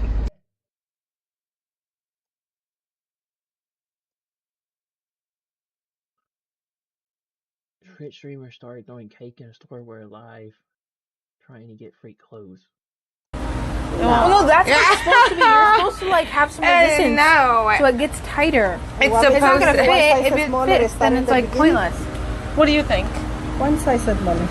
What, is it going to be hard to... No. No. This is what you're supposed to do. This is what it's for. Suck that shit in. Exactly. Okay. Let's try this size smaller. Wait, it's not, tight enough. No, it doesn't feel No, but tight you can make it tighter. But it's going to be hard because I'm too big, right? No, that's what it's supposed to be. The murky image of the Atlantic Ocean in Miami caught attention.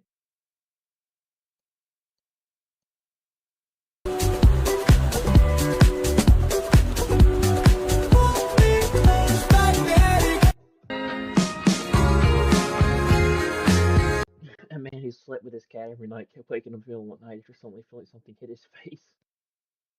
Every time he opened his eyes, there was something in the room except his cat. Ever this kept happening night after night.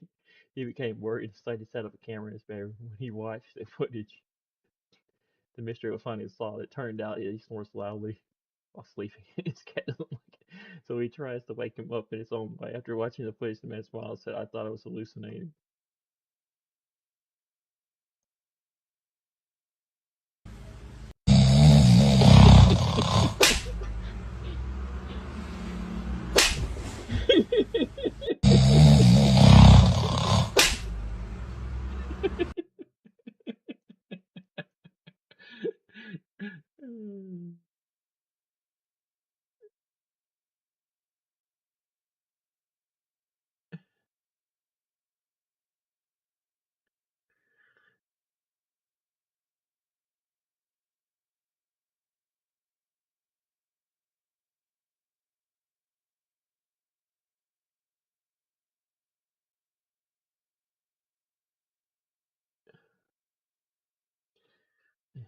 Call of Duty Modern Warfare 2 2020 and the Enemy of My Enemy Modern Warfare Trilogy had the best briefings.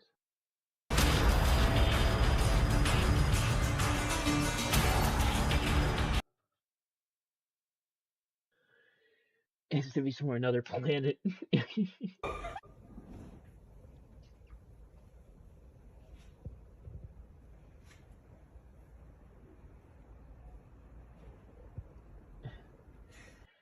Mom cat leaving her human to babysit so she can sleep.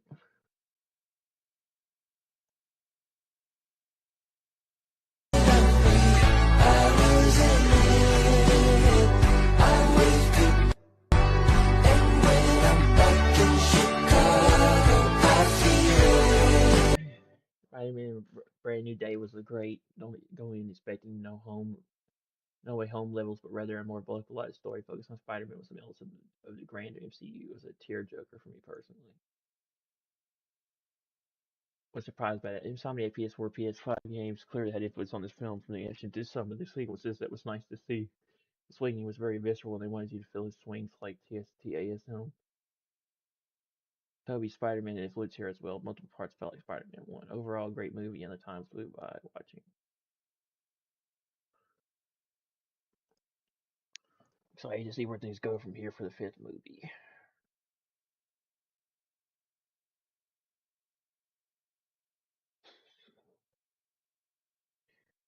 Guy needs to be locked up. What the fuck is he doing? Of my mosquito experiments.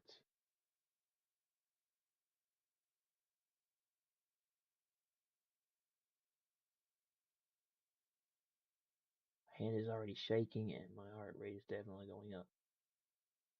This one we got a vacuum-like environment. The mosquito naturally stretches out, not fully extended. Pressure has already been created. Feeling dizzy. Having trouble normal too.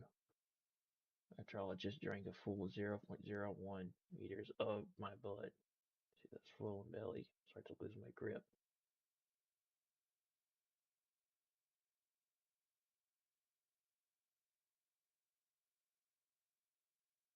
What is he doing?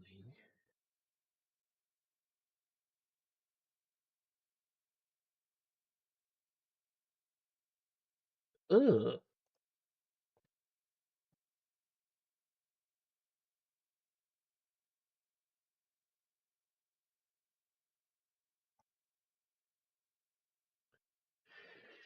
She didn't even break a sweat. Of course it's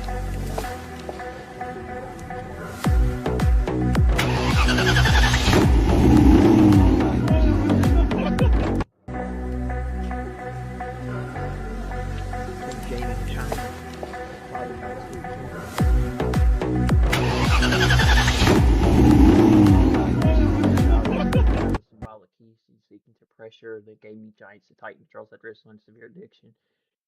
Darren was to avoid bypassed restrictions using adult accounts. If he wins the case, the industry could face even stricter identity verification, reopening the date when protecting Myers and user privacy.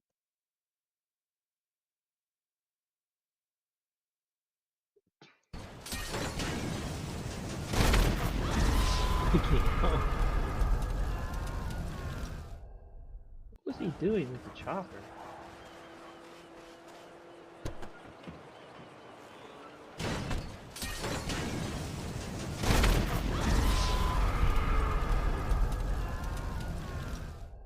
A new birthday trend will have you smiling for hours. He fell down. Never forget when Peyton Manning faked out the entire stadium. Mitch Unrein is the fullback, defensive lineman.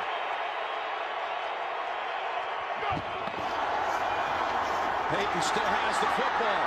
Can you believe it? Peyton Manning runs it in for the touchdown. Yeah, that wasn't in the playbook this week. It's been real PlayStation. Sony says PlayStation does backlash not make impact on business. Stock went up because it's a greedy tactic, and shareholders love greedy tactics. It's not going to last. Gamer entitlement is real, and gamer entitlement is what's caused what once had a ton of momentum for one console completely died in the next. Sony has not experienced that in a while. They are truly high off their own farts. You know, the PlayStation 4 momentum carried into the 5, and it's like, you got...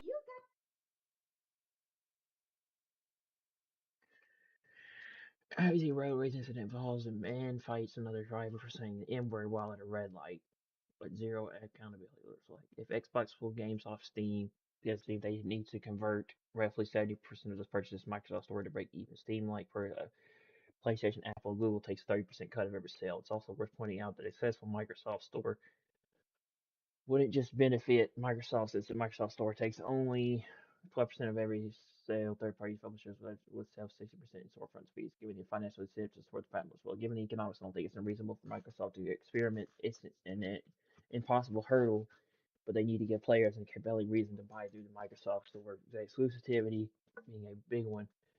I can see a future where Steam gets big multiple releases, whereas single-player games are exclusive to Microsoft Store, similar to their reported console exclusivity strategy. Xbox Play Anywhere doesn't provide cross entitlements for Steam purchases. Save files in progress can sync across devices, but buying the game on Steam doesn't give you ownership of the Xbox ecosystem. I bet many Steam users don't realize they're getting objectively less meaningful game license for the same price as Microsoft Store. Whether pulling games from Steam is the right answer, I don't know, but the current PC experience is fragmented. It's also worth remembering that PC players spend less on software than console players on average. When you factor in the additional revenue publishers and Microsoft keep from purchasing on Microsoft Store, I don't think it's courteous to at least test different approaches rather than assume the current model is the only viable one.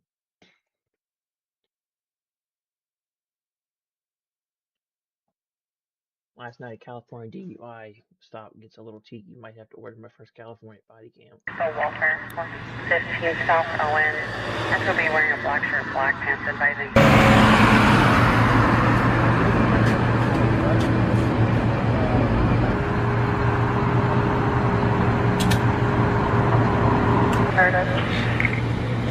Service 124.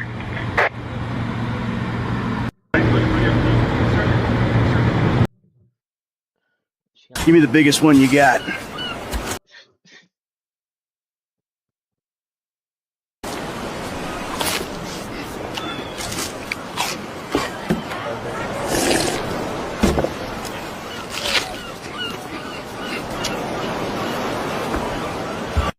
Give me the biggest one you got.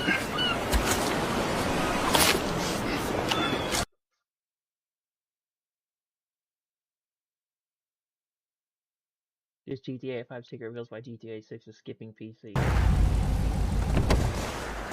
Skipping PC, which is not coming to PC or console. This is a power thing, buddy. Fuck? Hey, how you not see me?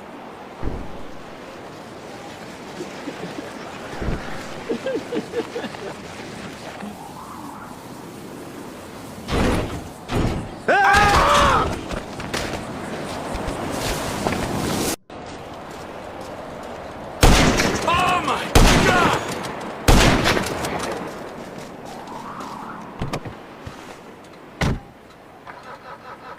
What the fuck?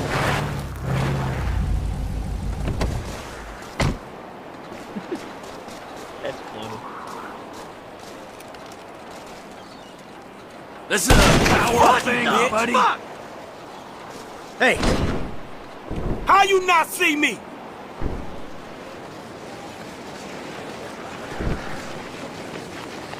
Oh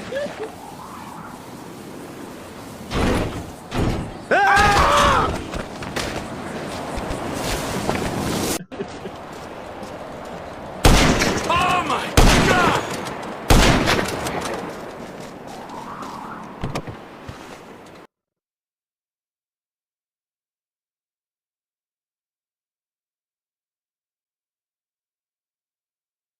She loves white. Road rage incident is a man fights another driver for saying N-word with a hard R. I'm going to get back in your fuck. Come on, go fight. Come on, motherfucker. Throw up your hands right now. Come on, throw them up. Feel me, you fucking bitch! Come on, let's go. Let's go. Come on, motherfucker. Come on, motherfucker. Get off my car, damn it! Hey! Get your fucking, you get your ass kicked. You stupid fucking nigger! Oh, I'm a nigger? You're racist too, you motherfucker. Get back in your car. You pussy. You're fucking pussy. Come on, walk towards me. Walk towards me right now and knock your ass out.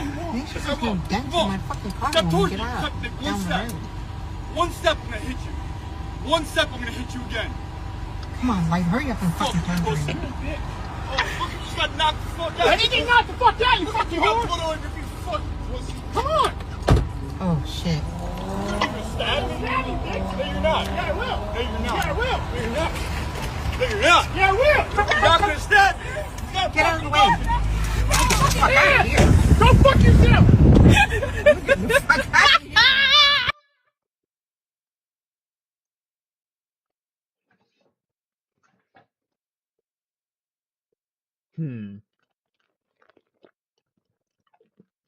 PlayStation announces a new trading program allowing users to exchange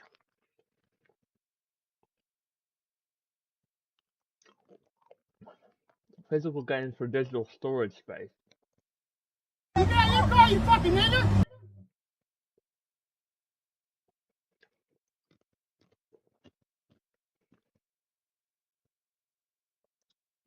Sounds like they're just stealing back physical games to destroy them. Yeah, definitely. Yeah, because buybacks and programs work so well. What a con job. They want physical games now. They really want to take away any and all ownership. Fuck a player. Constantly killing physical media. Greed has no limits.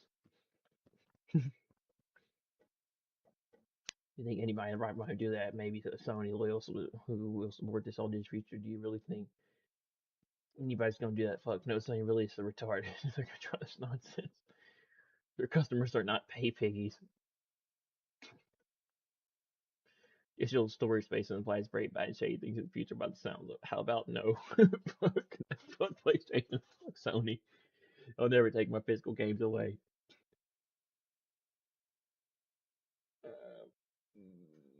Nope. How about Sony let me exchange my physical games into their mom's digital storage space? Be like this, Sony, your mom. I trade back my PlayStation for all the money I wasted on their PS Plus. Please tell me it's typed wrong. My ribs hurt. Be better if they allowed to exchange digital games for like digital games by this point. You know, like what GameStop does, but better. Fuck that. They aren't getting any physical PS3 and PS Vita and PSP and PS4 games. It gives my ass Sony. I'll play my PS3 as long as I live. I already saying I could just buy a bunch of cheap used games and get free online storage. Twitter would crucify me though. Rage bait there. Why would I do that? That's bullshit. If I need more space, I just buy external hard drive. That now scares me even more. So they're going to make physical games digital or something because that's now scaring me even more. So maybe my last physical games are probably the right call for me, I think. And if I want to continue getting new games, probably with the Nintendo. Morrison replies, really think this is real. I think it's a joke. I was gonna say read the room, but obviously you're doubling down on stupidity. It's called BS. You try and post news, but no sources. Hoots, please don't get too many ideas. It makes no fucking sense. Who's ever running PlayStation's burning it to the ground. It's finally our time to shine. Go on, loser, give away the games you actually have. Address physical media controversies to investors. Translated corpse speak. Yes, no ownership, all money they pay. Fuck Sony. You think I'm joking? Sounds like ass to me. That's a ridiculous deal. If mine isn't Sony, pirating is still Sony. It gets the fattest part of my he 100 terabytes on PS6 to backwards compatibility. Oh boy. Alright, man.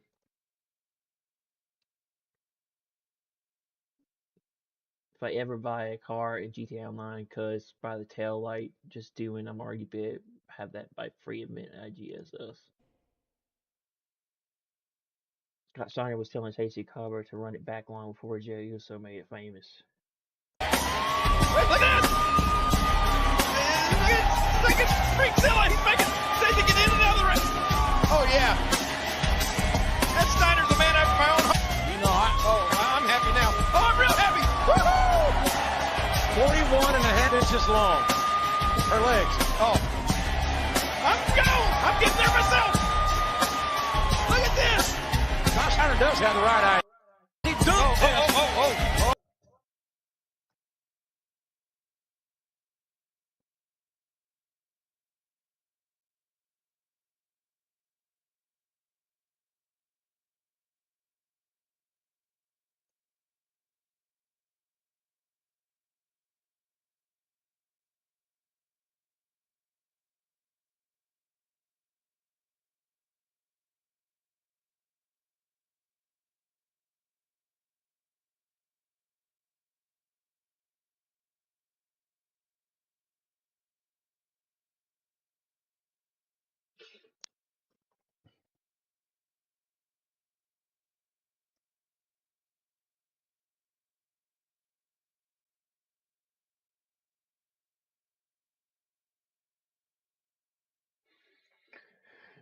Absolutely nothing could be prepared for the national anthem at the first women's pro baseball league tonight.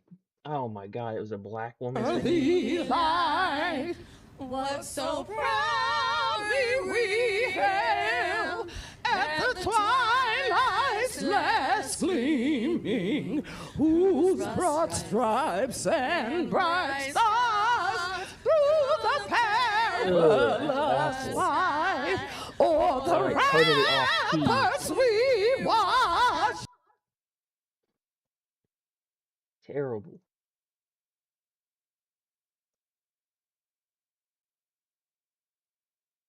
I'm in master class not actually sing the national anthem of our great country, the United States of America. 8-time Grammy Award winner, Chris Stapleton.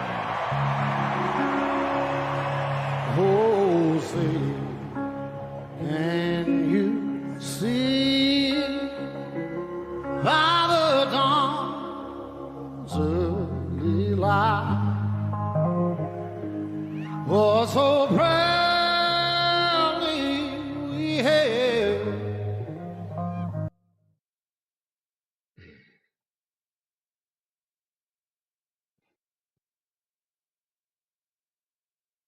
Leading it well. Still there, oh, St. Jack was still there, oh, St. Jack. Not good. Sounds like the Tower of Mine after a big round of hormotherapy. I forget that they were going to waste everybody's time with this silly project. You needed Iggy Pop to bounce her rendition. He's Yoko. Yoko Ono is that you singing our national anthem. You're running from the stands to save the day.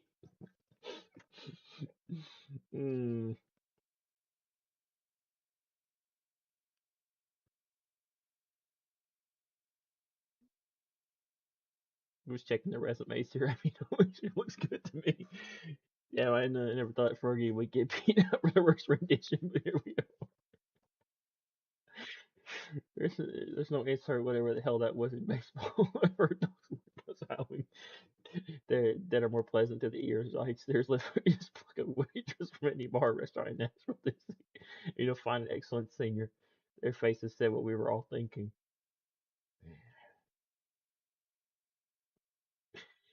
Stretching black, but we're scratching black, but we're one the years hearing horrific. Return tonight. Sorry? Tonight, you betray. She was better. What the fuck? That's the worst I've ever heard. Oh my god. We've all heard her. My favorite singer looks like she didn't go on to look at Steve's soul cringing note runs. Bomb the cat.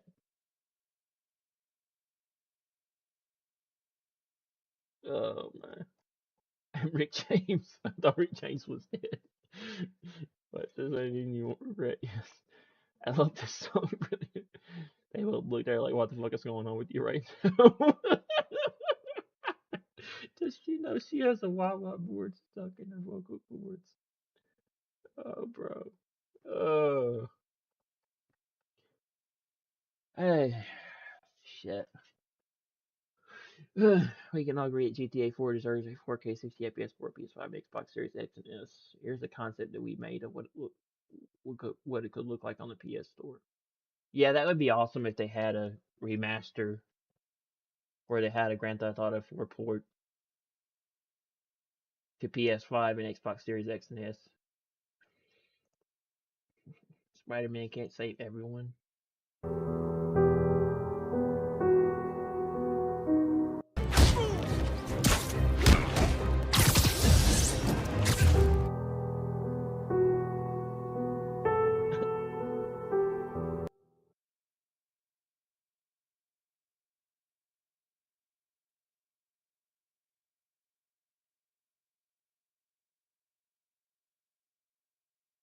My dog when I put a peel in his food.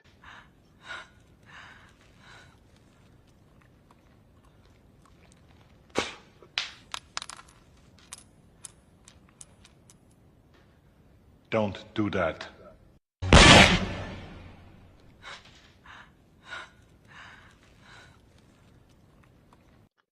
I like food. Food and joy.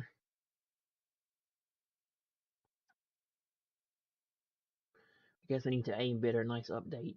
Black Ops 1. Oh no, that game was hacker proof, bro. That game got hacked. That was definitely a hacker he was trying to shoot. Time's almost up. That dude's a hacker. Bomb deactivated. Time's almost up.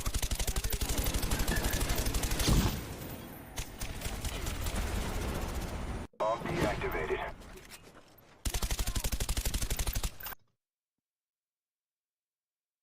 Shots 1 to 5 clearly missed. Shots 6 to 9 missed due to recoil and bad spray control. Shots 10 to 11 very close, but recoil and accuracy make it reasonably misses. Shot 12 likely didn't actually fire because you were already dead. You just suck, bro. Anything age, apparently. He's just better player. I don't know. I don't care why he's dead in his lobby. Doom, bro, horrible aim. It was like a god mode to me, seeing a tweet yesterday of a guy getting booted off Black Ops 1 yesterday. Well, yesterday wouldn't be something else going to be going on for Black Ops 2 with CS and Sharp. That was only a matter of time. It started happening on Black Ops 1. My friend said, saying, maybe try the. Oh, God. I was thinking the Flamethrower Max Prestige, by the way. With Black Ops 1, he has a better gaming chair. Life it must be bad. Should have been drop shot. It got to learn from our mistakes because the guy can't see anything tick. It was, no, it's, that's a hacker he was going against. That's why his shots didn't hit. And it's God mode. That's why the dude can't get hit. He's hacking the game.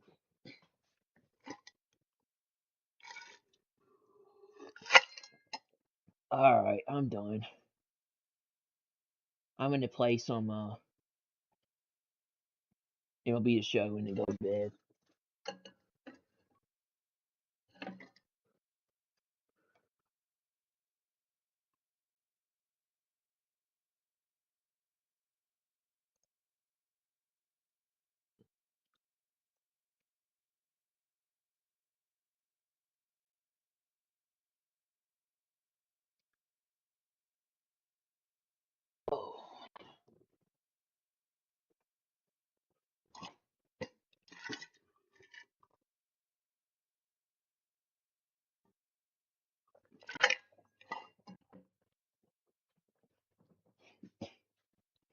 I don't know why my console always does that. Why it always says 50 gigabytes of storage.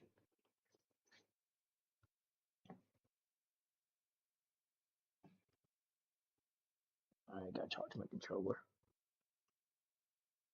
Hot shots, my controller.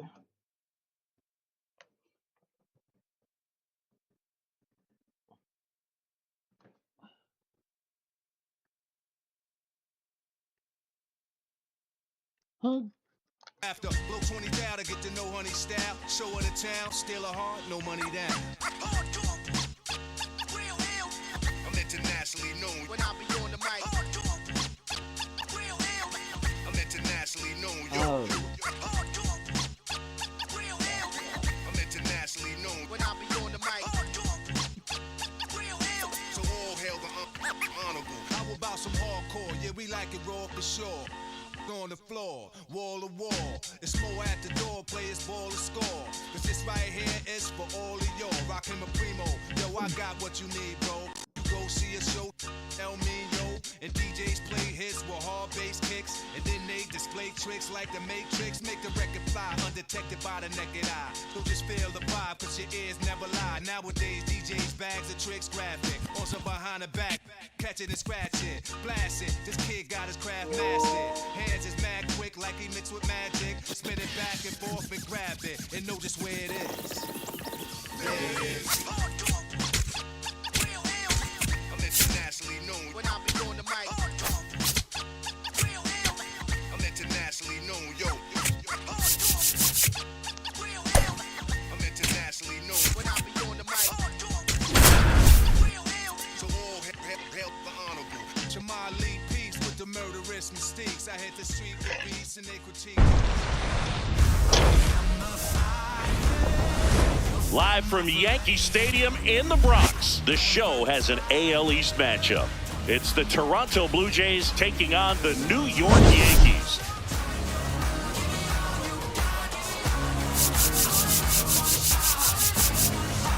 John Shelby and Chris Singleton with you. Okay, Singy, let's get right to it. Quite the win streak on the line coming into this one. Yeah, Boog, they seem to have a force field around them lately, but you know anything can happen. Looking forward to seeing what they have in store. First pitch coming your way next. And starting for the Yankees, the right-hander, Luis Gil. He leads the league in ERA, Siggy. Yeah, he's always around the zone, Boog. Gets weak contact and makes hitters guess. That's how he's been able to stay on top. Everything's crisp, movement, mix, location. A little different from your cardio stats, Siggy. Oh, wow. Okay, well, we know the numbers don't lie. Elite is elite. They'll be leaning on that arm all summer long. Vladimir Guerrero Jr. now in the box. Comes up empty with a swing there.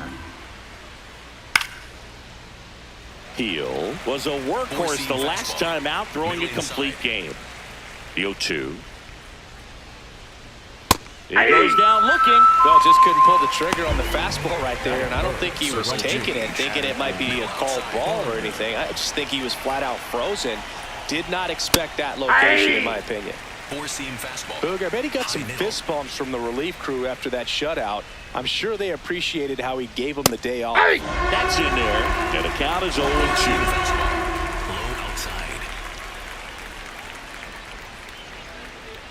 Got him swinging. And now the Yankees will see what they can do. No score. You're watching Yankees baseball on the show, NYC.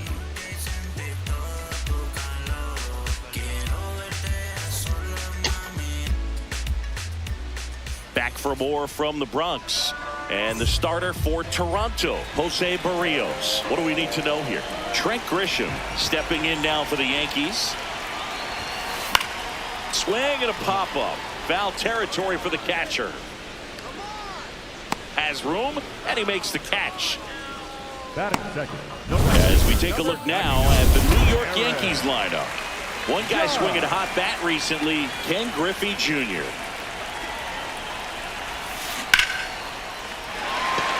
Line drive, base hit. So they get a man aboard with a one-out single. Standing in is the power-hitting second baseman, Jazz Chisholm Jr. Foul ball there. Chisholm went deep in his most recent game.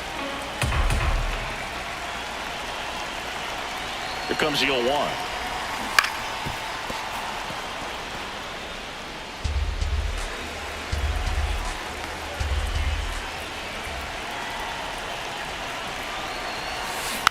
Hit weakly on the ground.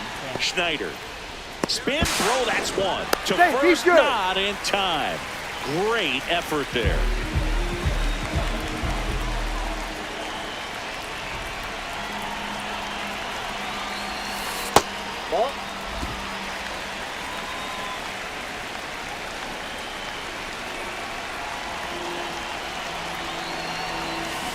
To the right side, and it goes just foul.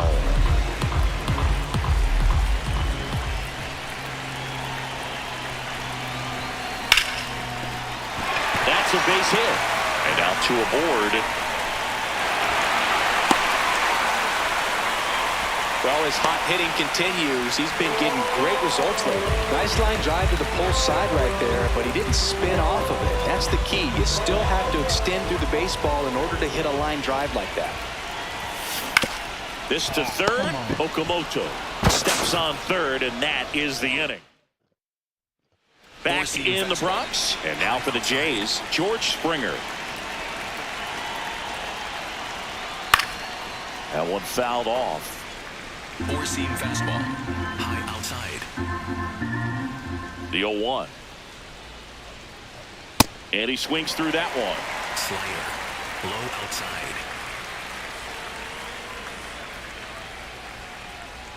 Fans another, and that's 3 straight strikeouts. Well, he's got great strikeout stuff on the mound, doesn't he? I mean, double-digit strikeouts in his last start, and he's just racking them up again in this one. This guy can really dominate a game out there. Not a fun assignment for any lineup. High outside. Swings through that one for strike 2. Ooh, Baez. You got to remember to take the donut off the bat, partner. Make it 4 strikeouts in a row, just cruising along. Well, he's really dialed in, and this offense is going to have to do something to try to break that rhythm. Maybe it's square around the bunt, step out of the box, agitate him a little bit, do something that just changes what's happening right now, because at this pace, it's going to be a long game, so you got to figure it out quickly. Foul ball. Circle change. Middle outside. 2 down, nobody on. And it's fouled off. They'll do it again. Four-seam fastball, high outside.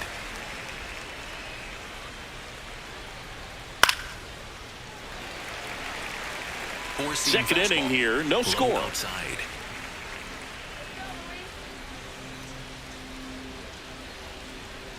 On the ground, right side, Chisholm throws to first in time, and the Blue Jays go down 1-2-3. We'll go to the bottom of the second, no score.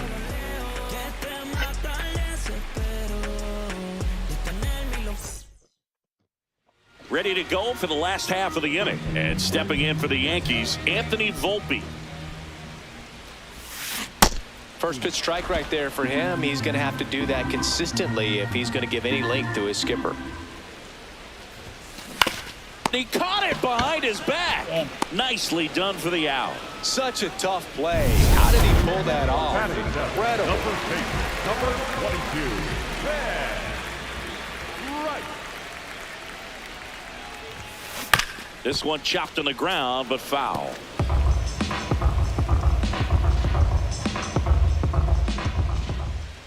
The 0-1.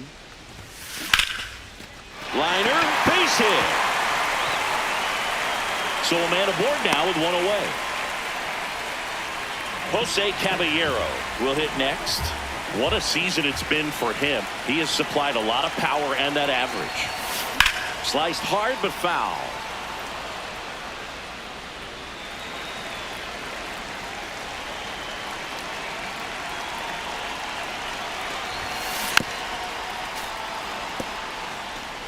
Rice leads off first with one away. See if you can go upstairs a little bit. Make sure you miss up and out of the zone since you're heading to count 1-2. Don't miss in the zone because that's where you can get hurt. On the ground, and that's just foul.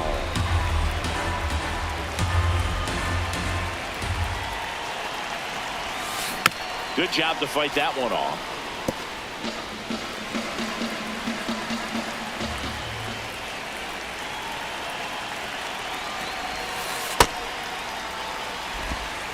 Time called. The 2-2 will have to wait just a second.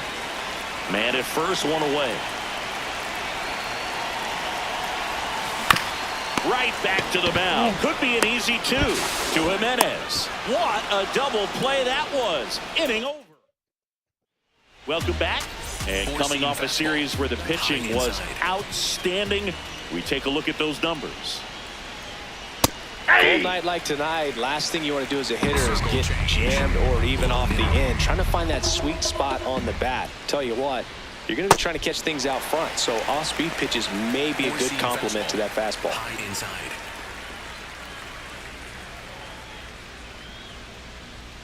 Swings and misses, struck him out. Dominating strikeout there on just 3 pitches, and that's what a good power pitcher can do to you. If he's hitting his spots, filling up the strike zone, sometimes he bats over before it really begins. Jimenez in the box as he fouls off the first pitch. Four-seam fastball. Top of the third, no score.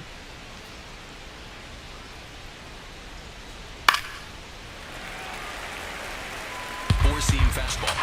High inside. Strike 3, and that's 2 in a row. With that kind of velocity, an elevated fastball, even if it's still in the strike zone, can be tough for hitters to get on top of. And here is Jose Barrios in the air, left side. And that'll do it. 9 straight retired here to start the game. No score. Back here in New York. Well, Singy, this team has found different ways to win. Quite the streak they're on. Still early, but this one is all tied up. Streak or no streak, you've got to take care of business one game at a time. And right now, it's anybody's ball game. The other way.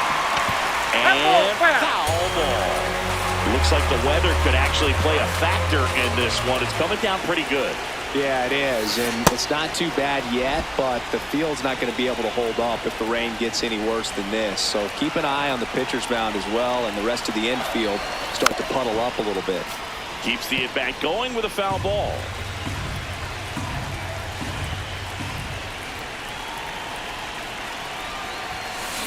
Swing and a ball popped in the air. Schneider takes it in for the out. 1 away. Back to the top of the Yankee order.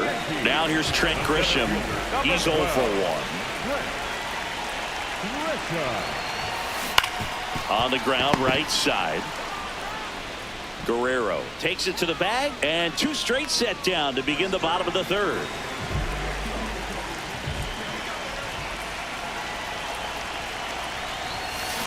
Drilled out towards left center field. That one carrying. And it is gone. Aaron Judge leads the yard.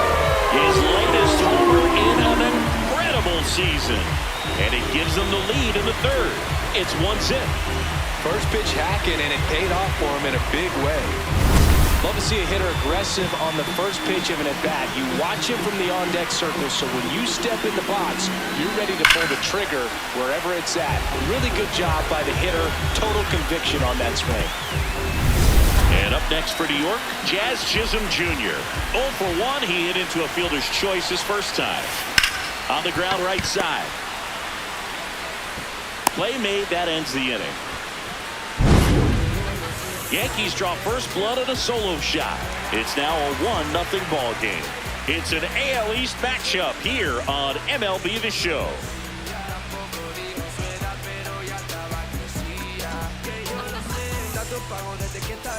Back at Yankee Stadium, now here's the leadoff man for the Blue Jays, Alejandro Kirk. Swing and a high fly ball hit in the air, left center field. This one's got a chance. Out of here! And Captain Kirk goes deep. His 19th home run of the year, and we're all square. It's 1-1. He only needed 1 swing to square it up. Not wasting any time in that at-bat, Boog. Aggressive, and it paid off.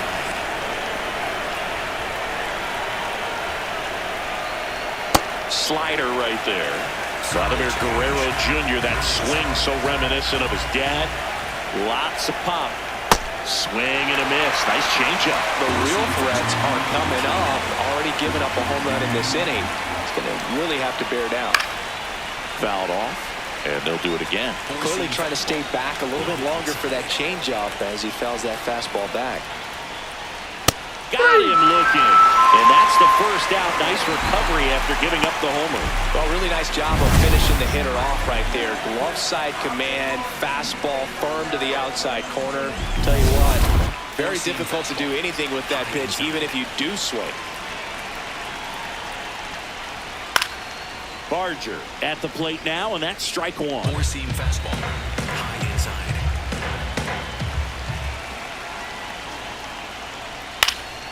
Next offering is fouled back. Slider. Low inside. 0-2 now. Goes down swinging for the strikeout. Strikeout number 8. Kind of a weird pitch and a weird swing on that strikeout. It's just a slider that caught a lot of the plate. I'd say a very hittable location. But in the box, I think he just gave up on it way too early. And by the time he realized it was dropping into the zone, he just fires off a really poor swing. 2 down, nobody on. High fly ball, and that one curling foul down the right side. Circle change. Low inside. See ya! Strikes him out for the second time today. Just one hit in the inning, but it was a big one right here as it ties the ball game. All even now at 1-1.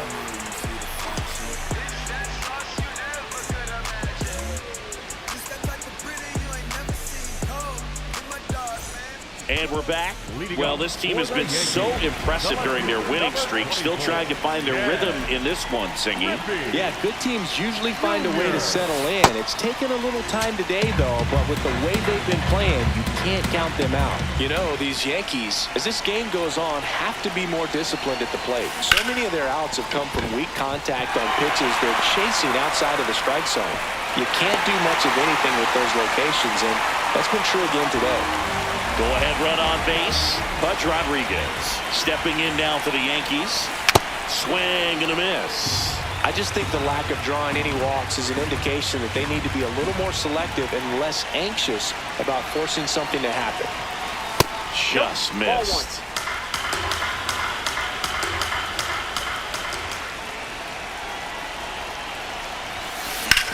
Sharp grounder. That's through for a base hit. Lead runner to second, so 2 on and nobody out.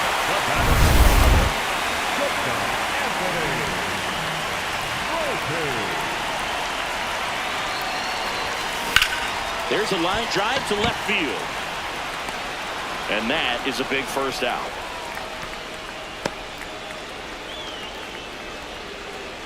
So up next for New York, Ben Rice. Picked up a base hit to center his first time up. On a line, and that's a base hit. Here comes Junior around third. He will score, and they take the lead. Now back in safely at first. Big swing of the bat right there to give him the lead. That was clutch. Just a solid swing right there. Caught it out front and ripped it into the outfield for the base hit. Those always feel great.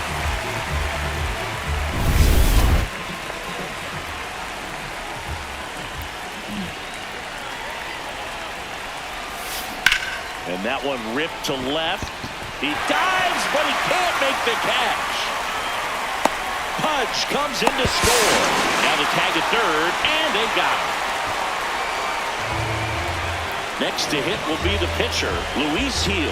0 for 1 so far. And it's fouled off.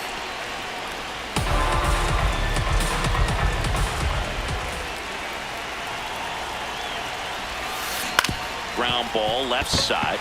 Dives, but it kicks off his glove. The throw comes in too late, and now they have runners at the corners.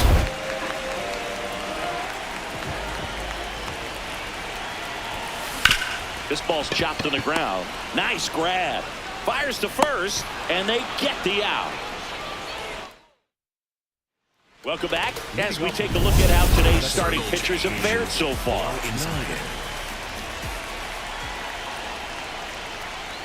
That's a strike, and it's 0-1. Boog, over 80% of his first pitches are strikes. You're doing that, you could have a really good day out there on the mound.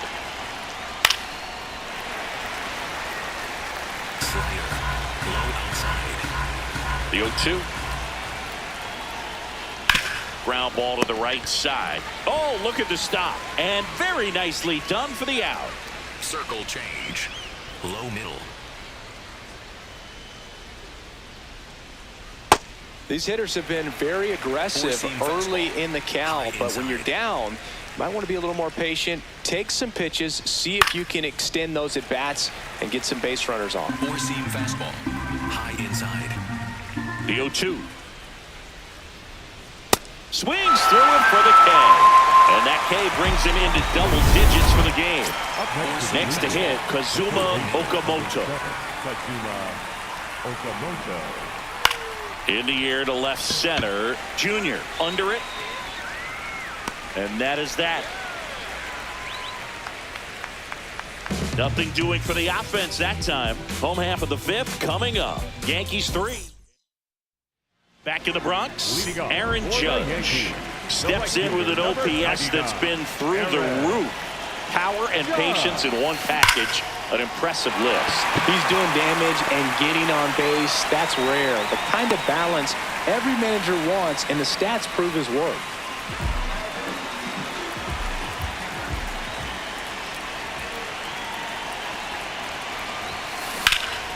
Drilled out towards left center field.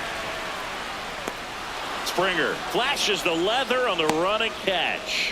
One pitch and one out. Every day during batting practice, these outfielders get about 10 minutes of balls in the gaps. They practice this, and when the game comes, they make the play perfectly.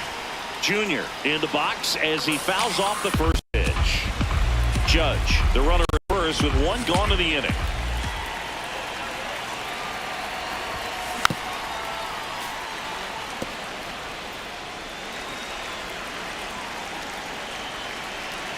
Here's the 0-2.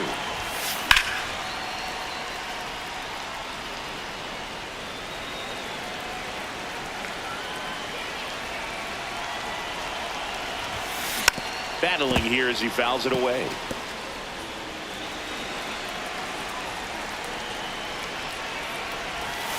That's off the inside corner, and the count 1-2.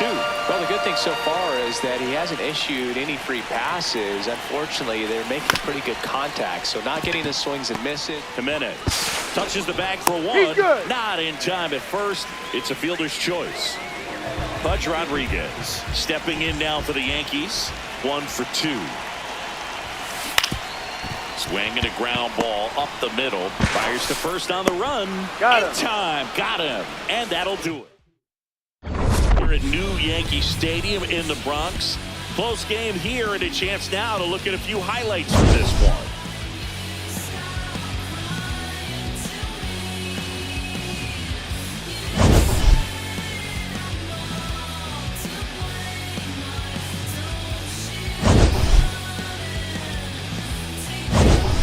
Andres Jimenez getting ready to hit.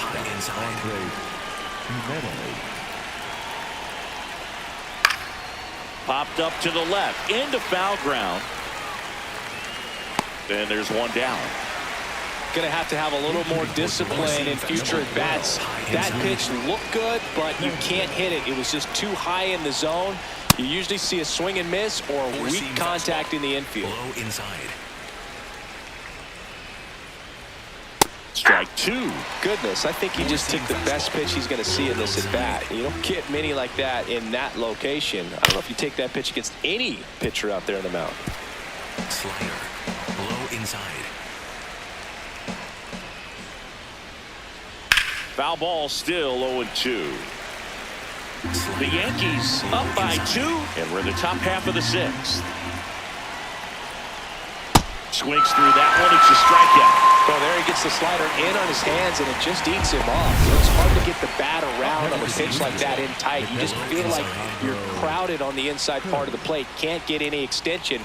That's one he definitely should have laid off of. Kerr now at the plate as he swings through strike 1. Right there for a strike. Well, he homered earlier in the game, but but showing no fear on the mound so far in this at-bat. He's just attacking the strike zone. Knocks that one away, and we'll do it again. Slider. Middle outside. 2 down, nobody on. That one to first. He takes it himself to the bag, and that'll do it. Down in order go the Blue Jays. Score holds. It's 3-1. Back now for the bottom of the 6th, and there's a new pitcher on the mound. Number 62. Just trying to keep this one close here, and this is where a bullpen can give their players a chance to fight back into the game. That one gets down for a hit. So a runner aboard to start the inning. Ben Rice now at the plate.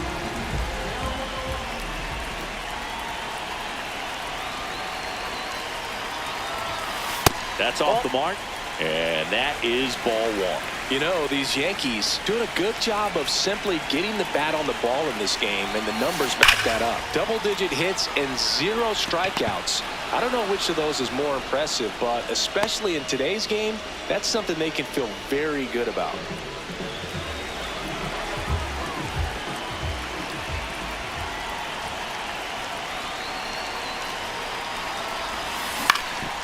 Ground ball up the middle. The flip. There's one. Double play. He's out. What a twin killing to end the inning. We go to the top of the 7th, and now for the Jays, Vladimir Guerrero Jr.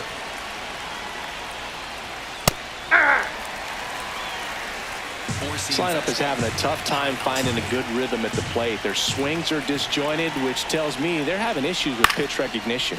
In the air, out towards left center. One up, one down. 4-seam fastball. Low inside. And a foul ball. I'm impressed by the number of first pitch strikes. He's not afraid of contact. Some guys, they'll nibble just because they don't want to get hit hard. That's not what we're seeing here. Middle inside. The 0-2. Struck him out looking. Now it doesn't strikeouts for him in this one. Now George Springer at the plate. Springer, who statistically has turned out to be one. Oh, this ball is crushed into left field. It's on its way and gone. George Springer takes him deep, and they cut into the deficit. He was able to hit one out in this weather. Are you kidding me? How did he do that?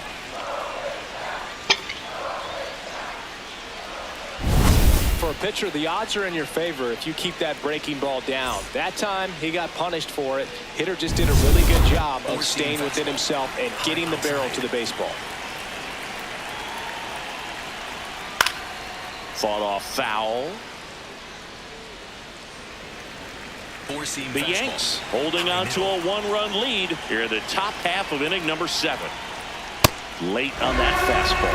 It really looks like these hitters have been in between with their timing today. Good fastball, excellent slider, but they've not been able to commit to one velocity and stay there.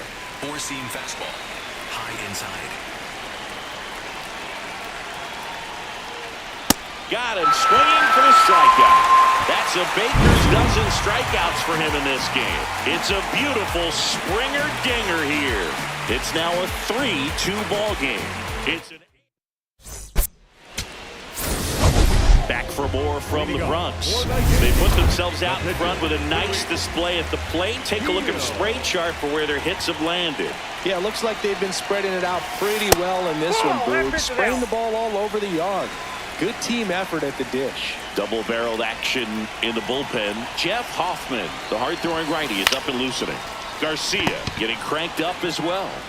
Throws to first, and the leadoff hitter set down to open the 7th. Back to the top of the order now. So the batter now will be Trent Grisham. 0 for 3 in this one. And there's a foul ball.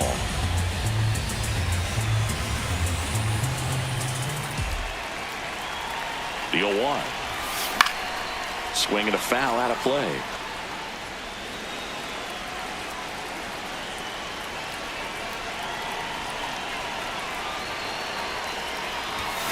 That misses the zone. Ball 1.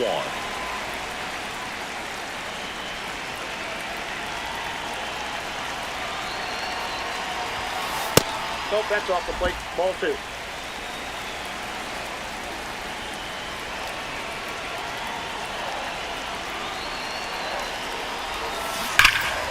And a foul ball. He stays alive.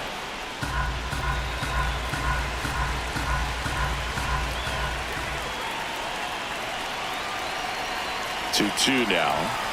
And that's ruled a swing. It's a strikeout. Well, big power guy right there and generating so much bat speed. It's hard to bring that to a halt once you're committed. They tried to check the swing, just couldn't do it. It's Aaron Judge now. He blasted one out earlier in the 3rd. Just a solo home run, but an important swing of the bat in this game. We've already seen him do it once. Can he do it again?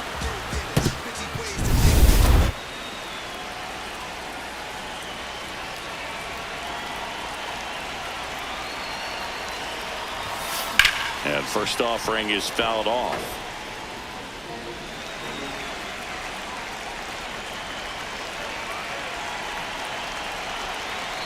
Two down, nobody on.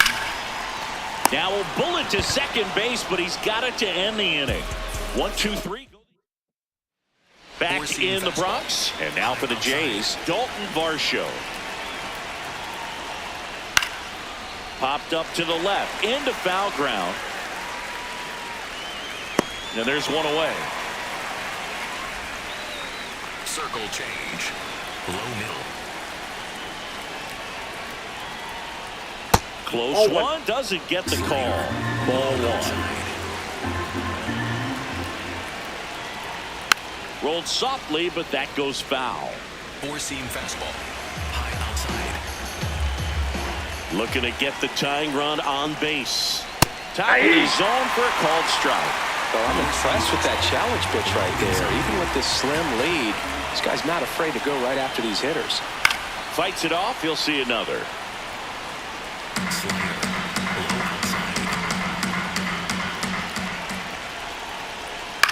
Out towards right center field. Should be extra bases. Around first, heading for 2. And now the tying run is into scoring position. Always feels amazing getting a job done when the team needs you to come through. It's just bigger than your own individual stats. A chance now to even the score and maybe extend this game. Jimenez swings through it for strike 1. As a pitcher, you know the runner on second is ready to push things with his speed. A base hit, it's probably going to be a big run, so you really have to execute on the nine. Caballero. And there are 2 outs. Oh, that's a frustrating into the at-bat for the hitter right there. I mean, that pitch was right down the middle. I think he got a little too excited, came out of his mechanics, and instead of driving that ball somewhere, he popped it off. Unfortunate for him. Makes the catch, inning over. Well, this guy competes hard. We see the emotion there. I love it. Great job of getting out of the jam.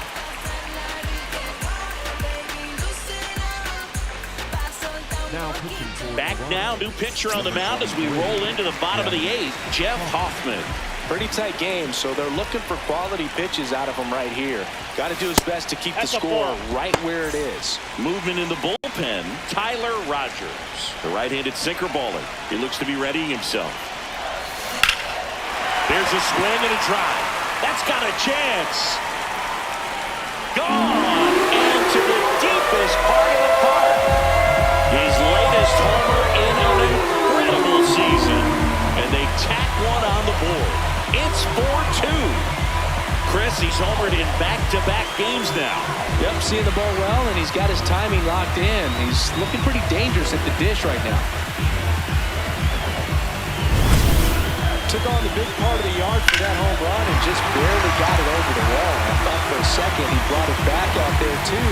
Gave it a great effort, but you know, those plays are so tough to pull off. And I'm sure he'd love to have another shot at it.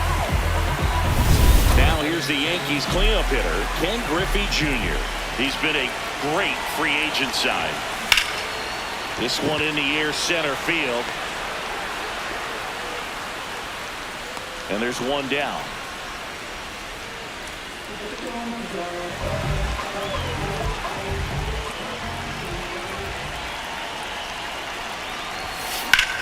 In the air, pretty deep out to center field. Varsho under this one.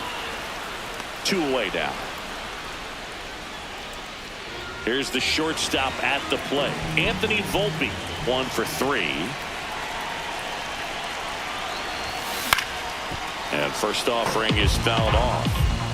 2 down, nobody on. Here the bottom half of the 8th inning. Swings and blasts one deep to left center. Carrying well. And that one is out of here. Home run number 65 of the year. And they add to the lead. It's 5-2. And that shot makes their grip on the lead even tighter. I'm sure he wanted that pitch down below the zone. It stayed up a little bit. He paid a dear price for it. Just a great swing to the ball, through the ball, and a nice round tripper. A new arm into the game, the righty, Jimmy Garcia. Well, he's been hit pretty hard at times this season, as you see with the big ERA. So this is an important outing for him to get on the right track.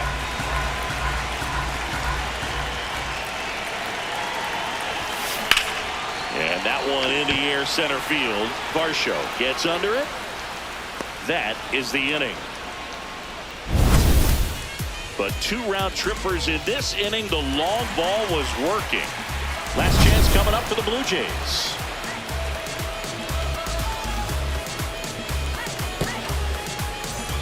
Back here in New York, we go to the 9th. Alejandro Kirk digs in now.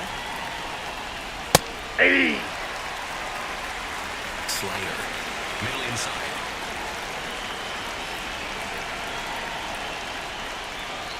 And he grounds one to the right side. Chisholm. And the leadoff man retired here in the 9th. If you want to be a great defense, you have to deliver consistently. It doesn't matter how many highlight reel plays you make if you can't execute the small stuff, just like we saw. Slider, middle outside. Swing and a miss at a slider. Slider, low outside. Hit on the ground to short. Oh, can't pick it up cleanly. Safe at first, no play. We'll see how they score this. 4-seam fastball. And now the right fielder, Addison Barger. 4-seam fastball, low inside. Fastball for a strike. Quickly down 0-2 in the count. I think you got to choke up a little bit, spread out the feet. You don't know what the velocity or the location of this next pitch is going to be. Sets him down looking. Blue Jays have just 1 out left here. Out towards right center field. Grisham on the move to the gap. He's got it. Ball game. The Yankees add another to their winning streak. It seemed like from the first pitch of this ball game, this guy was going to get it done. A quality start. Who knew he'd throw a complete game and get the victory? But an excellent job of continuing to just throw what the catcher put down. He navigated through this ball game, a jam here, a jam there, but ultimately it was an outstanding outing.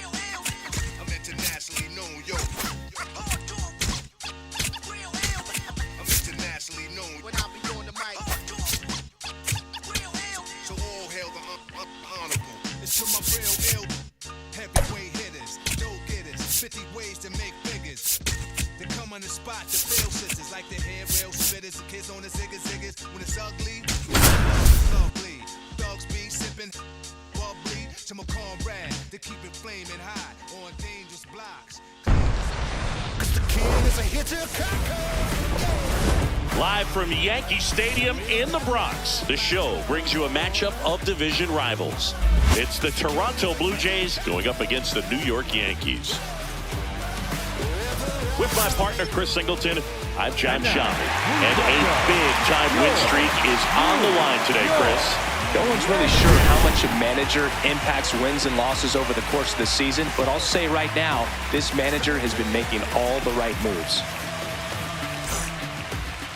And taking the ball for the Yankees, Max Fried. He's near the top in strikeouts, and opponents still haven't figured him out. Yeah, his swing and miss is nasty, baffling would-be hitters on a weekly basis.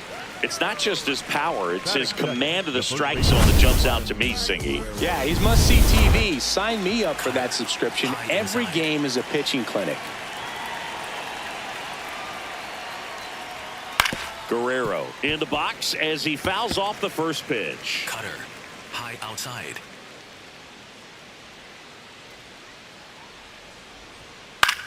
In the air, left field. That's out number 2. And the batter is George Springer. Homered in the ball game yesterday afternoon. And that one fouled off. Curveball, low inside. 2 down, nobody on. And a curve is down and in. Catcher challenge. We'll take another look. And on further review, it was a strike. So they've still got both their challenges. Cutter, low outside.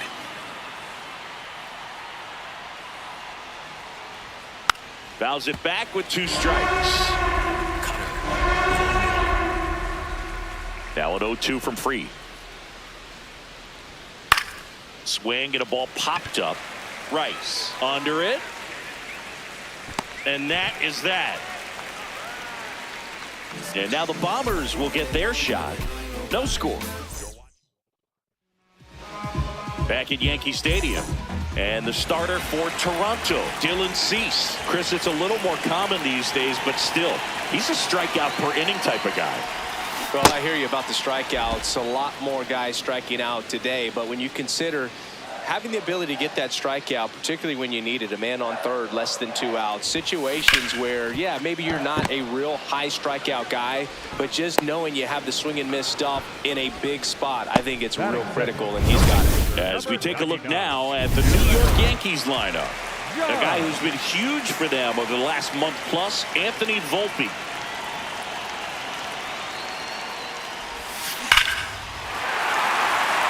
That's a laser base hit, and that's a 1-out single.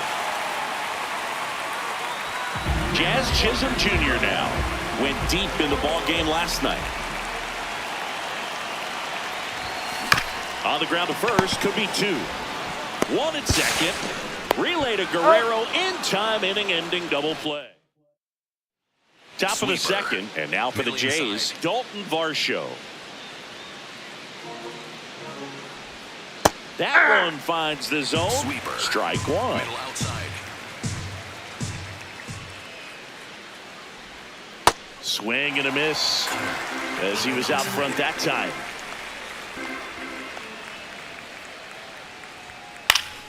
Fights it off. He'll see another. High outside.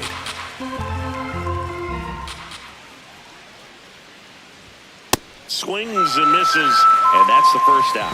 That cutter right there had just enough movement on it to get the swing and miss. It wasn't a great location by any means. That's typically a spot that hitters can handle, so I'd say he fooled him with just enough of that late action. Tap foul at the plate. Fried, he's the kind of starter that a lot of pitching coaches and managers as well really appreciate. Not a guy who's going to get himself into trouble by dancing around, by walking guys. Low outside. Here's the 0-2.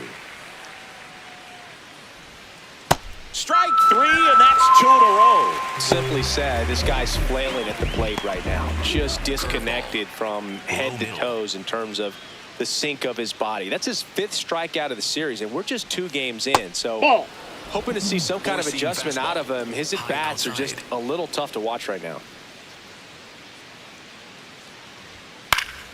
Foul ball. Yeah, he throws strikes, and he's got the command to be in the zone, be effective, but just moving the ball around, getting the ball back from the catcher, Boog, and throwing the pitch. Strike two.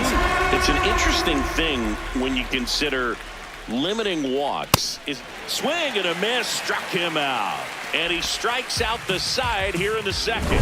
We'll go to the bottom of the second. No score.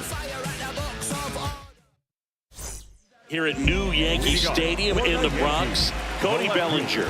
Up now, he's among the league leaders in homers, and each one feels like it's launched into orbit. Pitchers try to avoid him, but when they don't, boom, his impact shows up as consistently as anyone in the league. The 1-0. Drilled in the air out towards right center. Varsho under this one. Brings it in, and there's one down.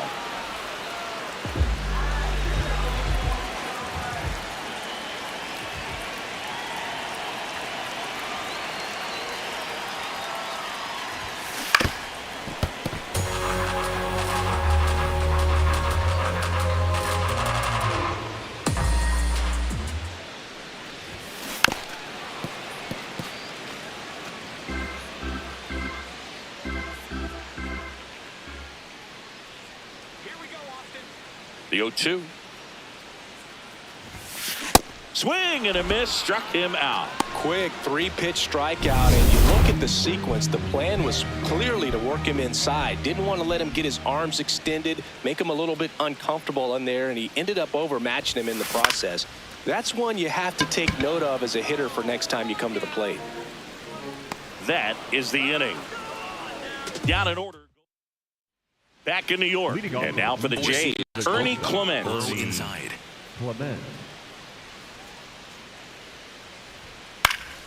Fouled off. He was late. Clement getting to start at shortstop. He made his major league debut when he was 24 years old, and he was drafted in the 4th round back in 2017. Late swing, fouled off. Cutter. High inside.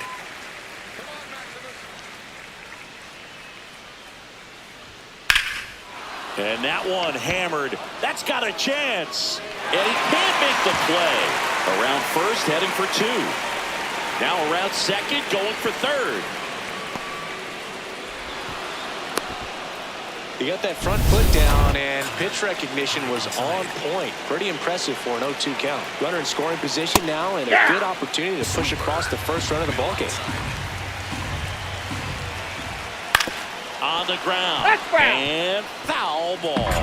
So now it's all about protect mode. Try to shorten up, try to track the ball.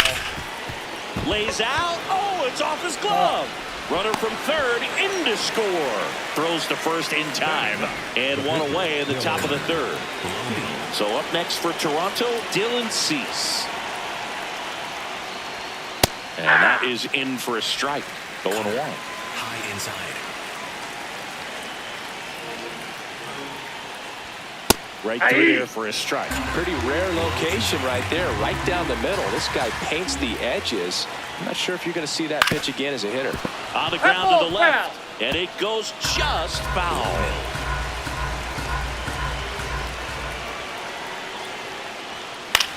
That's to 3rd, Caballero. Throwing the dirt, and he can't come up with it.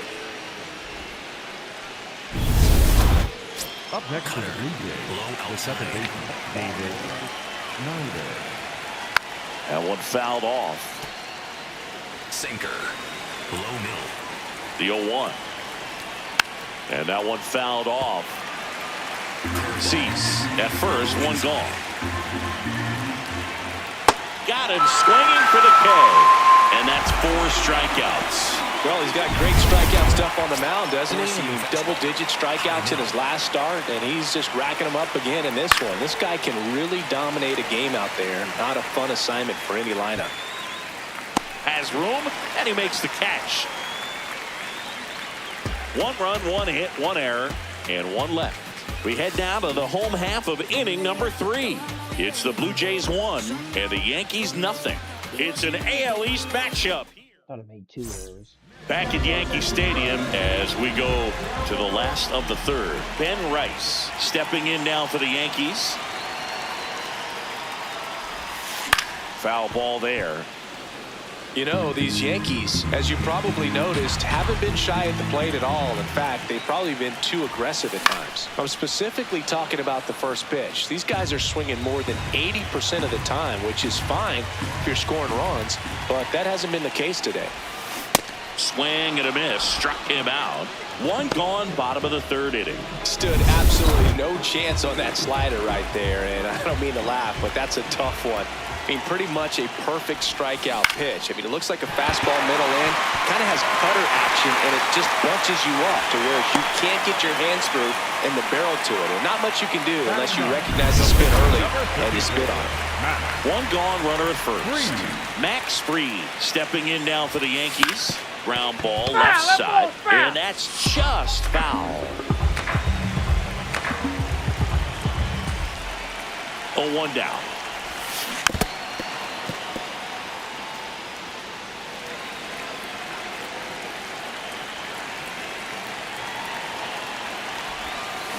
Swings and misses, struck him out. Well, I don't think there's a hitter alive that hasn't at some point succumbed to that pitch right there. It just looks like it's in the zone the entire way, and then the top spin and gravity take over in the blink of an eye, and it's just such a tough pitch to lay off of. Line drive, base hit. Throw stops the lead runner at second. 2 on and 2 out. Here comes Aaron Judge. 1 for 1 with a single so far.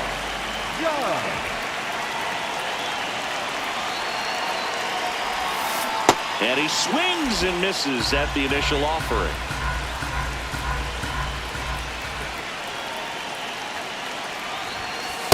That's a ball.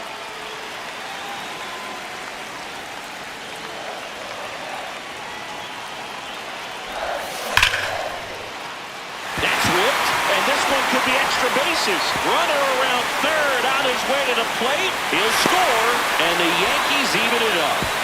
In there safely. The throw to third, and he's out trying for 3. And that'll keep more runs from coming in, inning over. But 2 runs for him, and they jump ahead. On to inning number 4. It's the Yankees 2 and the Blue Jays 1.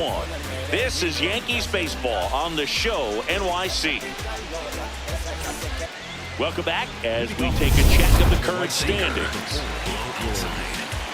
Max Fried will go to work.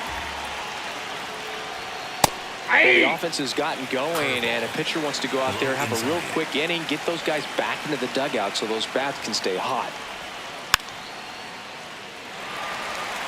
Sinker. Low outside.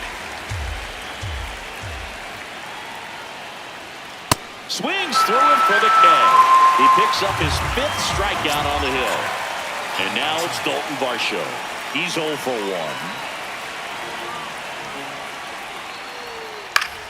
Swing and a foul back, and that's out of play. Curveball. Middle outside.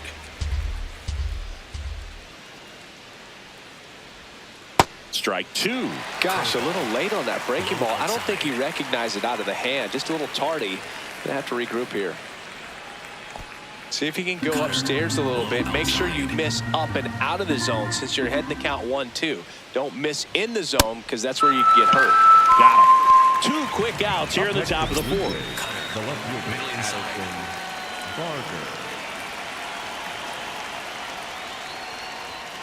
Tries to check his swing, but he makes contact. On the run, throw to first, and they get the out. 1-2-3 go the Blue Jays. Back in the Bronx, Jazz Chisholm Jr. Top 5 at batting average. It has been a nightmare for pitchers this season, Singy. Yeah, the swing is simple, Boog. Repeatable and deadly. Remarkable consistency. Barger moving back for this one. Reaching for it and brings it in.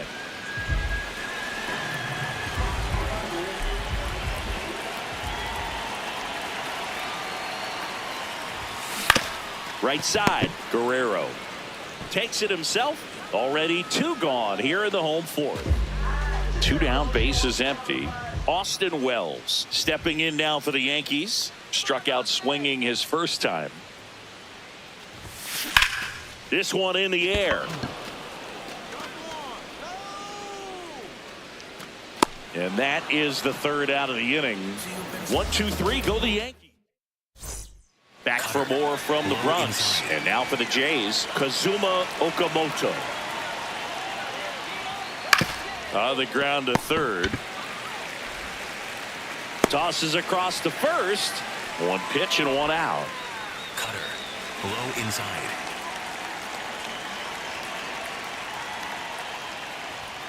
There's a strike. These hitters are going to have to find a way to be a little more patient, see more pitches per at bat. Otherwise, that bullpen's not going to have to work over there, and it's going to be advantage pitching all game long. Slings to first, and the first 2 set down in the top of the 5th. Sinker. So Low up next inside. for Toronto, Tyler Heineman. Swinging a foul straight back. 4-seam fastball. Low inside. 2 down, nobody on. Inside corner, and that's called a strike. This guy's pounding the zone. Hitters don't have time to think in between pitches. On the ground, right side. He takes it himself to the bag, and that'll do it. Down in order go the Blue Jays. And our score remains. Welcome back as we take a look at how today's starting pitchers have fared so far. Ball 1.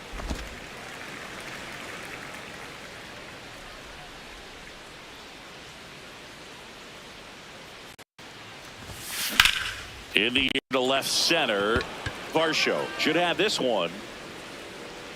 1 up, 1 down.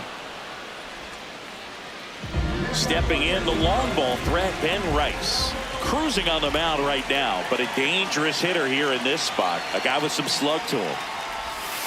Outside low, ball 1.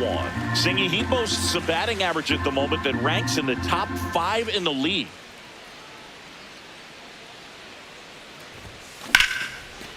That's ripped, base hit. So a man aboard now with 1 away.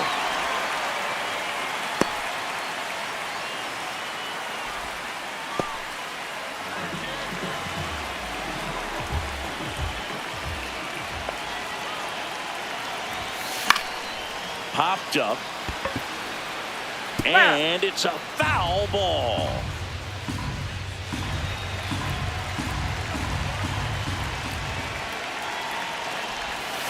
Inside. That's inside. 1 ball, 1 strike.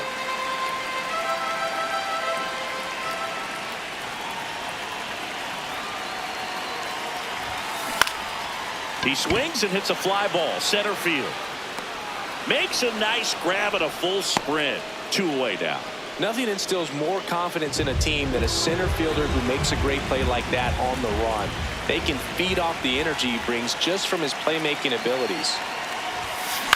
Now here's a flare off the bat, and it stays fair. Lead runner around second to third, and he's out. Out on the tag. Cut down, and that ends the inning. Back at Yankee Stadium. Close game here, and a chance now to look at a few highlights from this one.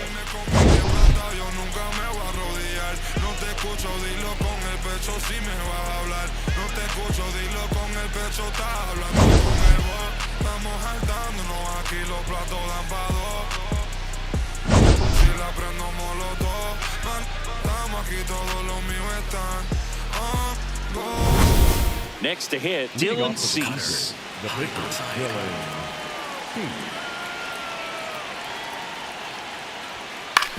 Swing and a ground ball, and that one finds its way through. And they have their first hit since the 3rd inning. Wow, a big at bat in this game, and it comes from the pitcher. Just found a way to slap that ball down the third baseline. That's really excellent bat control, and it kind of goes back to all those drills you see hitters do off the tee where it's placed in different spots. That was just nice. Battling here as he fouls it away.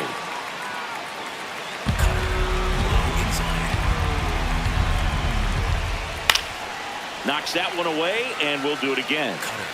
High inside. The 0-2. And it's fouled off. They'll do it again. Sinker. Low middle. The 0-2. Ground ball right side. It squirts through. Throw back in quickly. First and second now with nobody out. In a big spot here for Vladimir Guerrero Jr. Popped in the air, left field, and there's one down.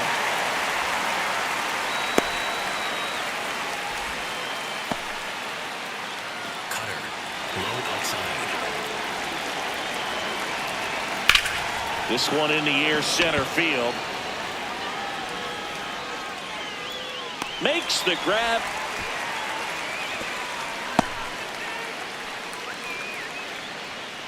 Two outs, runners at first and second. Dalton Varsho next up for the Blue Jays. Nice grab over to first. In the dirt, he picks it. And that's a great play. A couple of hits in the inning, but they can't get him home. Top of the order due up in the home half of the sixth. Yankees out in front, 2-1. You're watching Yankees here at New Yankee Stadium in the Bronx. And stepping in for the Yankees, Trent Grisham. Here's a high chopper. Schneider in plenty of time to first. One pitch and one out.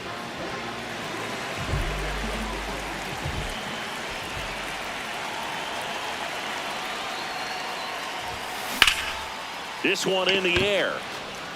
Guerrero. And there are two down.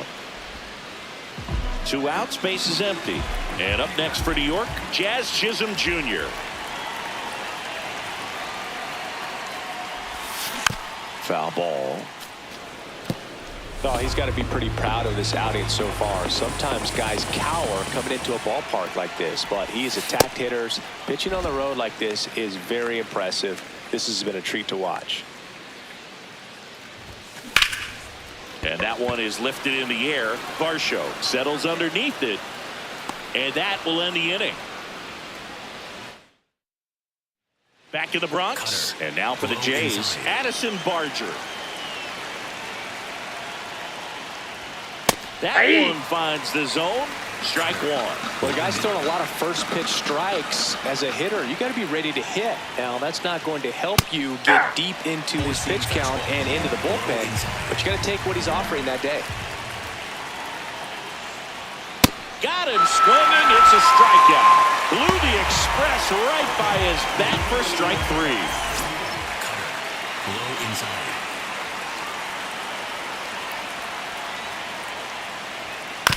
Out to short. Bare hand grab. Throw to first. It's there, and that's a great play. Pretty flashy with the bare hand grab right there. Kind of risky, but man, he made it look easy. Clement in the box with two gone and takes a look at a called strike. That one hit to right. Judge under it. And that is that. Blue Jays go down in order and they trail it. Possibly a double switch coming now as a meeting taking place near the home plate area. Set for the last half of the seventh. So now the Yankees cleanup hitter, Cody Bellinger. Hammered down the right side, but foul.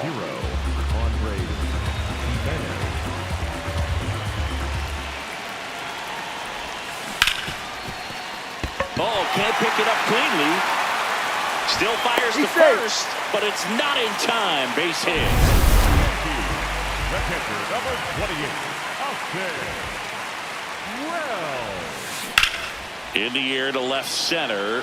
Barger gets under it. Takes it in for the out. And there's one away. One out man at first. And now here is Anthony Volpe.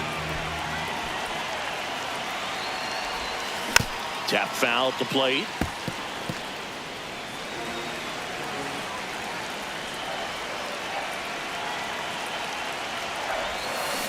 And there's a foul ball.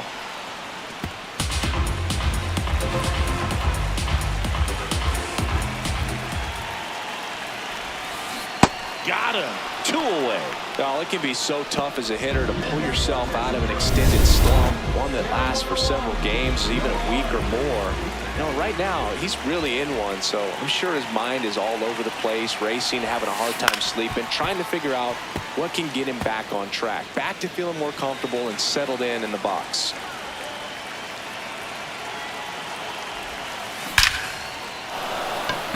Hit hard, should be extra bases. Bellinger on his way home. And they lead by 2. Got the job done to put him up by 2. Just a cookie down the middle. I mean, those are the ones you dream about. Ones in the cage, you're just hoping you get in the ball game. Right down the middle, not a whole lot of velocity, right on top of it.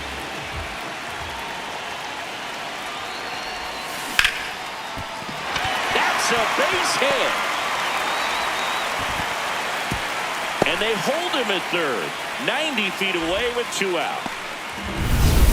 Anytime you rip a line drive the other way, you feel really good about what you did at the plate. You trusted your hands, you let the ball travel, and you took the barrel straight to it. That's great work right there. Fried, the next to hit, takes outside. And a foul ball.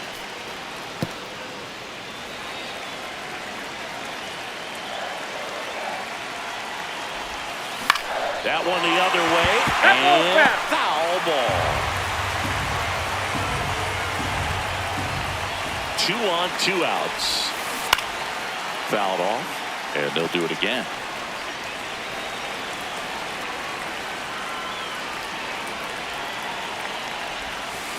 Foul ball left side, he'll see another.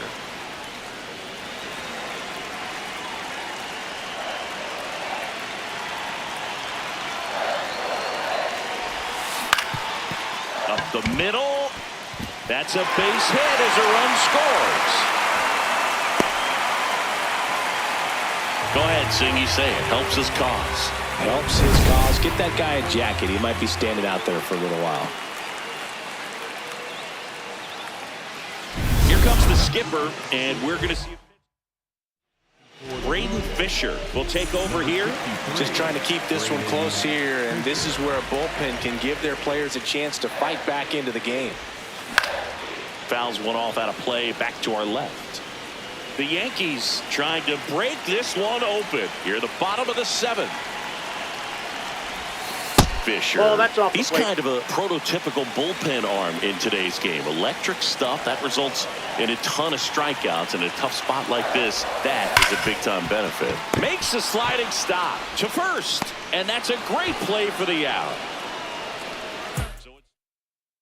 Welcome back to the ballpark as we check out the current playoff picture.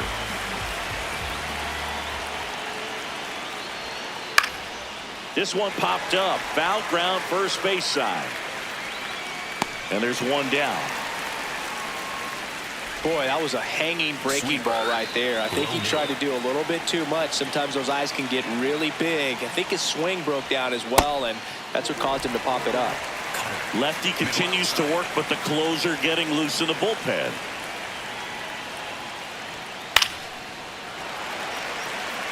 Well, I think the key, I mean, if he can get through one more inning, anything after that, a hitter or two is bonus, but they should be lined up good enough to get to the finish line. Middle outside. Keeps the at-bat going with a foul ball. Cutter. Low inside.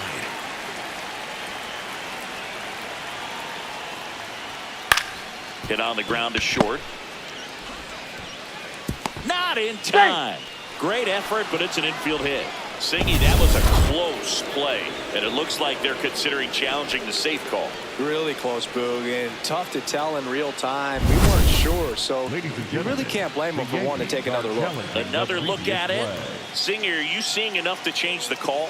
Yeah, I think so, Boog. I mean, it's close, but I think after looking at it a few times, we can see that this guy's probably out, and could be a good use of the challenge right here. Looks like we've got an answer, and he's out. They took a chance with the challenge, and it paid off for them. Back to the top of the order now. Davis Schneider next up for the Blue Jays. And first offering is fouled off. Four-seam fastball. Middle outside. 2 down, nobody on. Pop foul out of play off to the right. Yankees up by 3. And we're in the top of the 8th. Runs it up to 96 to record the punch out.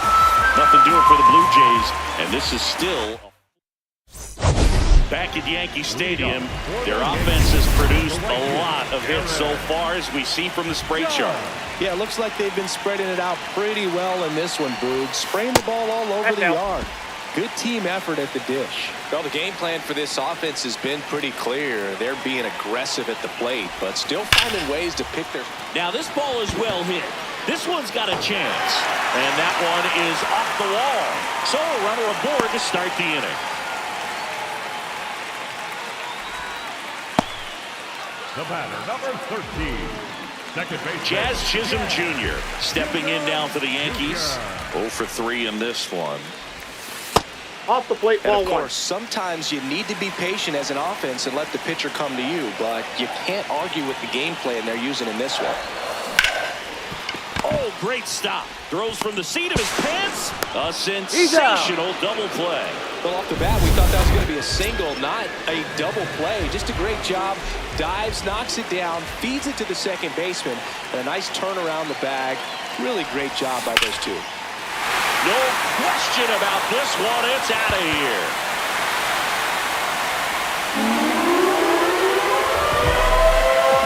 Cody Bellinger blasts one out. His latest homer in an incredible season. And they add to their lead. It's 5-1.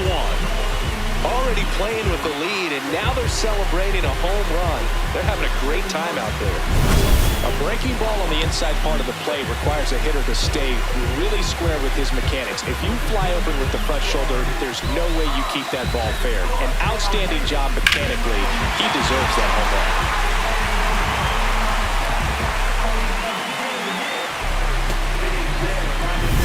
So 2 down, and now the catcher comes up to him. Austin Wells. He's one of the best players in the game. That one's sizzling on its way through to the outfield. So a 2-out knock keeps the inning alive.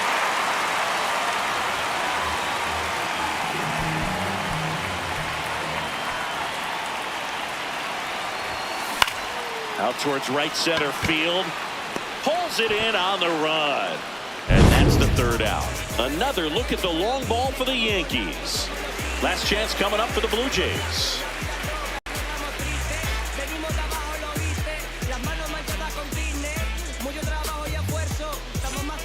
We go to the 9th, and now for the Jays, Vladimir Guerrero Jr. That one fouled off. Cutter, low middle. And the 0-1. Right through there for a strike. High inside.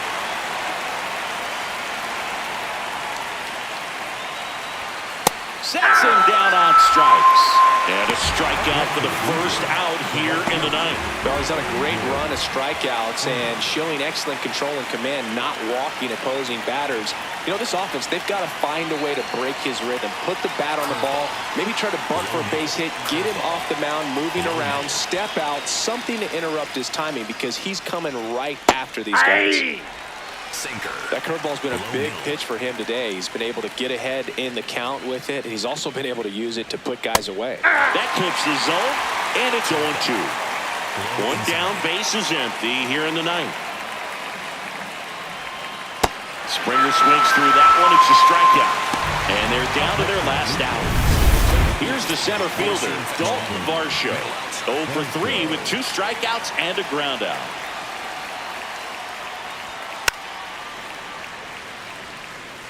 Sweeper, middle outside.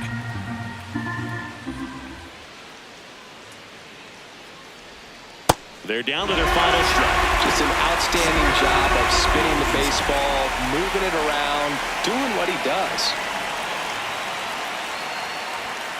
Swing and a miss, and he got him. And that'll do it. It seemed like from the first pitch of this ball game, this guy was going to get it done. A quality start, who knew he'd throw a complete game and get the victory. But an excellent job of continuing to just throw what the catcher put down. He navigated through this ball game, a jam here, a jam there, but ultimately it was an outstanding outing. 5-1 is how it ends. For Chris Singleton and our entire outstanding crew here at MLB The Show, I'm Jon Sciambi. Thanks for joining us.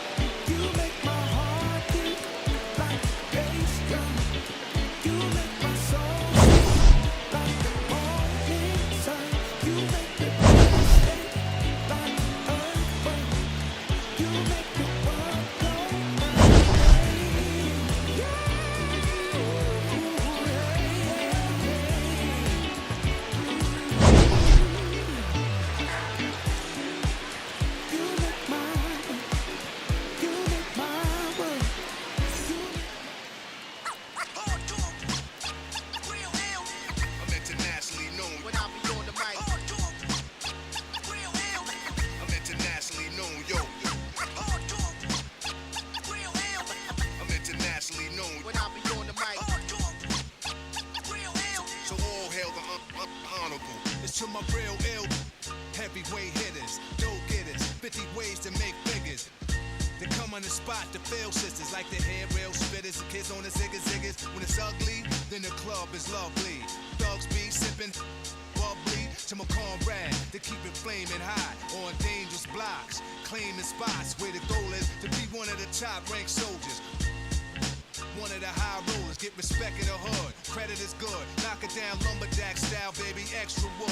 Rock it all night long, the bang-a-thon, baby, keep hanging on. We like it with the lights on. Don't have to blow 20 down to get to know honey style. Show her the town, steal her heart, no money down. I'm internationally known when I be on the mic. I'm internationally known, yo. When I be on the mic. So all hail the honorable. How about some hardcore? Yeah, we like it raw for sure. On the floor, wall to wall. It's more at the door, players ball to score. Cause this right here is for all of y'all. Rockin' the floor. Yo, I got what you need, bro. You go see a show, El Mino, and DJs play hits with hard bass kicks, and then they display. Welcome in, baseball fans, and here in New York, it's a perfect night for baseball. Welcome to the Sunday Night Showcase. It's the Toronto Blue Jays taking on the New York Yankees. Jon Sciambi alongside Chris Singleton, Cody Bellinger riding a power surge coming into this one, Chris. He's homered in 4 straight games. He is managing to find pitches that he can barrel up and do damage with, and really that's the key for him. As long as he can get the bat to it, because he's so strong, there's a good chance that it leaves the ballpark. Now the starting pitcher in this one, Gerrit Cole. Singy, he was impressive his last time out. About to get started here, Alejandro Kirk getting ready to hit.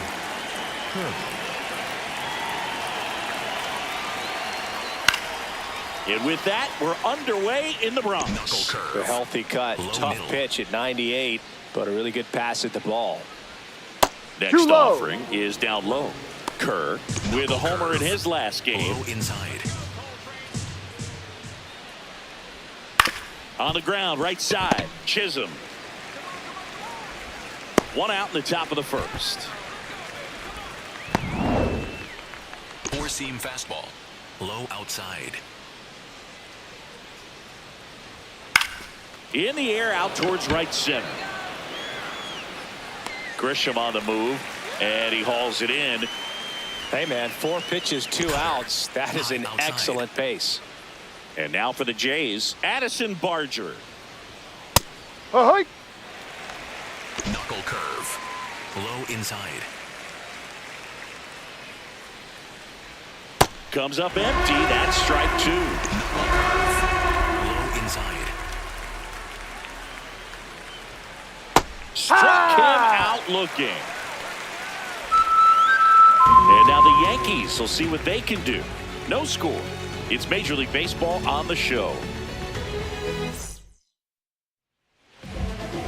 Trent Grisham stepping in now for the Yankees. Chris, he's definitely going to finish the year with a new career high in homers. We just don't know how many he's going to hit quite yet. Foul ball there. Nobody on his team has been better at driving in runs this season, Singy.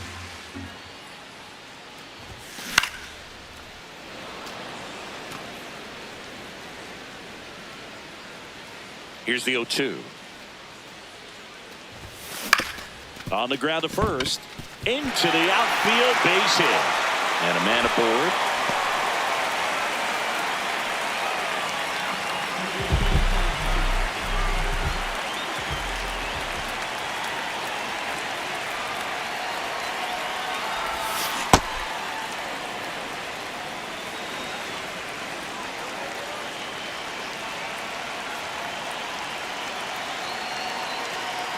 The 0-1. That one's upstairs, ball 1. Grisham gets his lead at first with nobody out. Strike 2. See if you can go upstairs a little bit. Make sure you miss up and out of the zone since you're heading to count 1-2. Don't miss in the zone because that's where you can get hurt. On the ground to second, might be 2. Flips it, can't hang on. And he's going to make it to first. And we'll see how they score it. Good that they weren't overzealous there. Just take the shirt out, keep the runner out of scoring position. Here's the second baseman, Jazz Chisholm Jr. Swing and he breaks his bat. Okamoto fires to first in time. As we take a look now at the New York Yankees lineup. Bellinger.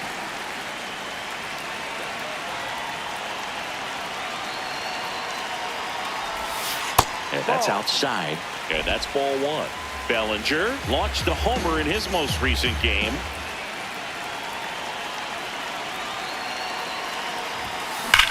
Ripped on a line to center.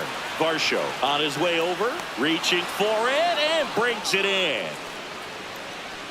We head to the second from the big ballpark in the Bronx. No score. Back here for the Sunday night showcase. And now for the Jays, George Springer. Now with the shift on, hits right into it. Gets it to first. Out of there. And quickly one away in the second. Four-seam fastball. Middle inside.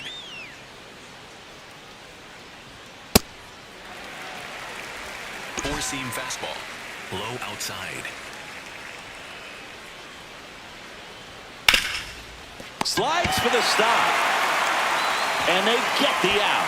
Fastball groove right down the middle. Usually a lot of damage done with that pitch. A hard grounder, but he wanted to get that ball in the air. Maybe drive it into the gap. Dalton Varsho in the box with 2 gone. And takes a look at a called strike. Next offering is fouled back. No score here in the second. Inside. Ball. Four-seam fastball. High outside. Battling here as he fouls it away. Four-seam fastball. Low middle. 2 down, nobody on. Foul ball still a 1-2 count. Circle change.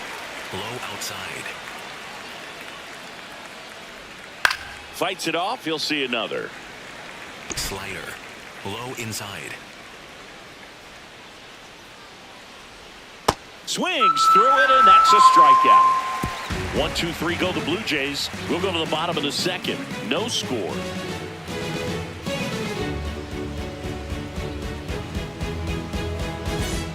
Ready to go for the last half of the inning. Here's the Yankees catcher now, Austin Wells. Wells needs just 1 hit to reach 200 for the season.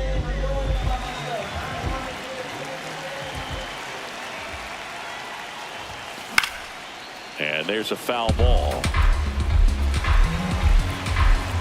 You'll one. Yeah, that's fouled off. Pretty impressive the year he's put together. 200 hits doesn't happen by accident.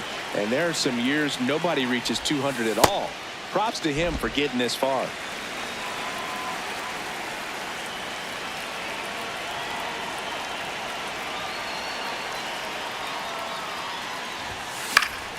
Good job to fight that one off.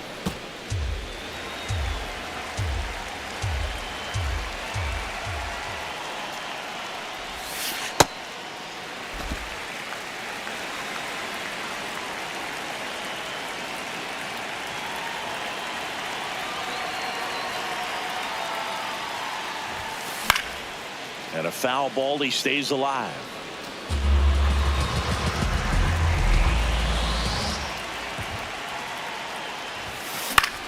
Popped up, foul territory behind the plate.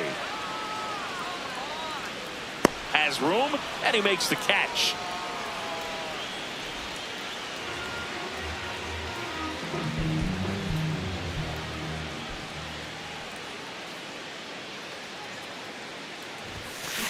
He can live up in the zone all game if hitters will chase it. That's just too much velocity. Hitters got to look down in the zone.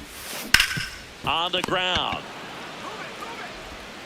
Fires over to Guerrero. Great pick. They get out number 2 on a tough play. And now the first baseman, Ben Rice. 4 for 7 in the series, so he's been good. And that one fouled off.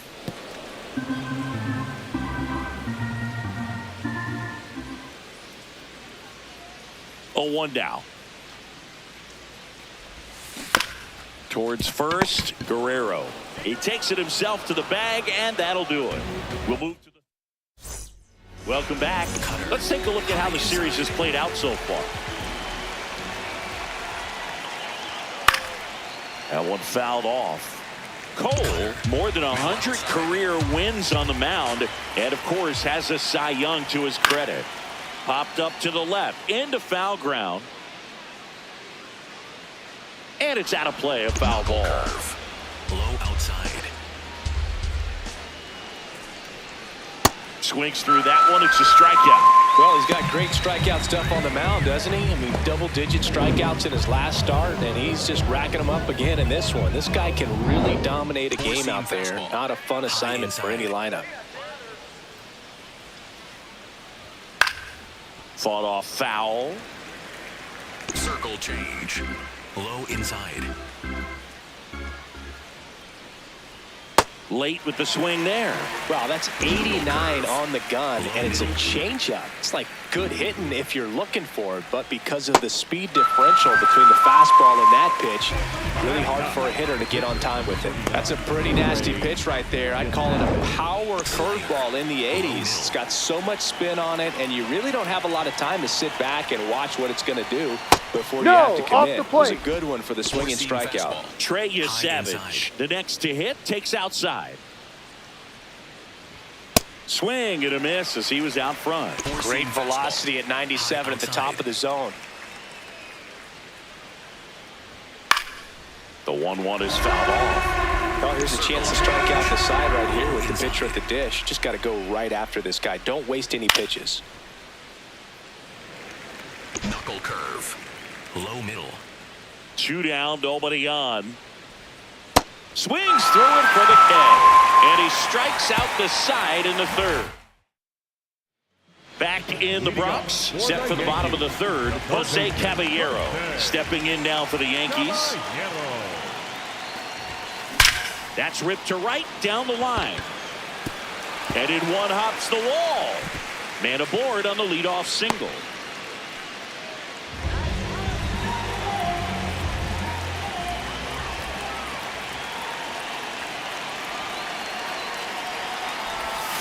Slider right there. Still tied at 0. Last of the third. Comes up empty.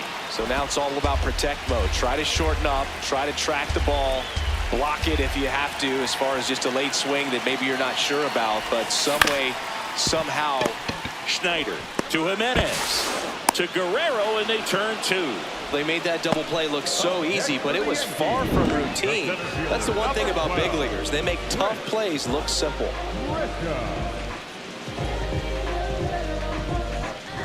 Base is empty after the double play. So the batter now will be Trent Grisham. There's a swing and a drive. And that one is off the wall. The relay throw. And in there with a double off the wall. Well, Singy, he is locked in there. Well, he's really slowed the game down, and it's like he's moving in full speed, and everybody is a step or two behind. The way that he squared up that baseball tells me that he is seeing it like a beach ball. Singy, he boasts a batting average at the moment that ranks in the top 5 in the league. Here's 0-1. Judge comes up empty there. Just not able to catch up to that velocity.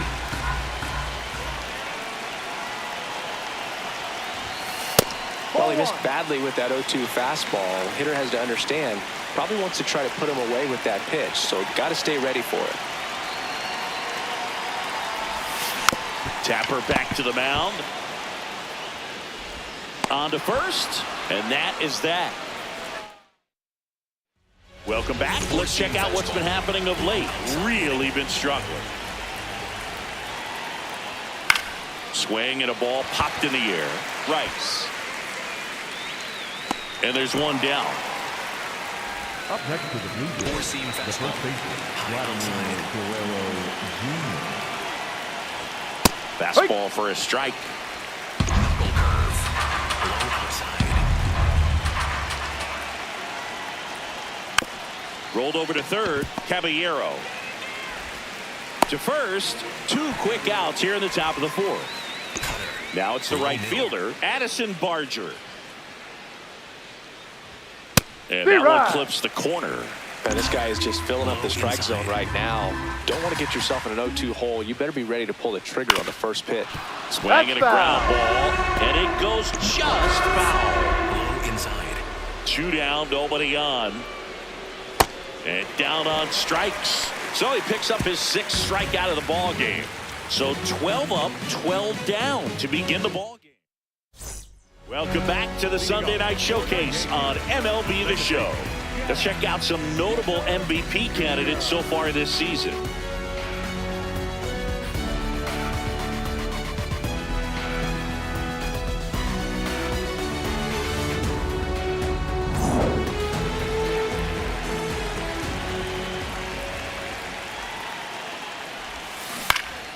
And that one fouled off.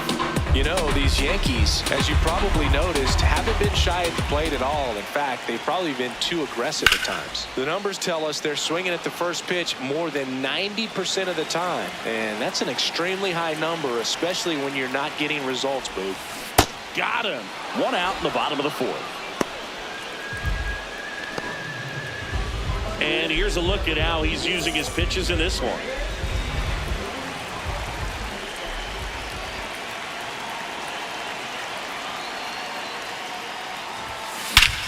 Crushed. Left center field. This one's deep. Forget it.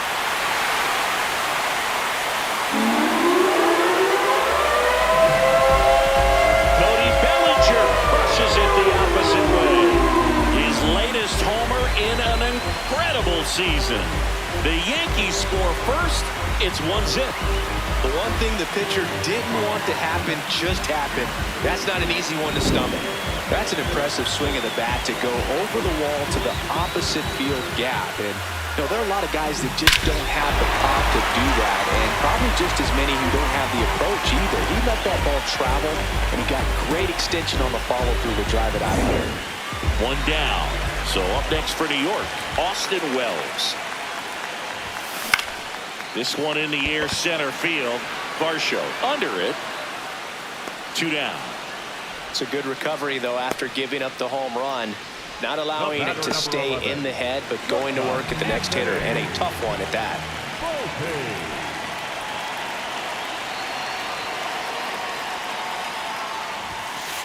He's great hitting the ball the other way, and that pitch did a good job to straighten him up a bit. Mission accomplished.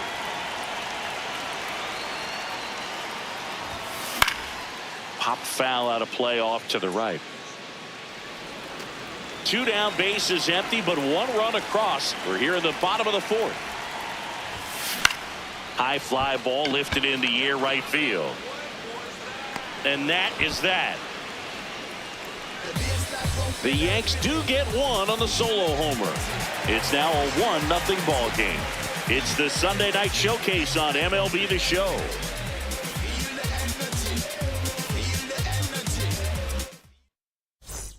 Back now in the Bronx. And now for the Jays, George Springer.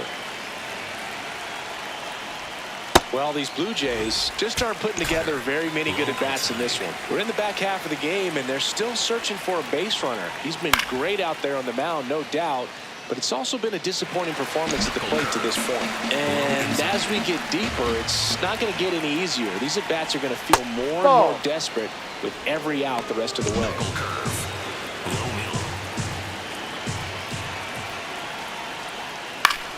Gets a piece there. We'll do it again. Cutter. Low outside. Sets him down on strikes. Picks up strikeout number 7. And here's a look at how he's using his pitches in this one. High outside.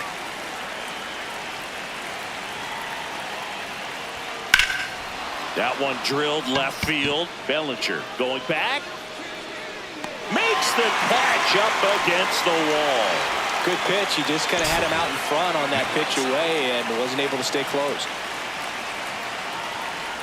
Varsho at the plate with 2 away. Swings through that one. These hitters have been very aggressive early in the count, but when you're down, you might want to be a little more patient. Take some pitches, see if you can extend those at-bats and get some base runners on. High outside. 2 down, nobody on. Struck him out looking. That's his 8th strikeout of the game. So 5 perfect innings in the books.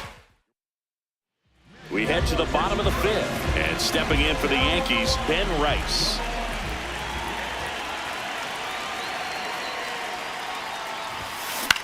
Popped up. And there's 1 down.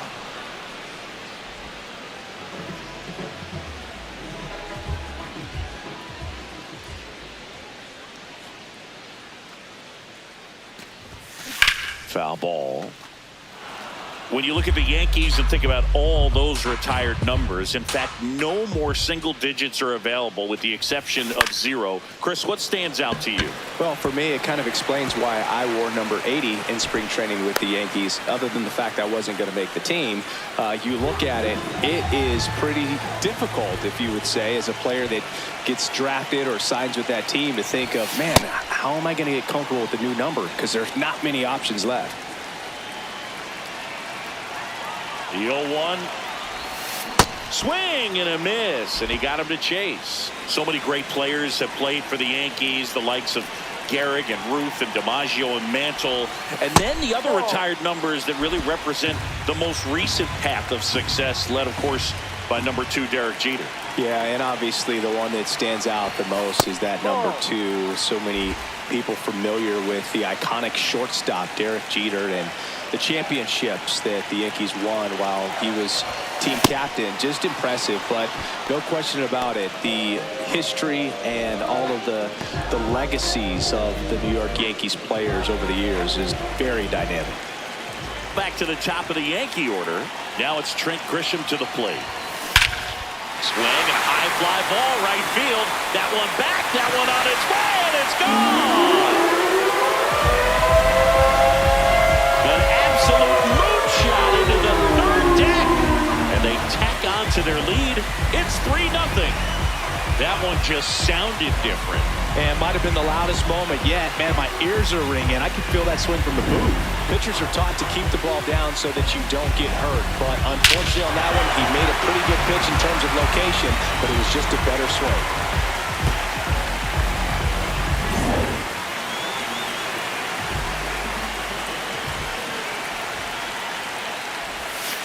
Called strike right there. I think it's one of the best all time. An art student at UW-Eau Claire created it.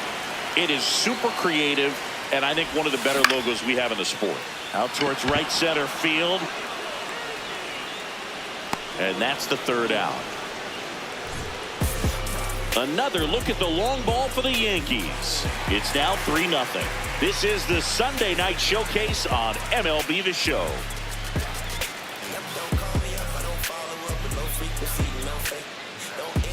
Back in the ballpark, let's take a look at some of the moments that stand out to us. My life is real, real. So I'm frontin' on them every chance I get, to be honest. Wavy hair, mystique, up in this deep chain with some sick feet. Corner of 10th Street, scoop me in an MPV. I'm holding big. Soloist, vocalist, maestro. This fish grease, recipes, polo. He see us, I was just with G, just like Ryan E. Me and Preem, this history. Young ones, abuelas, Jesus candles, bodegas. Always playing some gangsta. Who is there? They gon' say nah. Look at us now, De La Ma, Rick, Ghost, and Rick. Big up, Big L, Prodigy. And now Kazuma Okamoto. Number 7, Kazuma Okamoto. Foul ball there. When a guy's throwing a lot of first pitch strikes as a hitter, you got to be ready to hit. Now, that's not going to help you get deep into his pitch count and into the bullpen, but you got to take what he's offering that day. That one lifted to left. Bellinger under it. One up, one down. Knuckle curve. Low middle.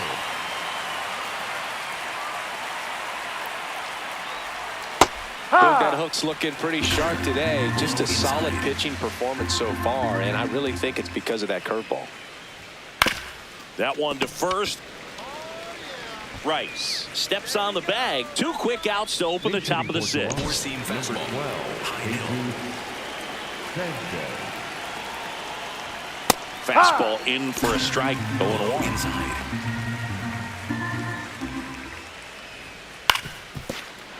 Hit on the ground, and it gets through. Just like that, the perfect game is gone.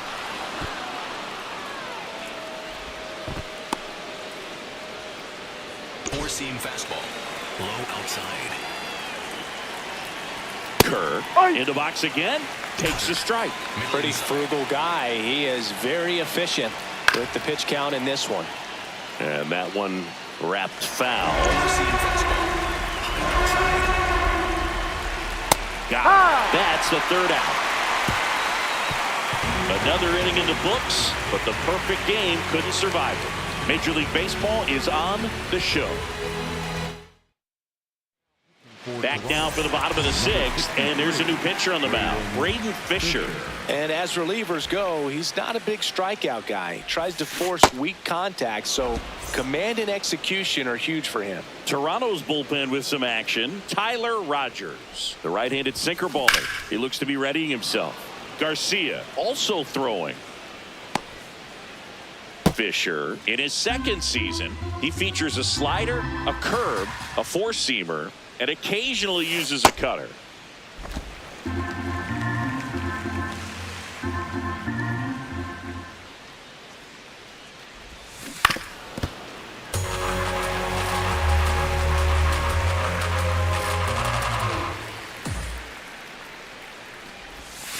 Outside with a breaking ball.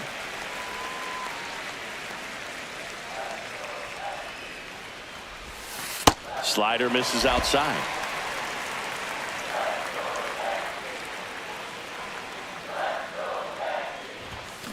That's foul off to the right side. Keeps the AB going.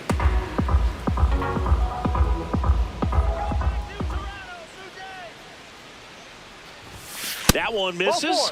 So a leadoff walk. You know, I think he's okay with that outcome. It wasn't an intentional walk, but he wasn't exactly trying to attack the zone either. Bellinger in the box here and fouls it off for strike 1. Yankees up by 3 here in the bottom of the 6th. Hit on the ground to the right side, and that's a base hit. Lead runner to second, so 2 on and nobody out. Austin Wells stepping in now for the Yankees. He's been really clutch with runners in scoring position this season, so they'll have to be. Jimenez. He flips it to second in time, and that's 2.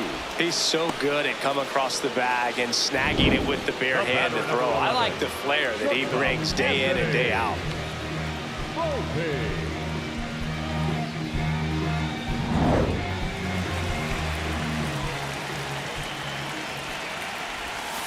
That's in there.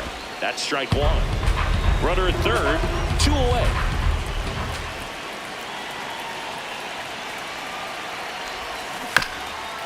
ground ball left side. Foul and ball. That's foul.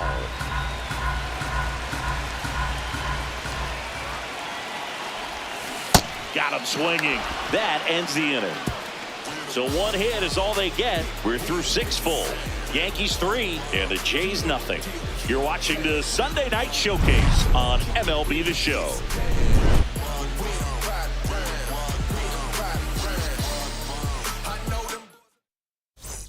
Welcome back as we take a look at their upcoming schedule.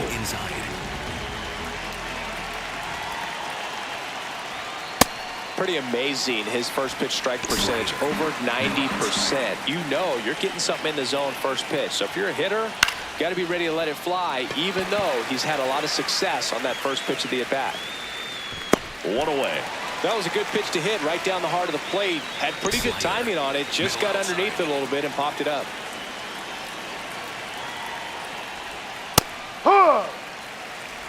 Cutter. Middle inside.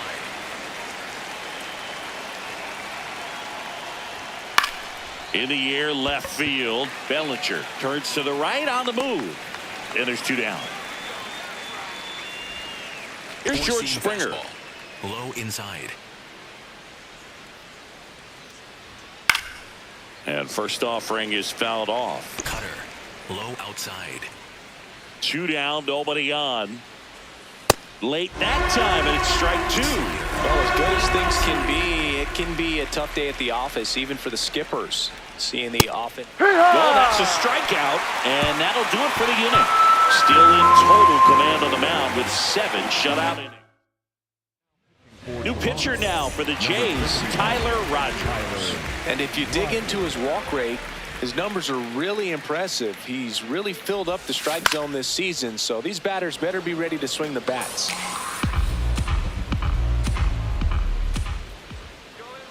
The 0-1. This one in the air, center field. Varsho settles underneath it. Brings it in. And there's 1 away. Jose Caballero stepping in now for the Yankees. He's 2 for 2. Tap foul at the plate.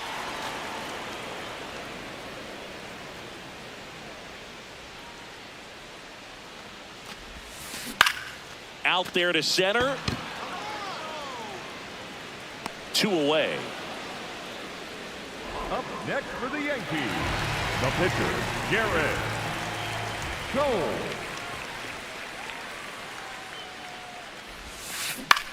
Swing and a ball popped in the air. That is the inning. 1, 2, 3.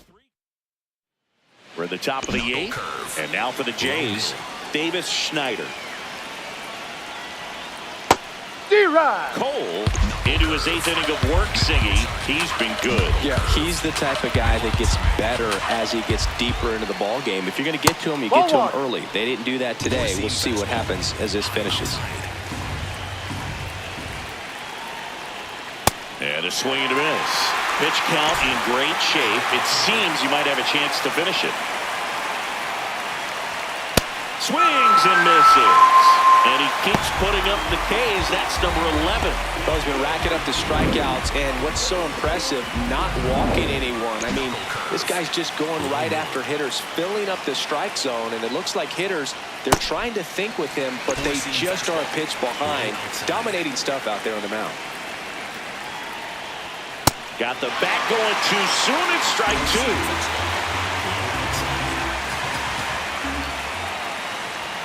Goes down swinging for the strikeout. And he's up to 12 strikeouts on the day. Well, there's the 3-pitch strikeout. He can do whatever he wants with the baseball right now. Okamoto stands in here, takes ball 1 low. And a foul ball. 4-seam fastball. Middle outside. 2 down, nobody on. Next pitch in for a strike. And a count 1-2.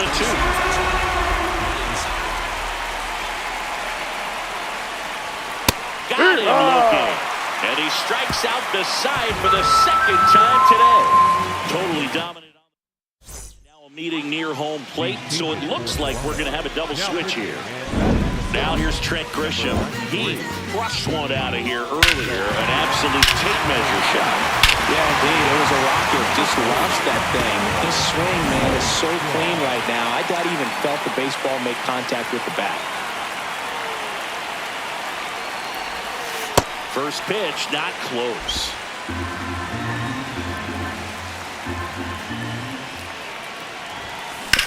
And he grounds one to the right side. Fires over to Guerrero. Leadoff man is out here in the 8th.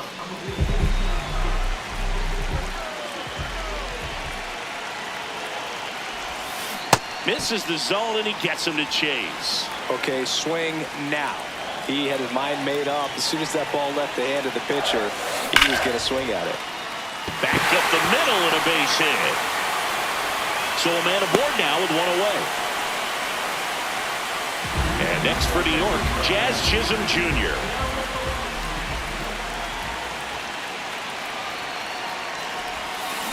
That one is absolutely belted. Carrying well. Out of here. His latest homer in an incredible season. And they add to their lead. It's 5-zip. And that shot makes their grip on the lead even tighter.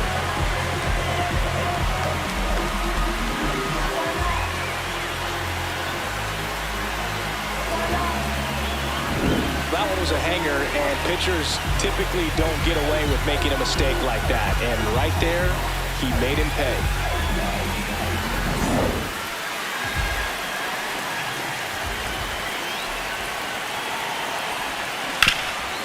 Oh, look at the stop.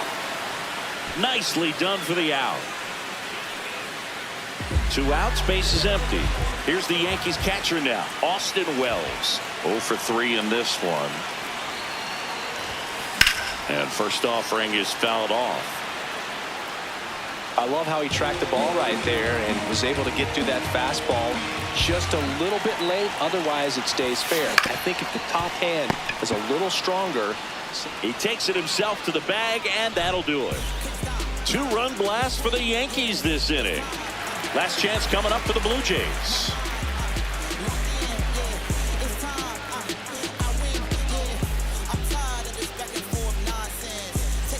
Welcome back as we take a peek at the starting pitching so far this year.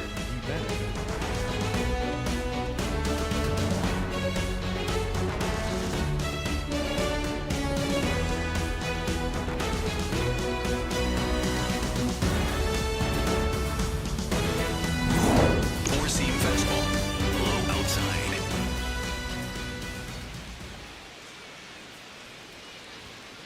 So impressive how the velo is still there even this deep into the outing. And it's fouled away. Slider, middle inside. Another one. That's 5 straight strikeouts. Clearly trusting his stuff in this one, Drew. Feeling really good about what he's working with, and that really allows a guy to attack hitters. You know, such an important mindset to have out there on the mound, especially when you're ahead in the count with 2 strikes. Four-seam fastball, high middle. Strike! Four-seam fastball, middle outside. On the ground, right side. Jazz tosses to first. Blue Jays have just 1 out left here. Four-seam fastball. Back to the top of the order now. And now here is Alejandro Kirk. Some hitters are just more confident they can track that first pitch out of the hand of the pitcher. They don't care if they fall behind 0-1. Swing and a pop-up. Chisholm settles underneath it. He's got it. Ball game. The Yankees add another to their winning streak. Really incredible performance on the mound. You know he's going to stew a little bit over that 1 hit that he gave up, because when you look at the body of work, so dominant, if he'd have made just 1 better pitch, perhaps he'd have a no-hitter.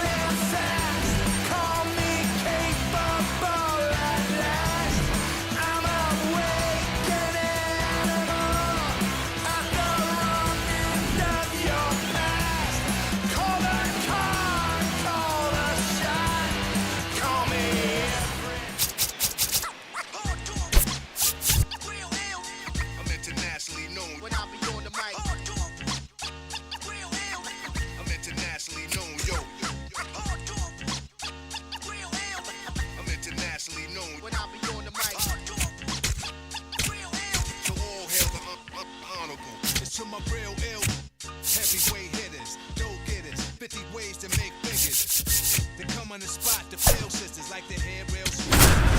The ziggas, when it's ugly, then the club is lovely. Thugs be sipping bubbly to my comrade to keep it flaming. Welcome in, baseball fans, and here in New York, Tuesday baseball on the show. It's the Houston Astros taking on the New York Yankees. Joined by my partner, Chris Singleton, I'm John Shambi. Cody Bellinger, he's homered in 5 straight games. So, partner, some can't-miss at-bats coming our way from him. Yeah, and I find it interesting because watching him in batting practice, he was trying to keep the ball in the ballpark, hitting line drives the other way. So many times those home runs are mistakes, and I think he'd probably say half of the home runs he's hit lately have been mistakes because he's just trying to go gap to gap. And going to the mound in this one for the Yankees, Carlos Rodon. You look at the win column, and his name's been parked near the top all season. Yeah, Boog, he's gone deep into games, managed traffic, and earned every bit of it. That kind of command doesn't come easy. He's having the type of season that continues to build momentum with each victory. Yeah, and when he's on, Boog, hitters just can't find a rhythm. Keeps the at-bat going with a foul ball. Rodon was a workhorse the last time out, throwing a complete game. Swing and a miss. Struck him out. 1 down. Now we check out the Astros lineup. And an important bat for them, batting 5th in this one, Cam Smith. Ground ball up the middle. That's a base hit. So they get a man aboard with a 1-out single. And next to hit for Houston, Jeremy Pena.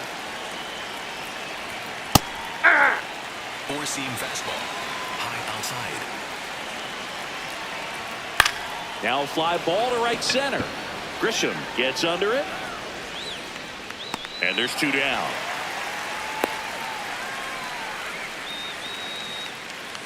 Four-seam fastball. Low outside. Fastball for a strike.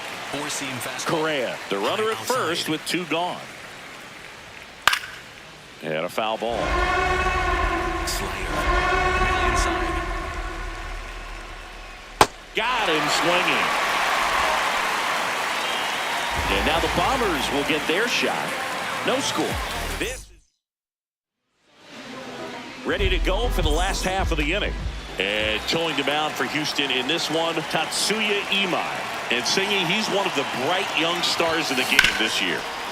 He's a Rookie of the Year candidate in the American League, and it's a pretty tough field this season. But what I've been impressed by is his ability to pitch deep into ball games. They're looking for him to do that today, and I think he's got exactly what it takes. It's Aaron Judge now. Out towards right center field. Smith ranging back. Pulls it down, and he makes the catch. Enters the day 3rd in the American League batting race.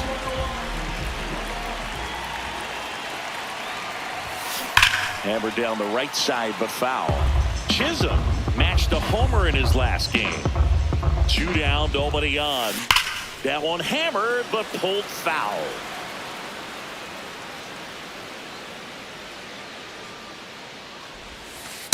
See if he can go upstairs a little bit. Make sure you miss up and out of the zone since you're heading to count 1-2. Don't miss in the zone because that's where you can get hurt. 2-2 now. Swing and a high fly ball right field. That one back, that one on its way, and it's gone. A solo shot. The Yankees score first. It's 1-0. You can't ask for a better start than hitting a home run in your first at bat to give your team the lead. Knew what pitch he wanted to hit, spent on some other pitches in this at bat, was very patient, and it paid off.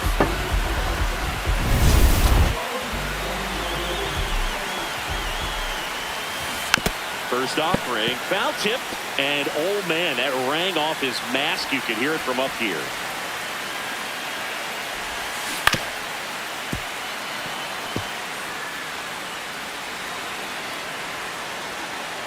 Here's the 0-2.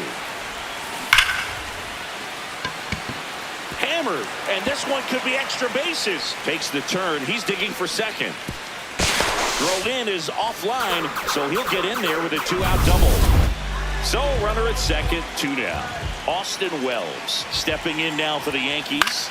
Lifted in the air, left field, pretty well struck. And that is that. Another look at the long ball for the Yankees. 1 inning in the books here. You're watching Yankees baseball on the show, NYC. Back in the Bronx, and stepping in for the Astros, Cam Smith.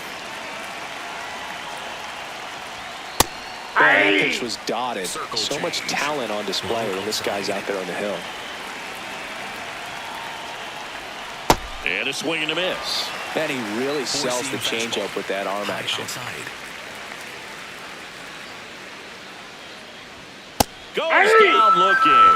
Well, he's got great strikeout stuff on the mound, doesn't he? I mean, double-digit strikeouts in his last start, and he's just racking them up again in this one. This guy can really dominate a game out there. Not a fun assignment for any lineup. Throw short, hops him at first. Can't come up with it. He's safe. So next up for Houston, Yainer Diaz. He's been on fire at the dish lately. 10 hits in his last 5 games. And there's a foul ball. Diaz with some nice production in his last game. 4 runs batted in. Swing and a miss. There's that changeup. Battling here as he fouls it away. Wow, he got away with a mistake right there. Rodon ready. The 0-2 on the way. Foul tip straight back. And that squared him up in the mask. That didn't feel good. Stays alive. 4-seam fastball. Low middle. And the 0-2. Sets him down on strikes. And that's 4 strikeouts. Frustrating end to the at-bat for the hitter, and I'm sure that's going to sit on him for a little while. You want to be ready to hit the fastball. Sometimes you can overthink things, and I think that was the case right there.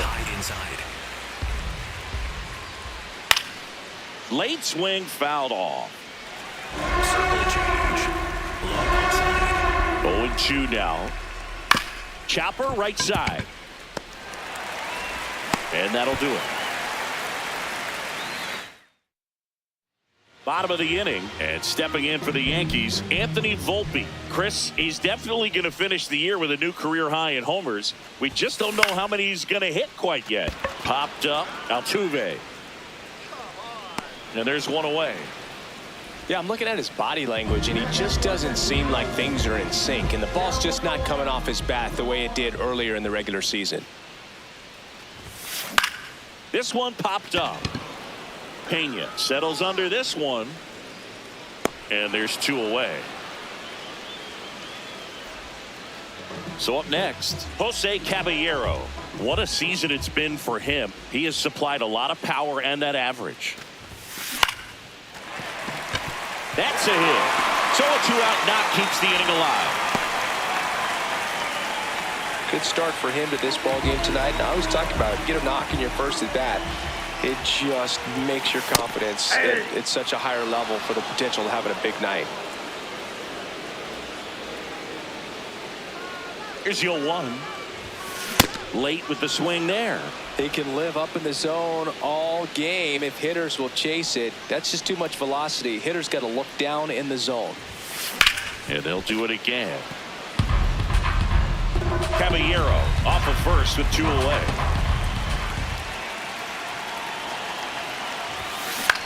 Out towards right center field. Myers on his way over.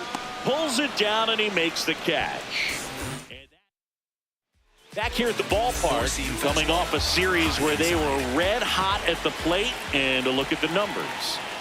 Tatsuya Imai leading things off and takes a strike. That one finds the zone. That is strike 2. Well, he didn't like those first 2 pitches. Now in an 0-2 hole. He's going to have to battle. Hope he gets a mistake. Cuts and misses. It's a strikeout. Oh, there he gets the slider in on his hands, and it just eats him up. You know, it's hard to get the bat around on a pitch like that in tight. You just feel like you're crowded on the inside part of the plate. Can't get any extension. That's what he definitely should have laid off of. Four-seam fastball. High outside. That catches the corner. These two offenses can put up runs in a hurry. Next offering is fouled back. Circle change. Low outside. Fouled off, and they'll do it again. Circle change. Low inside. Strike three, and that's 2 in a row.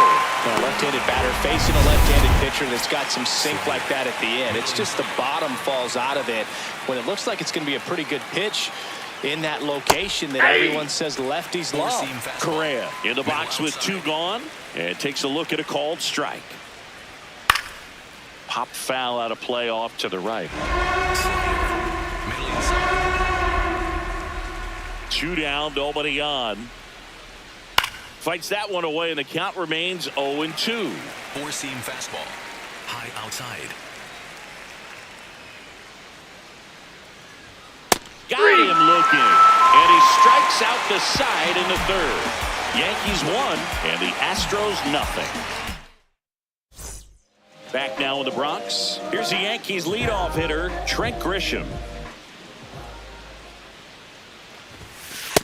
Ball, that's out.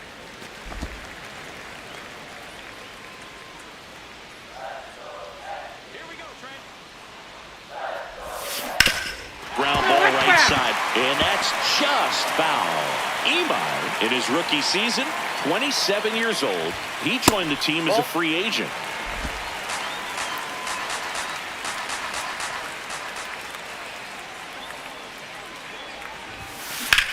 Popped up. Altuve has a beat on it. And there's 1 down.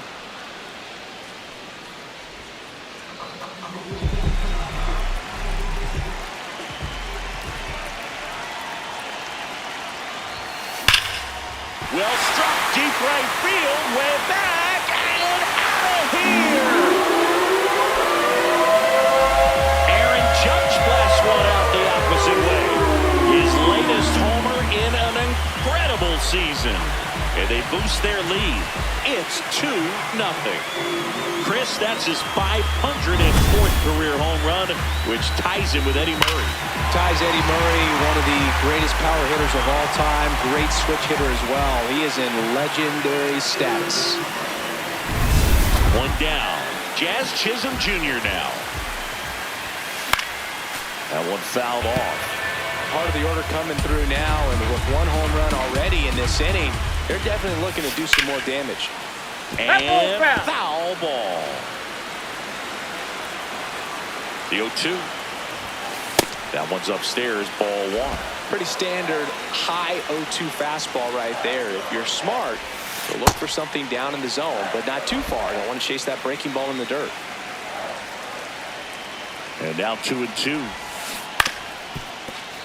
Fouled off the plate. They'll do it again. 2-2 now. And there's a rocket into the outfield.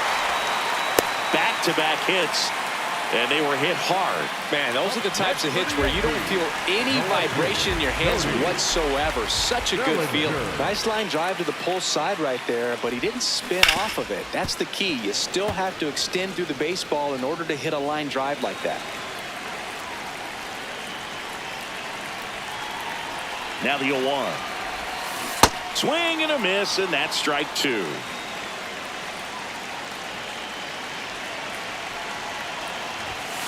Next offering is down low. Ball 1. Really good take, especially with 2 strikes. Swing and a miss. Struck him out. 2 out. Just a great slider right there. And I think the key for pitchers and what hitters don't want to see is if a pitcher misses with that pitch, that he misses off the edge of the strike zone rather than in the middle of the strike zone. And right there, excellent execution, and it finished up in a perfect spot. Ripped to short, and that's the 3rd out. Solo shot from Aaron Judge for the Yanks. On to inning number 4. Welcome back. Let's check out what's been happening of late. Really been playing well. And that one fouled off. Well, these Astros just haven't produced as many competitive at-bats as I'd like to see in this one. They've gone down on strikes at a high rate today, so it's probably time to simplify the approach and just find ways to put the ball in play. On the ground to third. To first. And one gone in the fourth as they get the leadoff man. Four-seam fastball. High outside. Foul ball there. Four-seam fastball. High outside.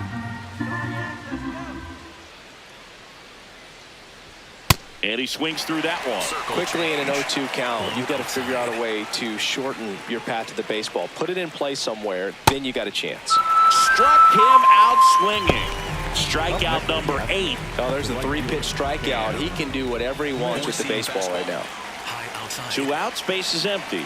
Cam Smith up next for the Astros.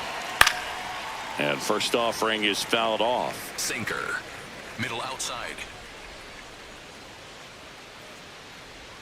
Swings through that one for strike 2.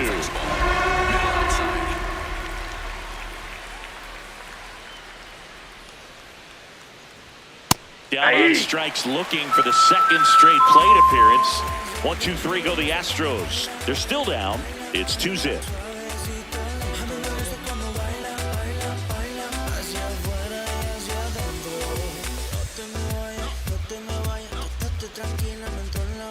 Bottom of the fourth, and stepping in for the Yankees, Anthony Volpe. Into center. And it falls. And a good start to the inning.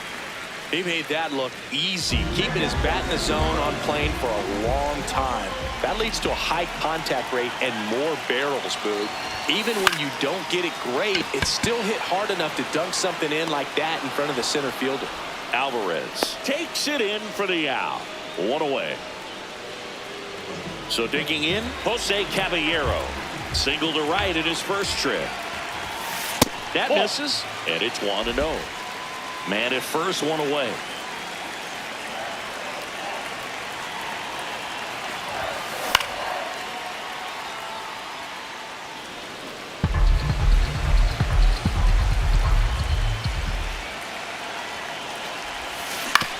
Swing and a ground ball. Pena. The flip to second. To first. No, he's in there. In time.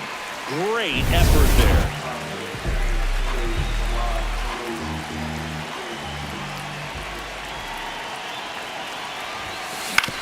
On the ground, out to short. Third out.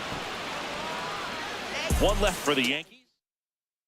Welcome back as we take a peek at the starting pitching so far this year. And a foul ball. Well, these Astros just lacking discipline at the plate in this ballgame. Chasing pitches has been a big part of the story. We've seen it quite a bit today. It's been tough for them to make contact at times, and it just doesn't look like they're seeing it very well as a group. Brings it in. 1 up, 1 down. Four-seam fastball. High outside. Now, this guy is just filling up the strike zone right now. You don't want to get yourself in an 0-2 hole. You better be ready to pull the trigger on the first pitch. And on the mound, you know confidence has to be pretty high with all of the swings and misses. He's had them eaten out of the palm of his hand pretty much all game. Slider. Middle inside. The 0-2. And a swing and a miss. And there's 2 down. Now at 10 Ks with still a few innings left, so expect him to add on to that total. And, you know, pitchers are looking to have a strikeout per inning. I mean, that's excellent work. The way it looks now, I mean, he's going to have a better rate than that in this one. So really good stuff working on the mound in this one. Stepping in, Jake Myers. Yeah, that's fouled off. Slider. Middle inside. Swings through that one out in front that time. 2 down, nobody on. And we're at the top of the 5th. Got him. And his 11th strikeout in this one, really racking up the whips. He continues to roll on the mound as 5 shutout innings are in the books. You're watching Yankees baseball on the show, NYC.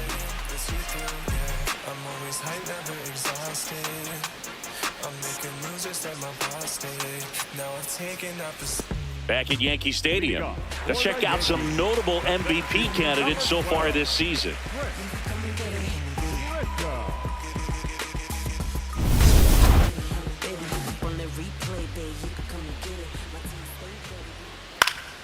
And first offering is fouled off. Singy's currently the team leader in runs batted in. The 0-1. That one the other way. And a base hit right there. And the leadoff man aboard.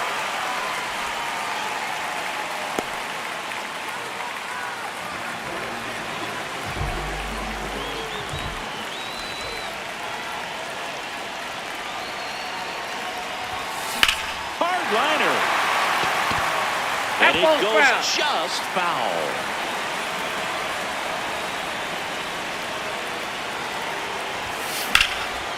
Line drive, could be extra bases. Coming home. In to score from first. The throw to third, and he's out trying for 3. Well, I think the base runner assumed that he was going to be able to make it to third pretty easily, but a really nice relay from the outfielder to the cutoff man, and they got him easily. Now here is Jazz Chisholm Jr. And the 0-1. Foul ball.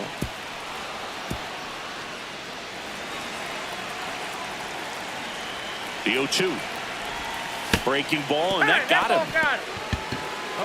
Manager out of the dugout, and he's going to make it. Number 46 takes over on the mound. Hasn't pitched in the last 3 days.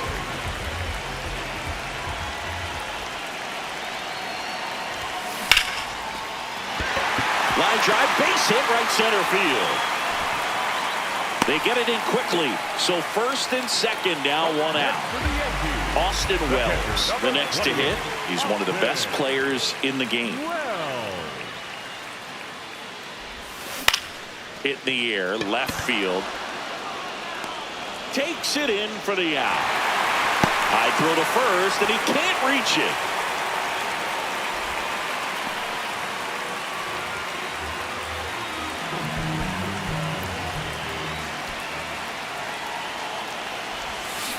And a big swing and a miss. The Astros have some action in their pen. Hayden Wesneski, the hard-throwing righty, is up and loosening.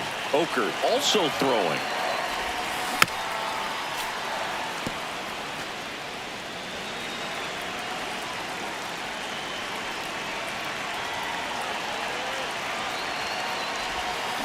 Got him swinging for the strikeout.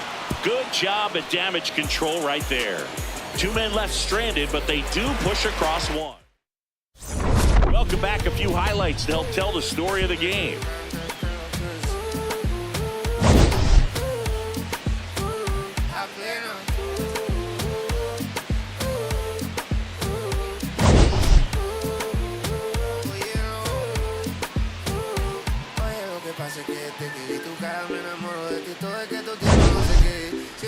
Pasa lo mismo cuando te miro que dices si no a ver el amanecer. Te digo y luego viene y me vamos a vernos luego. Si no te gusta que vienes al diablo y lo embobo vaya parcerita. There comes a pinch hitter for the Astros, Isaac Paredes. I'm pretty surprised they're going with the pitcher off the bench here, Boog. I mean, they must be trying to save what they have left in terms of position players for later or something. Boog, it looks like somebody missed the swing sign. That's the first pitch this team's taken for a ball all game long. Well, we call that keyhole. Even though it's right there, it looks pretty good. If he doesn't love it, he's not going to swing that early in the count. In for a strike, good slider. Fans another, and that's 3 straight strikeouts. Well, that's not the best 2-strike fastball I've seen, but certainly got away with the location there. You know, sometimes as a hitter, when you're down in the count, you're so focused on a pitcher painting the black, and you just get a little bit locked up on something down the heart of the plate, not expecting it, and it just kind of freezes you. Two down, base is empty. Here's Carlos Correa.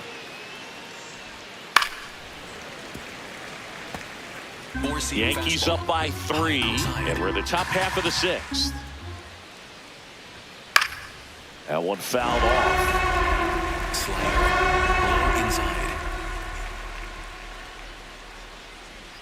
Sets him down looking.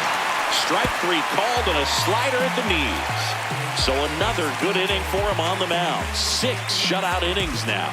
You're watching Yankees baseball on the show, NYC.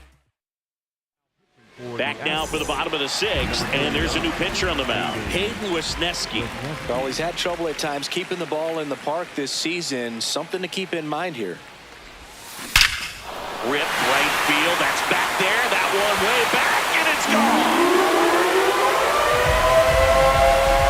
He sends it into the second deck, and they add on. That's their 3rd home run of the game. They're having a lot of fun at the plate in this one. They've got the long ball working for them on autopilot. Welcome to the game. First pitch out of the bullpen, a tough one. You know he's just trying to get one in there for a strike. And on the other side, as a hitter, it's a great time to be aggressive and let it fly. It's not what they were looking for when they turned to him, but now he's got to find a way to reset. Throws to first in time. 1 pitch and 1 out. Carlos Rodon will hit next.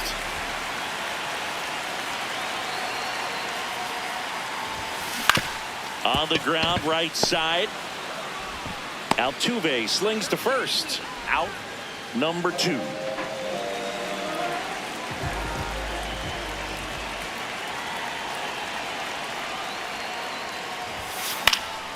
And that one fouled off. Grisham, the home run derby champ from earlier this season, 29 years old, and he's a former home run derby champ.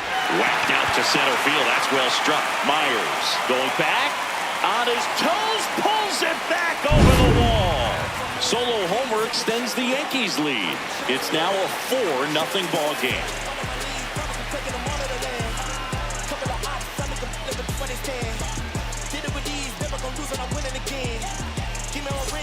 Back for more from the Bronx, and stepping in for the Astros, Jeremy Pena.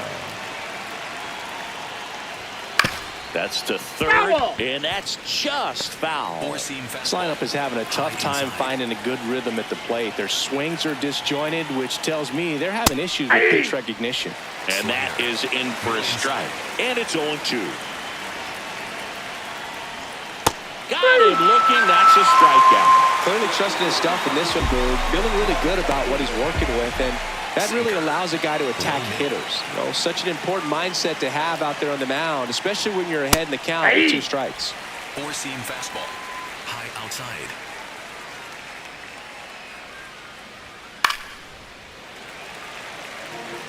Four-seam fastball. High outside. Here's the 0-2. Spoils the 2-strike pitch, and he'll see another. Slider. Middle inside. Got him. Now 2 out. And there's another strikeout, and those are just continuing to pile up. His confidence level has got to be dropping. He's got to find a way to make an adjustment, Boog, get back on track. His team needs him. 2 outs, base is empty. Now it's going to be Cam Smith. Right through there for a strike. Pretty amazing, his first pitch strike percentage, over 90%. You know you're getting something in the zone first pitch. So if you're a hitter, you got to be ready to let it fly, even though he's had a lot of success on that first pitch of the at-bat. And that's a strikeout looking. And he strikes out the side for the 2nd time today. Still in total command on the mound with 7 shutout innings. This is Yankees baseball. Leading off, Aaron Judge at the plate. He blasted one out earlier in the 3rd. Just a solo home run, but an important swing of the bat in this game. We've already seen him do it once. Can he do it again? You know we took it mad far. Rap dude, travel the world like Nat Geo. Work myself.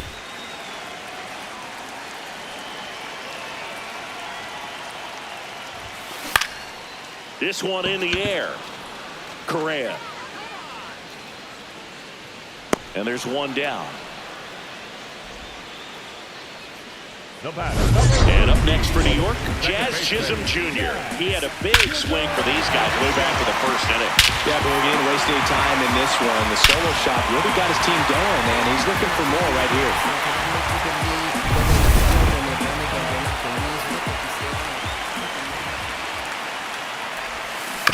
Foul ball there.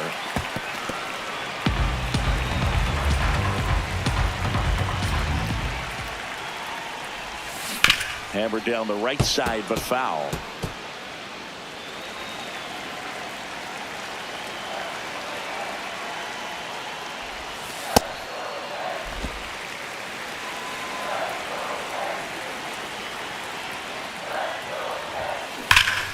This one's smoked on its way out of here. Another homer. His second home run of the game, and they tack one on the board. It's 5-zip. That's a swing that'll boost the win probability for sure. Pitchers are taught to keep the ball down so that you don't get hurt. But unfortunately on that one, he made a pretty good pitch in terms of location, but it was just a better swing.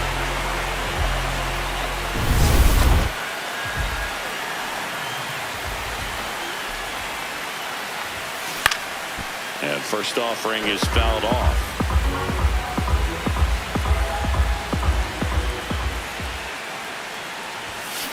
Foul ball.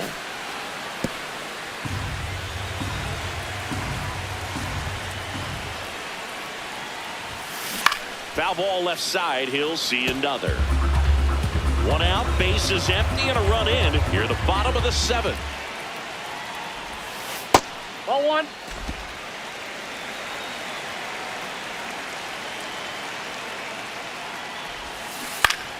Fouls it back with 2 strikes.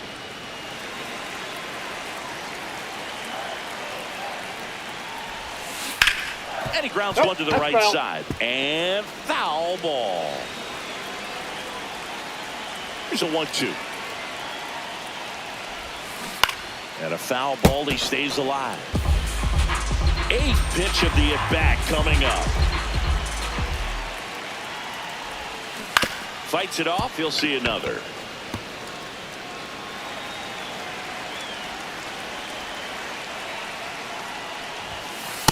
Well, this is a guy that can be frustrating for pitchers because he fouls off so many pitches and grinds out the at-bat. I'm sure there's some times where pitchers would rather just give up a first pitch single than have to waste 6 or 7 pitches on a run hitter. Bellinger wants to challenge this, thought it was a ball, and it's going to stay a strike.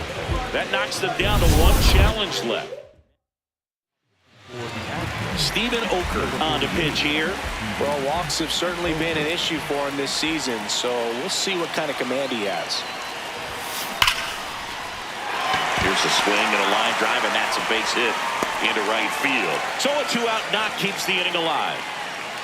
The batter, number 11. And stepping in for New York, Anthony Volpe, 1 for 3.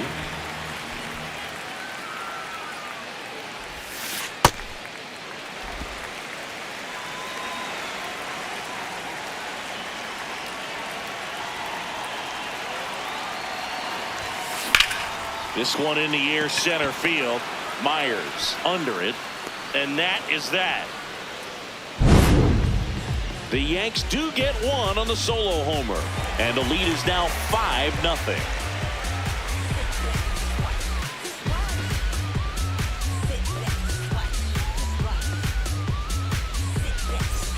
Back here in New York, and stepping in for the Astros, Jose Altuve. That slider breaking in can be a tricky pitch. If you don't finish it and have that bite at the end and it stays out over the plate, it can get hit a long way. But that was a good one right there. That one finds the zone. That's strike 2. On the ground to the left. Ball. And foul ball. Sinker. Low outside. The 0-2. Good job to fight that one off. 4-seam fastball. High inside. And add another K. That's number 17. What a game. Oh, just a beautiful fastball on the inside corner for that backwards K right there. I think the hitter saw it all the way. Coming from that opposite arm angle, so I got to think he was looking away and just got locked up by the hard stuff boring in on his hands.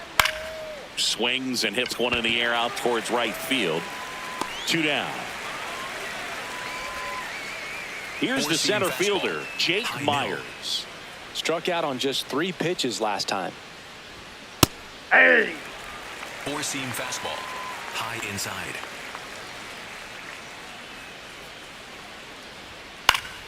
Swing and a foul back, and that's out of play. 4-seam fastball. High inside. And now 1 strikeout away from tying the single season mark. 2 from claiming the record for himself.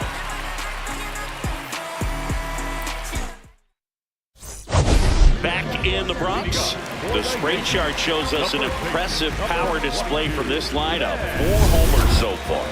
And Boog, it's been a fun time in the right field bleachers with all those balls heading out that direction.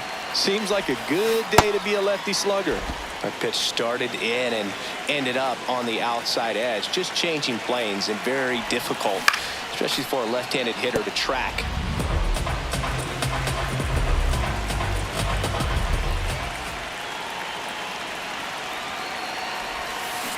Keeps the at-bat going with a foul ball.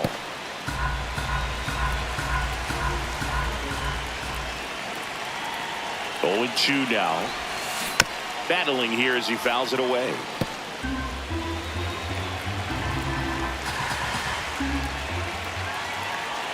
The 0-2. Swing and a miss, and he got him. And there's 1 away. Wow, just great bite to that slider. Broke hard out of the zone, and he just couldn't hold up the swing. You know, as a hitter, that pitch is really hard to take, and there's just not much you can do with it. You know that, but you don't want to get rung up by the umpire. So a man aboard now with 1 away. Well, Singy, he is locked in there. Well, he's really slowed the game down, and it's like he's moving in full speed, and everybody is a step or 2 behind. The way that he squared up that baseball tells me that he is seeing it like a beach ball. At the plate, Carlos Rodon. And a superb diving catch. What a play!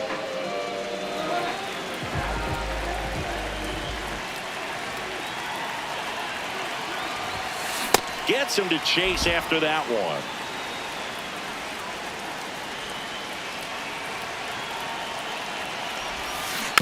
He swings and fouls 1 off.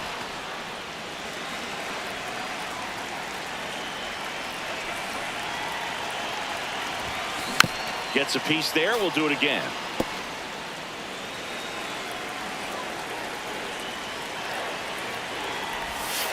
Swing and a miss. That one in the dirt.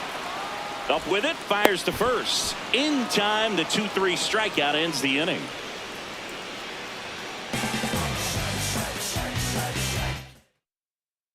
As we have a pinch hitter to lead it off. Nick Allen. And they've got a lot of work to do, but it's going to have to start with him at the plate. Pop foul out of play off to the right. Sinker. Low outside. And now the 0-1. That clips the corner. 2 of the most potent offenses in the game squaring off. He struck him out. He has tied the record for strikeouts in a single season. What an amazing accomplishment, Boog. He's in rare territory right now. He's just 1 more K from owning a record that seemed untouchable. Here's Yordan Alvarez. 0 for 3 in this one.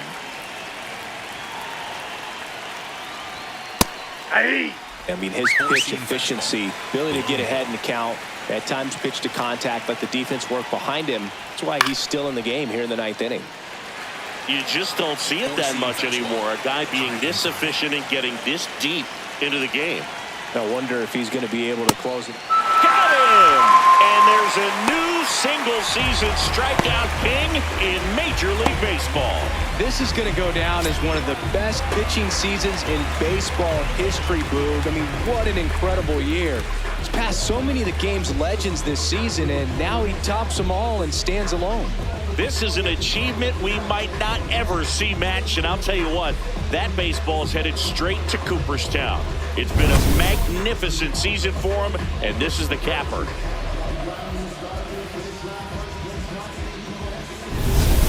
Four-seam fastball, low middle.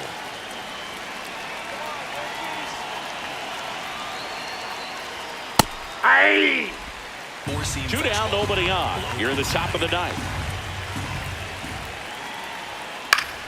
High fly ball, and that one curling foul down the right side. The Stros down to their final strike. Four-seam fastball, low outside. Swing and a miss, struck him out, and that is the ball game. Really incredible performance on the mound. You know he's going to stew a little bit over that one hit that he gave up, because when you look at the body of work, so dominant, he'd have made just one better pitch. Perhaps he'd have a no-hitter. 5-0 the final in this one. For Chris Singleton and our entire outstanding crew here at MLB The Show, I'm John Shambi saying so long.